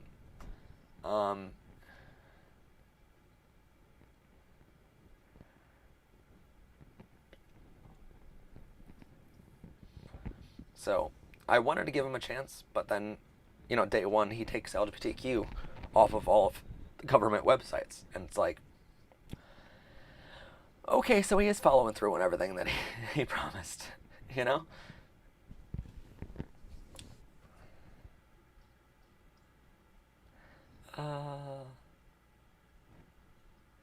Morgan says, yep, he is against my sister and cousins, yet my grandmother is a huge Trump advocate. And that's the sad part. And I think this is something for Bobby too, because what a lot of people don't understand is, my sister was saying this the other day. When you support Trump, right? To you, it might mean something completely different, So, for instance, for Bobby, right? You support Trump. You've told us in the chat now that you support him because of the economy. That's one of the reasons, right? Now, you and I can debate for until the cows come home about Trump's economy. You and I can debate that all we want, right? And that's a legitimate debate. I've said for a long time now, LGBTQ rights and human rights cannot be something we debate. That's not an issue that we should be debating. But economy, sure, we can debate that all you want. But when you come into, let's say you're a Trump supporter who supports Trump's economy, right? And you put a sign outside of your house saying Trump 2020, whatever, right? To you support him because of the economy. But to an LGBTQ person driving by, to an LGBTQ child walking to their school bus in the morning, walking past your house that has that sign outside, to an LGBTQ person that is thinking that they're all alone and all of their rights are being stripped away from them because of this man, and rightfully thinking that their rights are being stripped away from them by this man. Sadly, to us, that sign makes you look like you're a homophobe. Or at the very least, you're supporting a man who is a homophobe. And you can say, okay, well, I'm not homophobic, I'm not racist, I'm not transphobic, I'm not any of these things, but I do like his economy. So, in saying that, what you're realistically saying is his economy is worth all of these bad things, is worth the human lives it cost to get that economy. And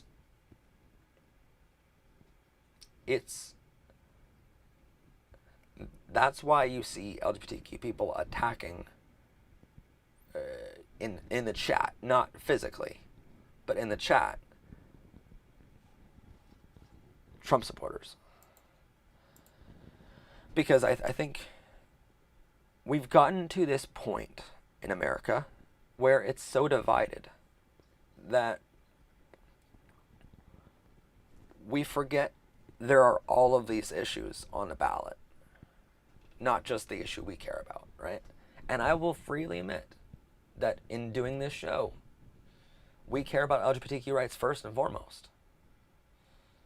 So it's hard for me to look at the second, the third, the fourth topic on the ballot and go, let's talk about those for a while. It's hard for me to do that because I don't want to go to prison for being gay, you know? And if they start rounding up gay people, probably going to come after the YouTube post preaching to 18,000 people, you know? So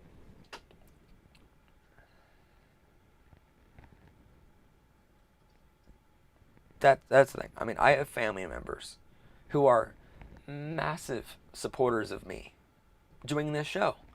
They are massive supporters of normalizing LGBTQ and the education that we provide. They're massive supporters of me marrying the man of my dreams someday. They're huge supporters of mine, but yet they're Trump supporters, and it's sad to me to see them supporting that man because I know everything that man did against me. I know all the attacks, you know, but they support him for other reasons, and I have to accept that they support him for other reasons. So I can't look at my family members as homophobes just for that action, but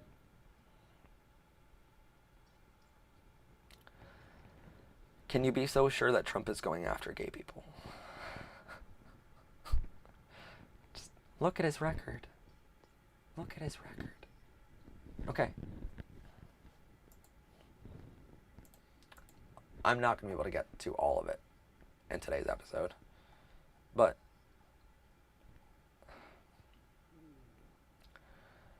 right here is where Donald Trump started his presidency, right? Every single one of these bullet points is another anti-LGBTQ action that Trump has taken since taking office. As I scroll up here. All right. This is when we hit the 1 year mark. It took that many bullet points to get to the 1 year mark. All right. Keep going here. Keep going here.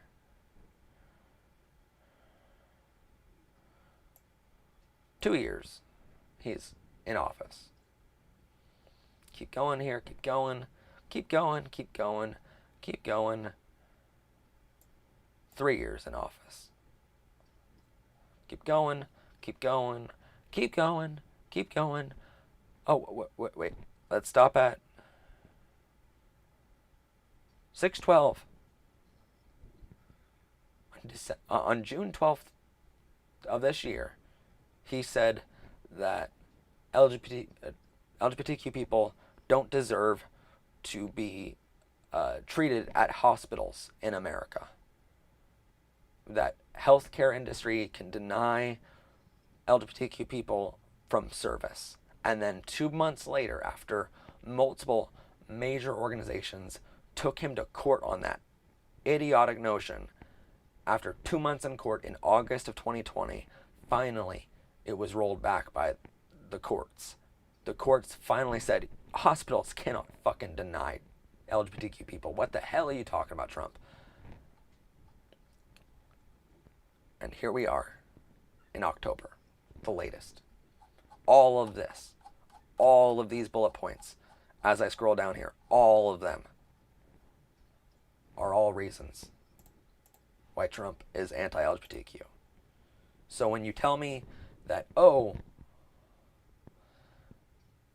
how can I be so sure that Trump is coming after gay people? After 170 fucking actions, I'm kind of sure at this point. Nominating Amy Coney Barrett, Brett Kavanaugh, all these people to the courts that are coming after our rights too, it's not very hard to see. And I'm sorry if that sounds very like passive aggressive or whatever. I'm sorry, but that is what I see every day. I don't think Obama was gay. I think Obama was a huge gay supporter. I think he was a great ally of our community, but I don't think he was gay.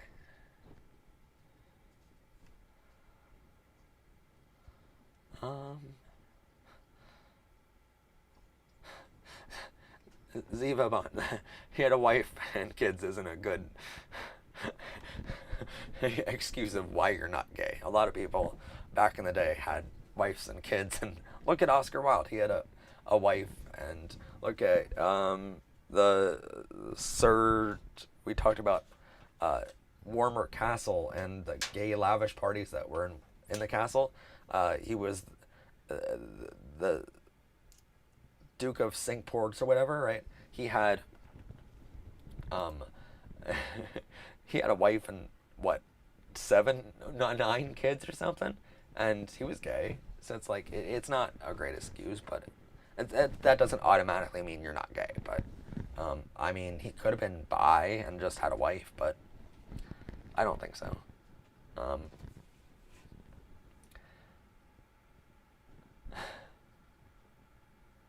Amy Conant, bitch it. Pretty much what she is. Um, don't be a drag, just be a queen. Whether you're broke or evergreen, you're black, white, beige, cook. Oh, I love that. All right.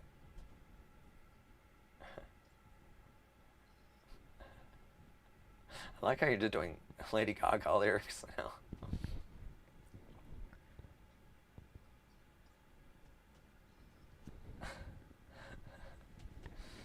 Oh, all right. Well, in our episode on November 20th, they're going to learn how to transition. Boom! We also, in the science of being transgender, we also did a class in there about how to socially and medically transition. There's a whole tutorial there. Ah, see? Ain't this the best channel on YouTube?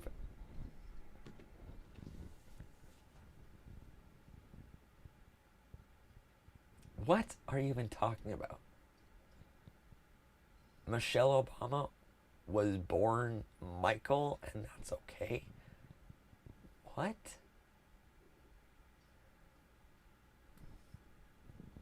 What? What rabbit hole have you gone down on the internet? Obama.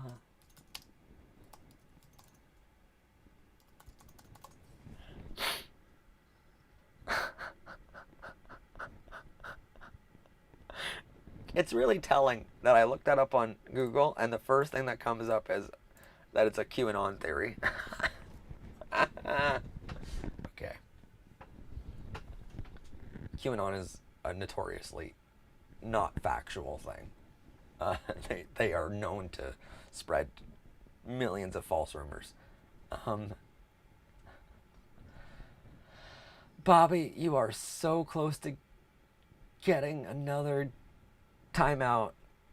Please don't say illogical and not factual things about Michelle Obama, who is arguably the best first woman we've ever had.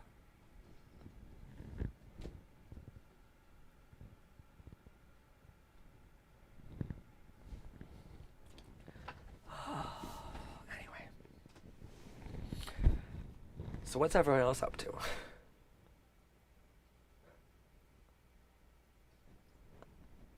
I love the theories.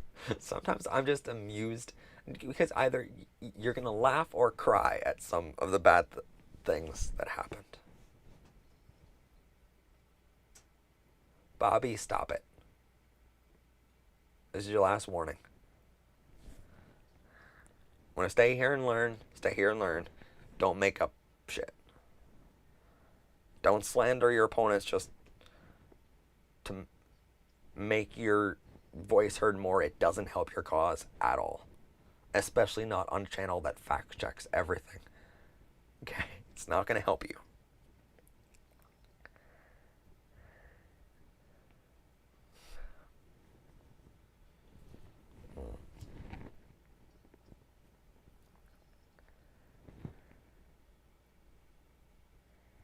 Anyway.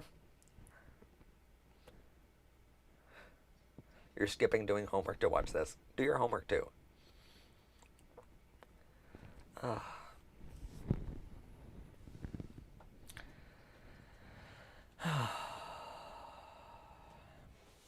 Anyway. Yeah, I will tell you as a photographer. I'll tell you as a photographer, there's a lot of things you can do in Photoshop. So there's a reason why fact checkers like me study photography for many, many years and know what Photoshop can do. Being a femboy is awesome. Yes, it is. How do I come out to my supportive parents? There's a lot of different ways. Bobby, one more comment about this freaking stupid ass thing about Michelle Obama being trans, which is not true at all. One more thing like that, you're being quieted for the rest of the stream. Okay?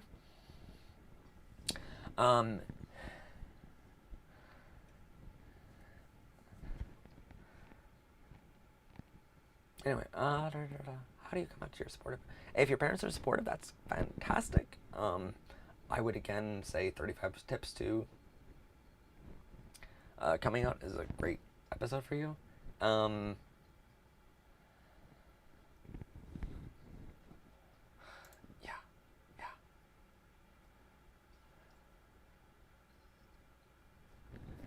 Anyway, how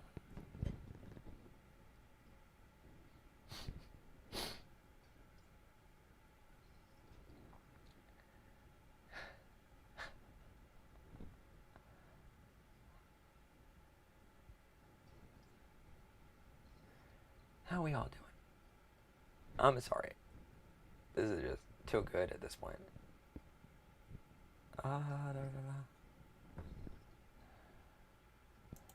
I would say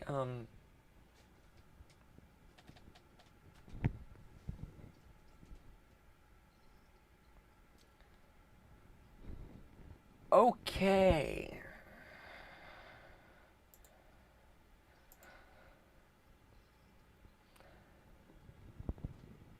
Don't tempt me.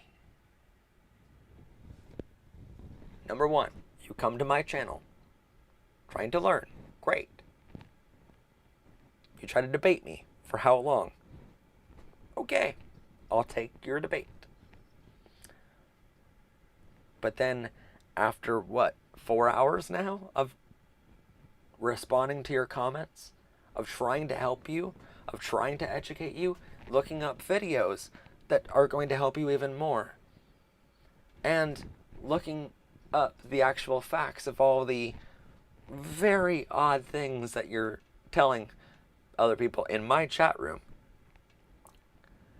and most of them not factual, such as Michelle Obama being trans, which definitely not a thing, complete lie, and literally the first thing that pops up is that it's a QAnon theory, which proves that it's illogical and not factual at all.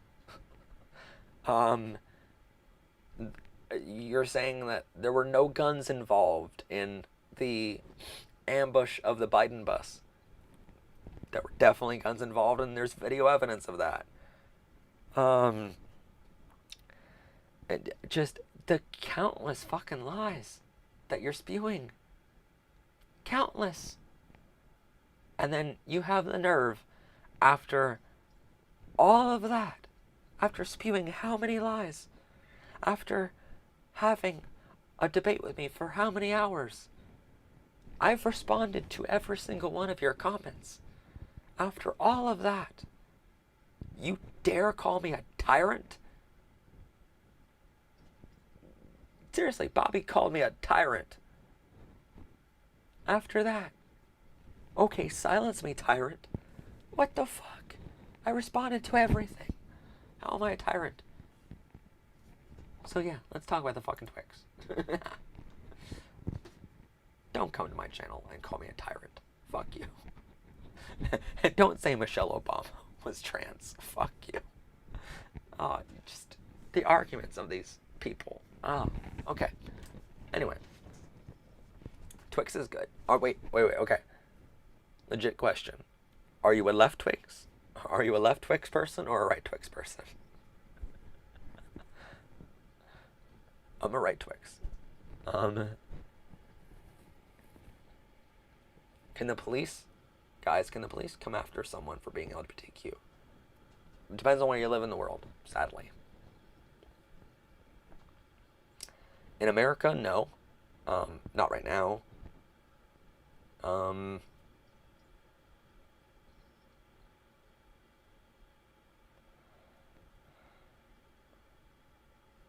Yeah, it genuinely takes a lot to piss me off. I've only really, on this channel, I've only ever been pissed off really once. I've been annoyed a couple times. Like when people call me tyrants after 4 hours of responding to your comments and allowing you to comment on my channel. Pro-Trump stuff, nonetheless, I let you comment. And then after 4 hours you call me a tyrant? Yeah, no, that's just...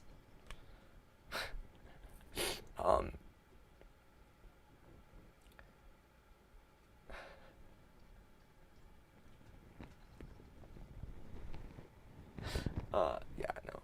I get annoyed at that, but I've only ever been pissed off once. Okay, so I've only ever, the time I got pissed off on this channel was someone, as soon as we opened our Discord channel,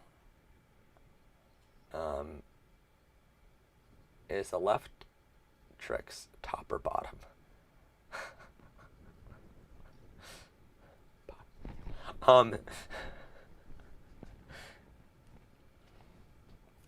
No, I think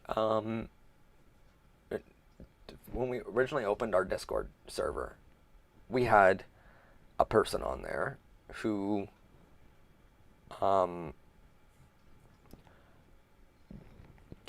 who was sharing not safe for work stuff on our not safe for work channel. Someone that was under 18 joined that server and got through all of the loopholes in order to get on that server that they weren't supposed to go through. Then they got mad at this person for sharing not safe for work stuff on the not safe for work channel. So, all right, they got offended and they left. Okay, so they shouldn't have been on there in the first place, and they got on there, they got offended, so it's their fault, right? Well, they went off there, went on to another place that we have, and this person followed them over to the other server and started making fun of them. Bottom, but a power bottom nonetheless. Yeah. So they followed them onto the other server and started making fun of them. What they didn't realize was that on the other server, there were 2 people that were suicidal at the time. And everyone else was helping them to get through it. And as we've done for a long time on our channel, they were helping each other. That's what our server's here for. That's what our channel's here for, to help each other through those times. That's the reason why we created an entire Discord server, is to help our fans help each other when I'm not on YouTube, you know? Because there's a lot of times I'm not streaming, you know? So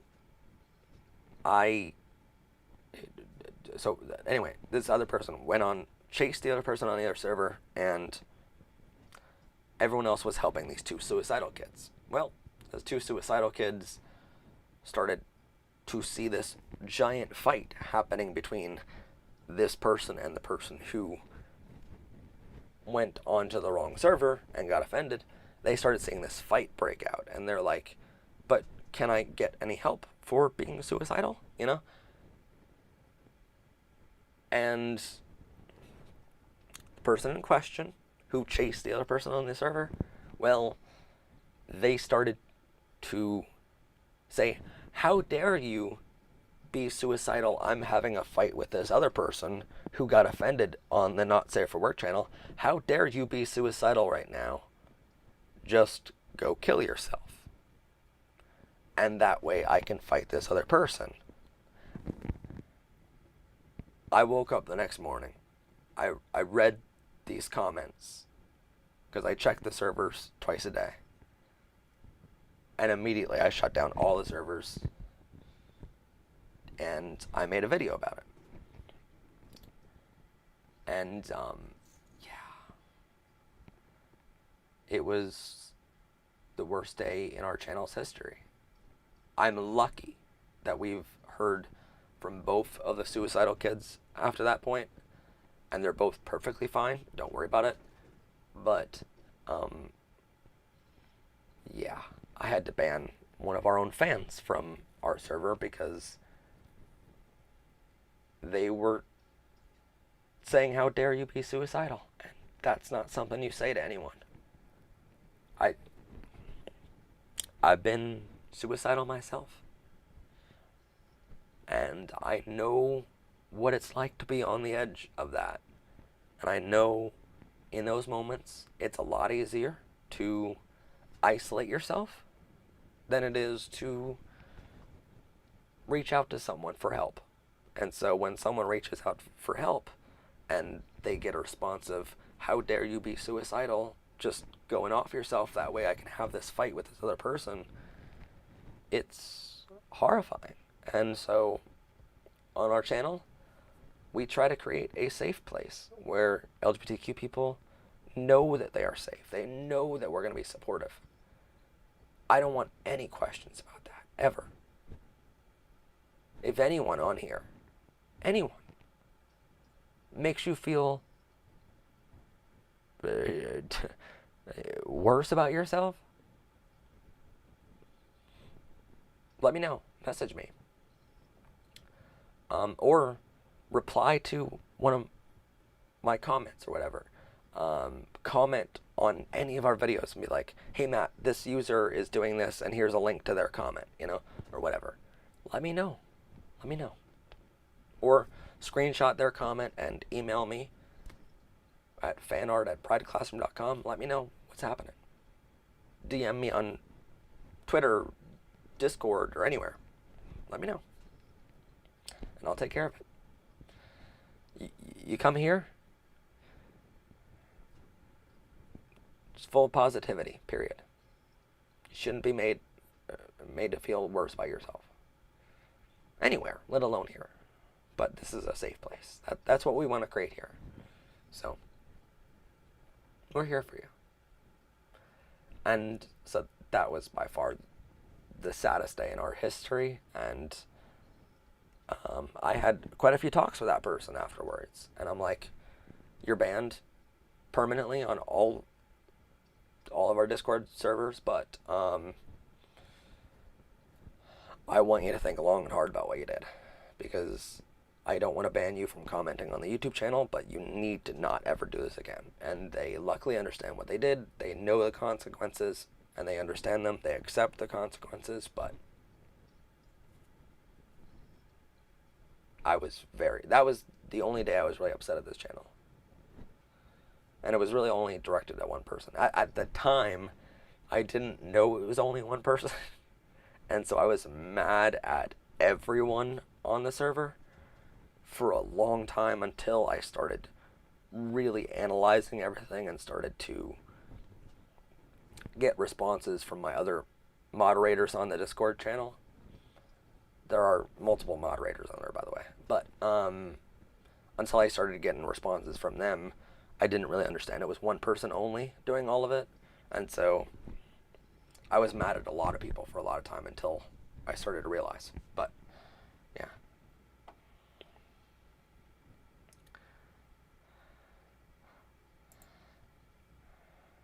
But yeah, here we help each other. That's what the LGBTQ community is all about, helping each other.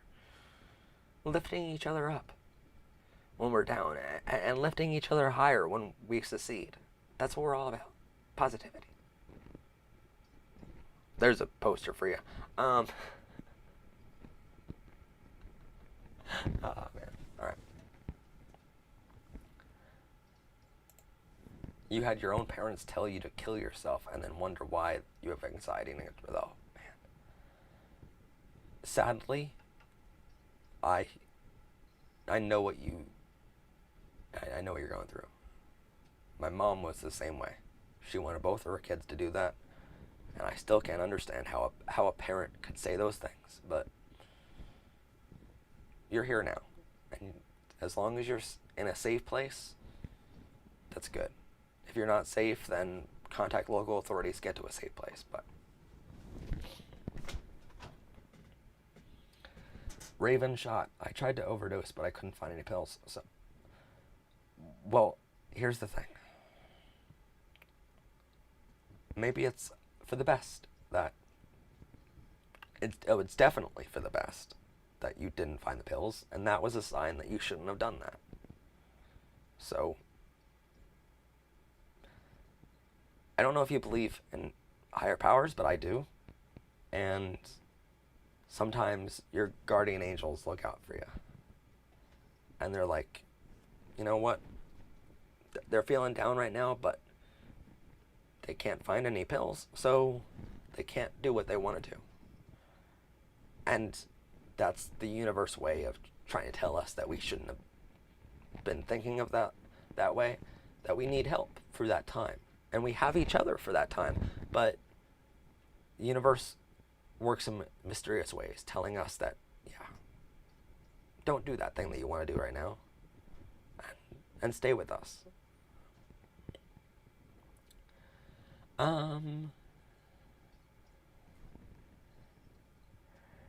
But I'm so happy that you're here now, and that you couldn't find the pills. I'm so happy about that.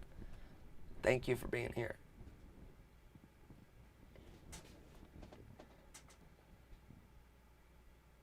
Gage Shagily Panda. You want a hug? Of course you can get it.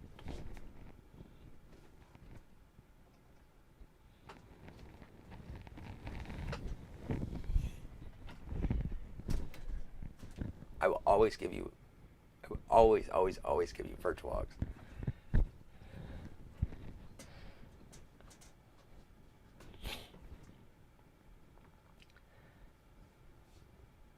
That's what I like to see.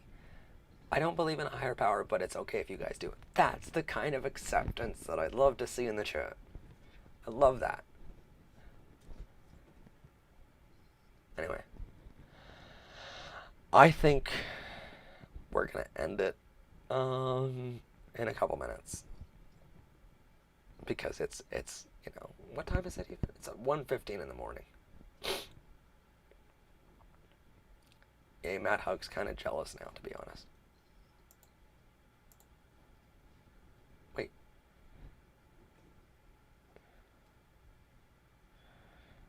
Jealous of Hugs. Well, then here's one for you too. See, I can give out hugs to all of y'all. Hugs to all of y'all. That's what we should title the video one night. Just hugs to all of y'all. Yes, it will be posted later. I don't think I've ever... Okay, to be fair, I took down one stream. Oh, wait, no. Okay, I took down two. The day that I streamed on the worst day of our history with that situation that I just talked about, I streamed right after that, yelling at the Discord server. And I took that down since, because I didn't want it up forever. I just wanted the people that were on there to know how I felt in the moment, and that I was disappointed in it. And it's gotten better, so I took it down. The other video that I took down is my birthday live stream. My birthday video is still up, but the live stream that we did right after that I took down, because I was like, yeah, that got a little dirty. Thank you, Matt, for helping me and other fans. Sometimes I really need it, and I'm glad you are there. Oh, I'm glad I'm here too. That's the thing. I mean, I wish that there were more resources for LGBTQ people out there. I'm so lucky that there are the number of resources that are out there, and I'm so happy to be one of them now. But I wish there was more out there for the community. But I'm happy to be here. And like I said many times, like right now, this isn't my full time thing, but if honestly, if I can combine all my talents of filmmaking, of storytelling, all this kind of stuff into helping the community that allowed me to come out and accepted me, if I can give back in just a minuscule amount to the love and acceptance that I've felt over the years from the community, if I can give just a tiny bit of that back, all of this would have been worthwhile. Yeah, you can put the Trevor Pratt. You can put the Trevor Project phone number in the chat if you want. Yeah. Yeah. If you guys ever need, it's. By the way, I should mention this. Hold on a second. If you guys ever need, we, as part of the show here, back in early June, we contacted the Trevor Project to get a couple answers to our coming out advice series questions, right? Not only did they massively help us make that entire series, to make sure that it is the best quality information that we can possibly provide, but they also gave us a massive opportunity for coordination. And so what they ended up doing was they told us, if you guys ever have viewers around the world that need immediate help, that maybe they're not having the best day, maybe they're feeling like you know politics are too much. First off, don't watch the news as much. I sadly have to watch it quite a bit, but don't watch it. The more you watch it, the more you're gonna get scared. Because everyone's talking about Trump right now, and it's scary. And in a way, I'm sorry for doing that here, but we haven't really covered Trump too much recently. Before the election, I wanted to do it because I wanted to remind our viewers to go out and vote on November 3rd, and vote for Biden, and vote for LGBTQ friendly candidates up and down the ballot. But I don't really talk about them too much because I know the effects it has talking about these people so much, you know? And it's, yeah, we're at 197 likes, and we're so close to 200. So if you haven't already liked the video. But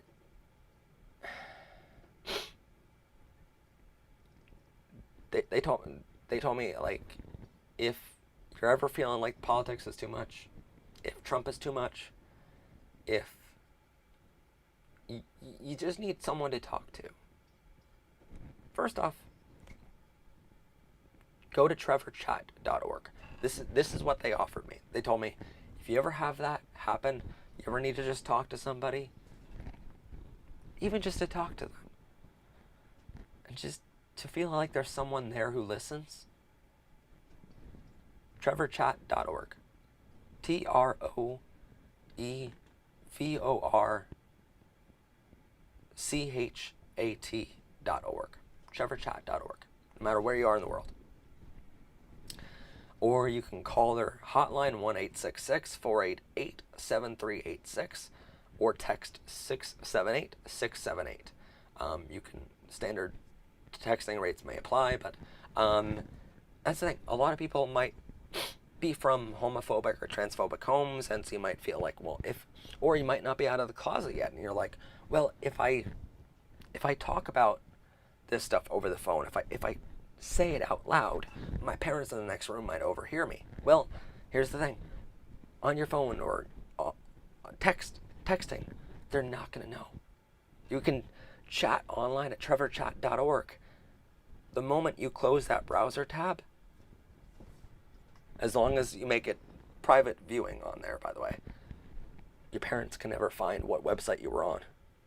Your parents can never find that you were chatting online to a trained counselor for free 24/7, 365 days a year. Your parents will never know. And they will never, ever, ever, ever, ever know what you were talking about. So, that is the great news. With this partnership with Trevor Project, Trevor Project, by the way, is America, the nation's leading LGBTQ crisis intervention and suicide prevention hotline for LGBTQ youth. We actually have a huge fundraiser for them coming up very soon on the channel, but I'm not going to say when, because then you're going to be like, oh, that's the surprise. But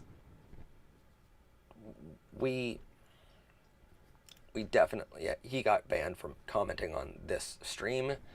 He can still comment on the channel itself, but if he continues to spew completely crap things on the channel, he's going to be banned there too.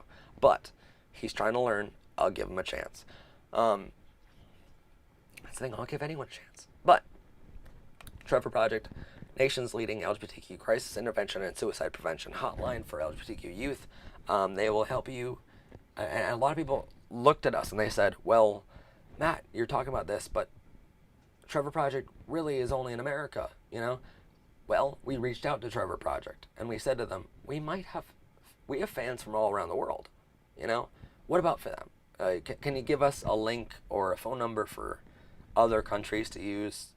Maybe like a subsidiary of yours, another organization that you recommend they contact in Europe or wherever. Trevor Project gets back to us and says, well, here's the thing. The phone number, the 1-866 number that we just gave out, the 1-866-488-7386, that's only going to work in America. But if you're from anywhere around the world, you can still go to trevorchat.org and chat with a trained counselor online for free. It's completely anonymous. So what that means is you can talk to a trained counselor that's a licensed counselor to help you, and they are required by law to not speak of your conversation to anyone. Now, there are limitations to that. If you tell people, hey, I'm going to kill someone, they have an obligation to say something, like anyone does. But if you talk to them about your problems at school or your parents being homophobic or whatever, they're going to be able to help you a lot with that, and they won't tell anyone at all. I will say, I have had quite a few people. I'm very lucky to know a lot of people that work at Trevor Project because they're an incredible organization, first off. But I also know a number of people that have went through the Trevor Project system and have gotten help from their counselors online, or in phone calls or whatever. I will tell you that it is definitely worthwhile. It saves lives, no question about it. But sometimes what happens when you call in is they actually get 2-3 people on the phone with you. Because that's if you're calling in and the person on the phone, maybe they're one of the new counselors or something, they'll be like, hey, I have one of my buddies here, another trained counselor that's licensed, and maybe we can all chat together, you know? And so it becomes this like helpful little conversation between 3 of you, you know? So, I mean, it's really a professional place. I highly recommend them. They do great work over there, and I wouldn't recommend them so highly if I didn't know it works. And I also know that on the other side of that, we are doing a massive fundraiser for them in December, because I don't know if you know this by now, but 2020 is a shitty ass year. Um, so I figure they definitely need some help financially. And so if we can support them in any possible way, we're going to do that. And so, yeah. I mean, I already support them through donations personally because I just believe in what they're doing, but, you know, I really want to help them on a much grander scale. And I think that's something we're going to do a lot of in 2020 and in December. So, do you like pancakes or waffles? Well, okay, I like them both, but what do you mean? Which one do I like more? Is that your question? Um, hmm. I mean, waffles are harder to make because you need a specific thing to make them. But if you're like at a restaurant and you had the option of both, hmm. Okay, okay. This is now a big debate here. Because if we're talking about just regular pancakes and regular waffles, I would go with waffles, right? Because when you spread the butter on top, the little waffle like holes in it make the butter go inside of the holes, and it fills the holes. No, it just makes a much more gooey bite with the syrup. But if we're talking about if you can add things to them, I would say pancakes because you can do chocolate chip pancakes. And yeah. So if we're talking about regular, then waffles. If we're talking about stuff you can add, chocolate chip pancakes. Jesus. What?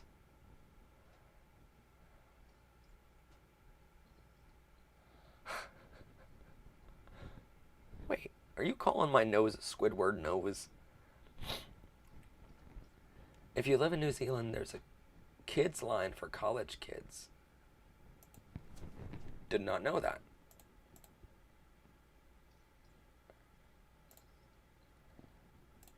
Thank you for sharing.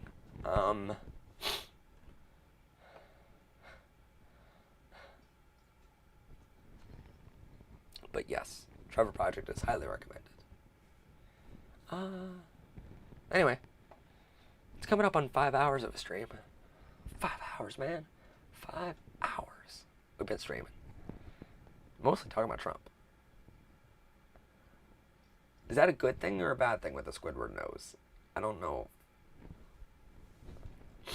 I know SpongeBob and Patrick are gay, but I don't know if the Squidward nose is a good thing or a bad thing.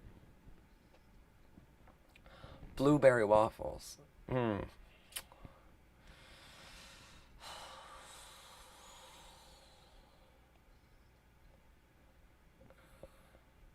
Do I play any instruments? So I'm a singer-songwriter. So, I do vocals. I play piano, guitar, bass, drums, and other percussion, which is part of drums. But yes, 5 instruments total. I love playing music. Music is what I do to calm down from a really stressful day, or when it's like, Trump does something homophobic. I'm like, yeah, let's play some music today. Or a cute boy texts me that he wants to go on a date, and I'm like, ooh, well, now we're writing a song.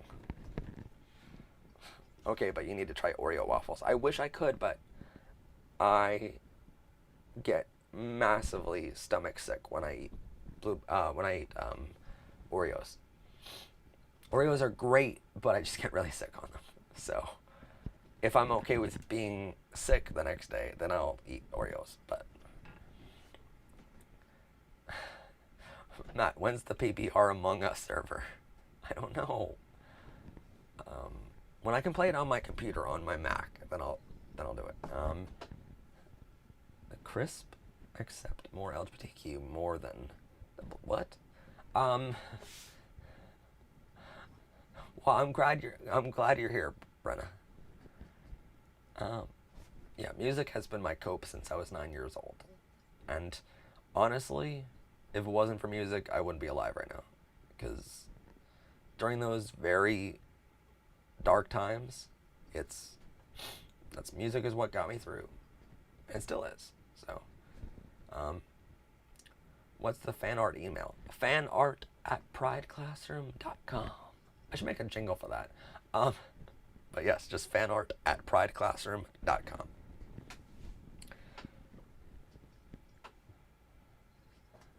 See, I grew up with the word gay, but never understood what it was until one of my friends explained to me that their mom was LGBTQ activist. I was like, what is this magic? Yep, being LGBTQ is like magic. I know. I was watching the debate the other day, and Trump's like, I'm the least racist person in the room. And I'm like, dude, you ain't even the least racist person on stage. Like, wait, another moderator just handled this. I'm the only moderator of this channel.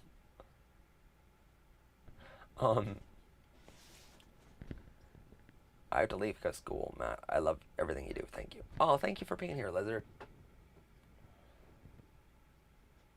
So anyway, it has been 5 hours, so I'm going to call it here, guys. Whatever happens on election day, or after, because it might take longer, know that we are going to be here for you, no matter what. Through it all. I might not be streaming on election night, but I will be here. So, we're here for you no matter what. So thank you so much for joining us tonight. Thank you for being amazing. Also, yes, if you need the Trevor Project, if you just needed someone to talk to, go to trevorchat.org. That's trevorchat.org. And talk to a trained counselor now. So, thank you all for being here. Thank you all for being amazing. Once again, super chats are available during the stream. But if you'd like to help our channel out in the future, please consider supporting our merchandise store. There's a link in the description of this video. You can get Professor Pride t-shirts, which are super, super comfy. I'm not just saying that because we sell them. They're super comfy. You can get PBR official merchandise, mugs, phone cases, stickers, beach towels, blankets for the winter. You can get a whole bunch of stuff. So all of that on our PBR store. You can get, you can also help us out by becoming a member of our Patreon page or a member of our YouTube channel, coming very soon. In season 4, that's gonna be a special thing that's happening. We also have donations available on our website at prideclassroom.com. And what other ways? Oh, there's more merchandise to come, but you know, surprises await you. Anyway, thank you all for being here. Thank you for all your support. And if you can't donate financially, we completely understand. I do understand that. So I just want to thank you for being here, liking the videos, commenting on them, watching the ads before all of our videos. Definitely helps the channel out a lot. So thank you for doing that. And we'll see you next time. As always, I'm your host, Professor Pride. This has been Powered and Protected by Rainbows. I think that's the first time I ever said it right the first time on try. Wow, okay. This has been Powered and Protected by Rainbows. Thank you all for joining us. And bye. B-I for now.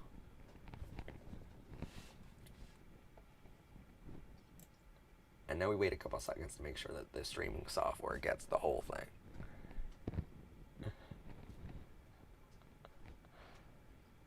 Bye, guys.